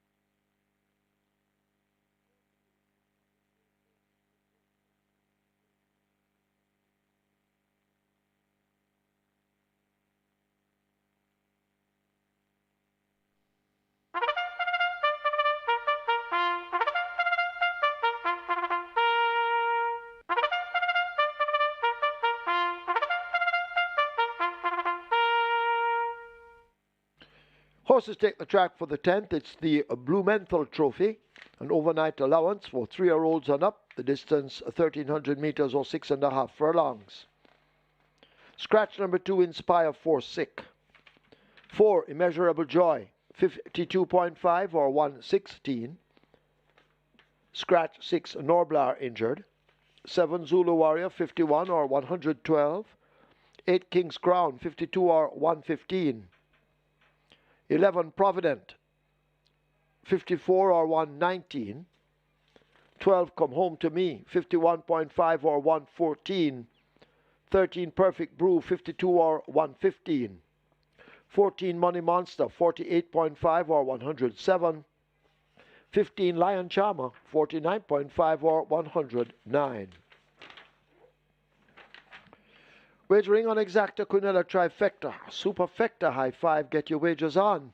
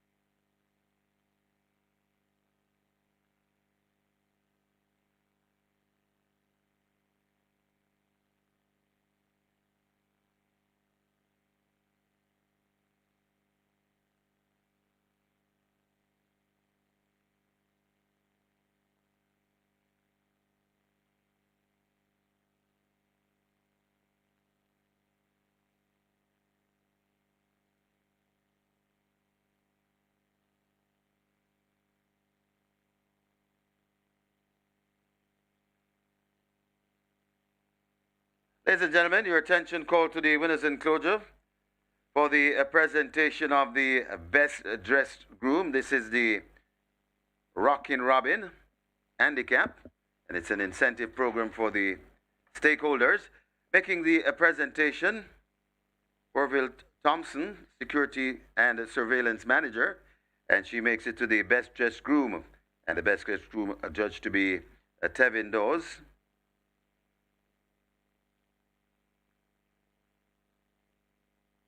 Congratulations, Tevin. And next up, the best presented horse. And that award is also to Tevin Dawes. And of course, for the best dressed groom, he would receive a $10,000 incentive. And for the best presented horse, another $10,000. And once again, we say congratulations to the best dressed groom who has the best presented horse, Tevin Dawes. Congratulations.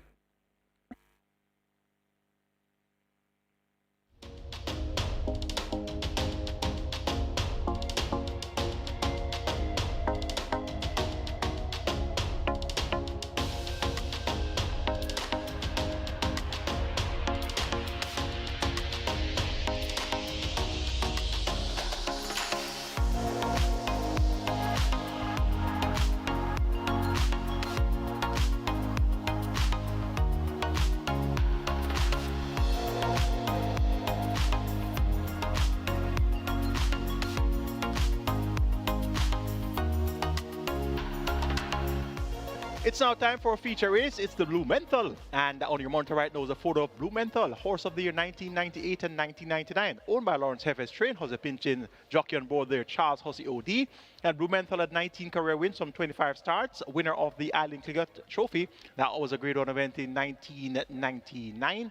Won the Grecian Fable Trophy also in 1999, won the Viceroy Trophy in 1999, won the Chairman's Trophy as well in 1999. All these wins were in 1999, won the Legal Light Trophy, the Bonnie Blue Flag Trophy, the Red Stripe Mile, the Harry Jackson Memorial Cup, that was 98, won the Prime Minister Stakes 1998 and 1999, and won the Governor General Stakes also 1998 and 1999. So this BLUMENTHAL, an importee who was of high caliber and won many graded races.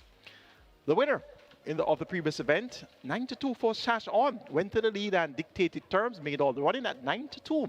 Riding Sneaky Fox Roman in the Saturday for trainer Ron Crichton and owner Mr. JPS. Live ticket count on the catch 9 down to 1. So there's a chance of one winner of the catch 9. Net pool 576,000, jackpot over 700,000. So that could be a big day for a catch 9 player.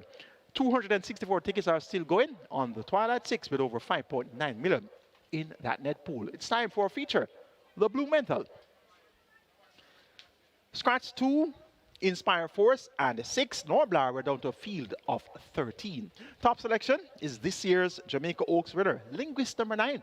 Makes her first appearance since her Oaks win. Dick Cardenas maintains the mount for Anthony Nunes and was roughed up shortly after the start in the Oaks and did well to show the field away home thereafter. Won by a length and a half over Woman in Love and pretty perfect. Returns with 53 kilos, 4 kilos lighter, and she looks quite sharp and ready. She has won at sprinting, 5 furlongs straight and 6.5 furlongs. So the trip of 6.5 furlongs will be right up her street here. And she's your joint favorite at 2-1, along with Florindia number 5 and number 13. Perfect Brew, and incidentally they're my top 3 choices. Second choice is number 13 Perfect Brew, comes in for a great deal of support today. Hasn't been on his best form in recent months, and it's been a while since he has won a race.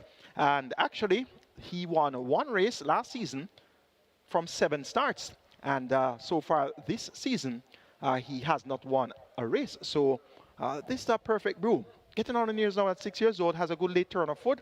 Overall in his career has won 10 times from 49 starts, 11 seconds and 10 thirds. So he's the type that keeps on running on in deep stretch, but more often than not, he finds 1 or 2 too good. But he should get a strong pace of chase here.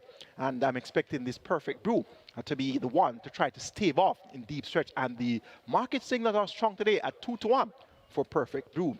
For third, make it number 5, Florindia. Stretched out to a mile last time out and didn't appreciate that. Cuts back to sprinted. Now Radish Roman looks for the late double. And for fourth, make it number 7, Zulu Warrior. Big price there, 23-1. Not too far away, first attempt at overnight. So he's going to be a must-use on your exotics such as your Exactas, Trifectas, Superfectas, and High Fives. It's a BLUMENTHAL trophy. Make it 9, 13, 5, and 7. Linguist from Perfect Brew, Florindia, and Zulu Warrior.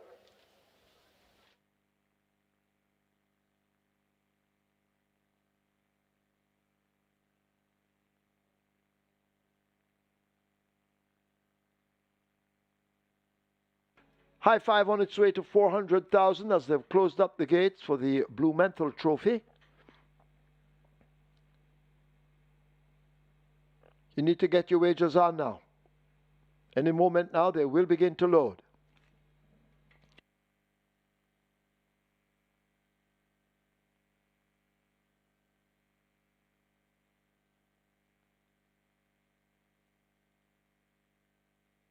Horses now loading. First one in, Magnificent Force. Philip Piani OD, he's looking for a triple on the card. Dane Dawkins looking for 2. Huntsman coming into 3.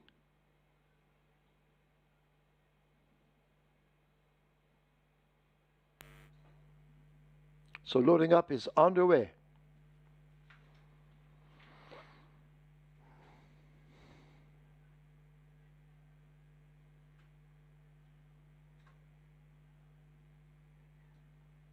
Florindia loads at 5.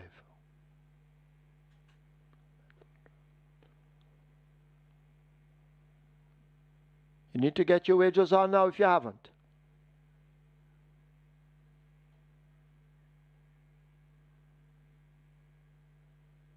Strike hard. Running locally for the first time. Comes into 10.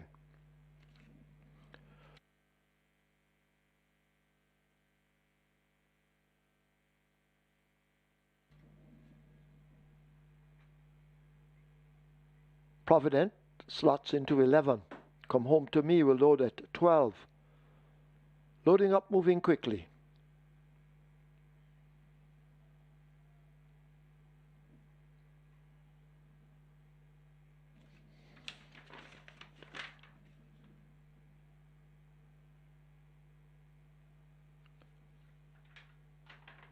Money Monster loads at 14. Lion Charmer in at 15.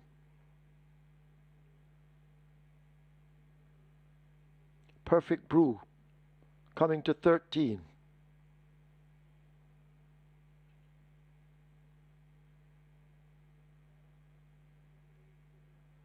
Perfect Brew spinning around.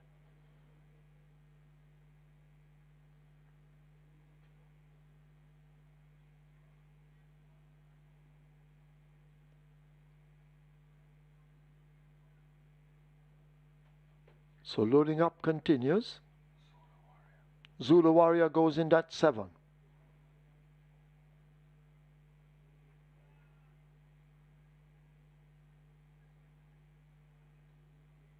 Perfect Brew in at 13. Linguist loads at 9.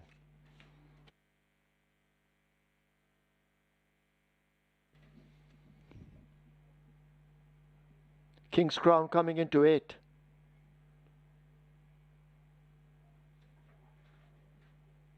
Want to load.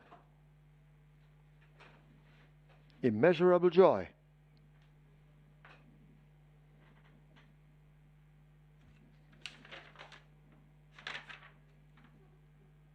Immeasurable Joy is in. Field in line. This is the BLUMENTHAL trophy. 6.5 furlongs. Michael Sims is ready.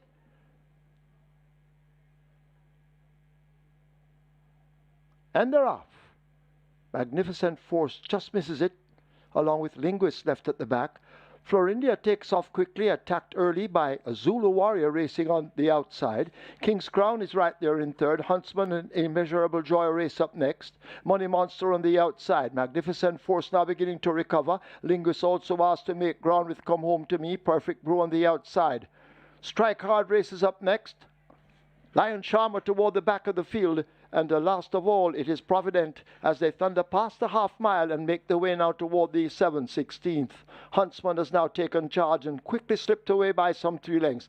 Florindia chasing. Linguist now beginning to make some progress. King's Crown is on the premises. Zulu Warrior in between horses. Magnificent Force threading a path down against the rail, but they're going to come into the lane in the BLUMENTHAL. And it is Huntsman who has that lead at the top of the lane. Here is Linguist now kicking in on the inside, and the Linguist now grabs the lead. Huntsman trying to fight back. Watch Magnificent Force now asked to sprout wings, but it is Linguist out in front inside the final furlong. Linguist holding on to the lead. Here now is Perfect Brew now exploding on the outside. Linguist battling Perfect Brew, who flashes through, and Perfect Brew flashes past. Perfect Brew will win the BLUMENTHAL over Linguist. Provident is next. Zulu Warrior and Immeasurable Joy.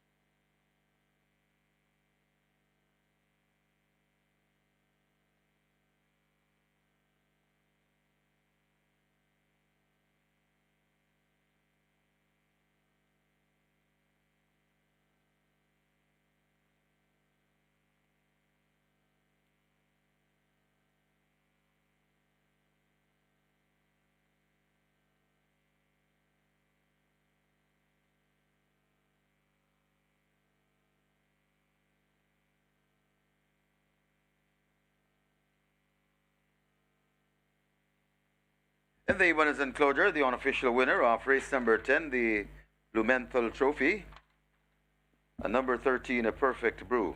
A 6-year-old bay gelding by Burn Identity, a Moonlight Brew by Milwaukee Brew, Fred Ian Possard, own Richard Azan and Dr. Graham Brown, train Richard Azan, the winning rider, Demar Williams, that's 2 on the day for the apprentice. Congratulations, Demar. The winning groom, Timothy Thomas, 2nd. Number 9, Linguist. 3rd, number 11, Provident, 4th. Number 7, Zulu Warrior, and 5th, number 4, Immeasurable Joy. Final time for 6.5 furlongs, 1:20 and 3.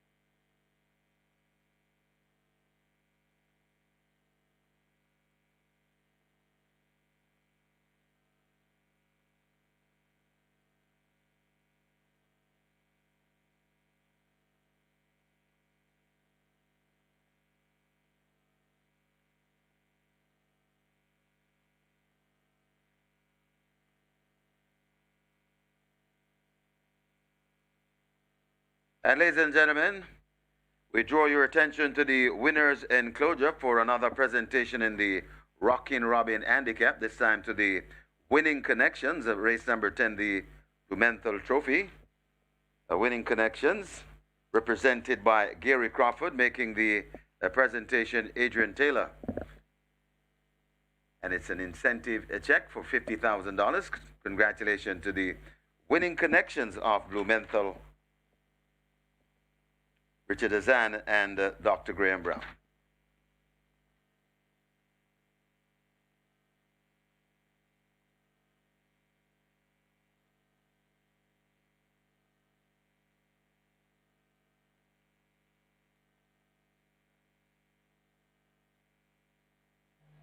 And they're off.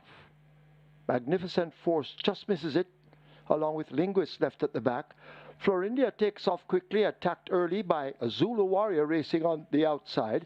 King's Crown is right there in 3rd. Huntsman and Immeasurable Joy race up next. Money Monster on the outside. Magnificent Force now beginning to recover. Linguist also asked to make ground with Come Home to Me. Perfect Brew on the outside. Strike Hard races up next. Lion Charmer toward the back of the field, and last of all, it is Provident as they thunder past the half mile and make their way now toward the 7/16.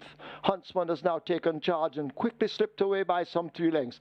Florindia chasing. Linguist now beginning to make some progress. King's Crown is on the premises. Zulu Warrior in between horses. Magnificent Force threading a path down against the rail, but they're going to come into the lane in the BLUMENTHAL, and it is Huntsman who has that lead at the top of the lane. Here is Linguist now kicking in on the inside, and the Linguist now grabs the lead. Huntsman trying to fight back. Watch Magnificent Force now asked to sprout wings, but it is Linguist out in front inside the final furlong. Linguist holding on to the lead. Here now is Perfect Brew now exploding on the outside. Linguist battling Perfect Brew, who flashes through, and Perfect Brew flashes past. Perfect Brew will win the BLUMENTHAL over Linguist. Provident is next. Zulu Warrior and Immeasurable Joy.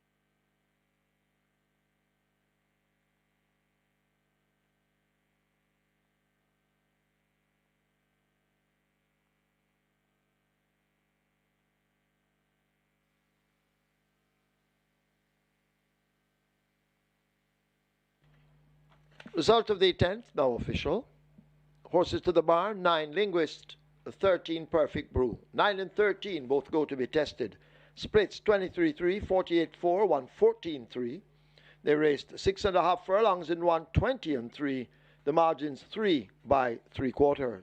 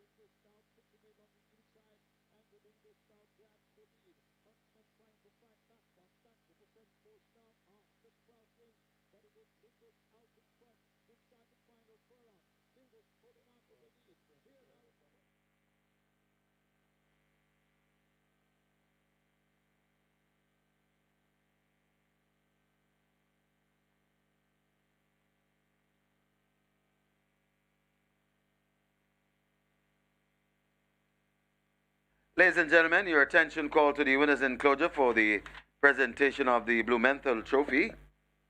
Making the presentation, Mr. Lawrence Hefes, and he makes it to Gary Crawford representing the winning owners, Dr. Graham Brown and Richard Azan.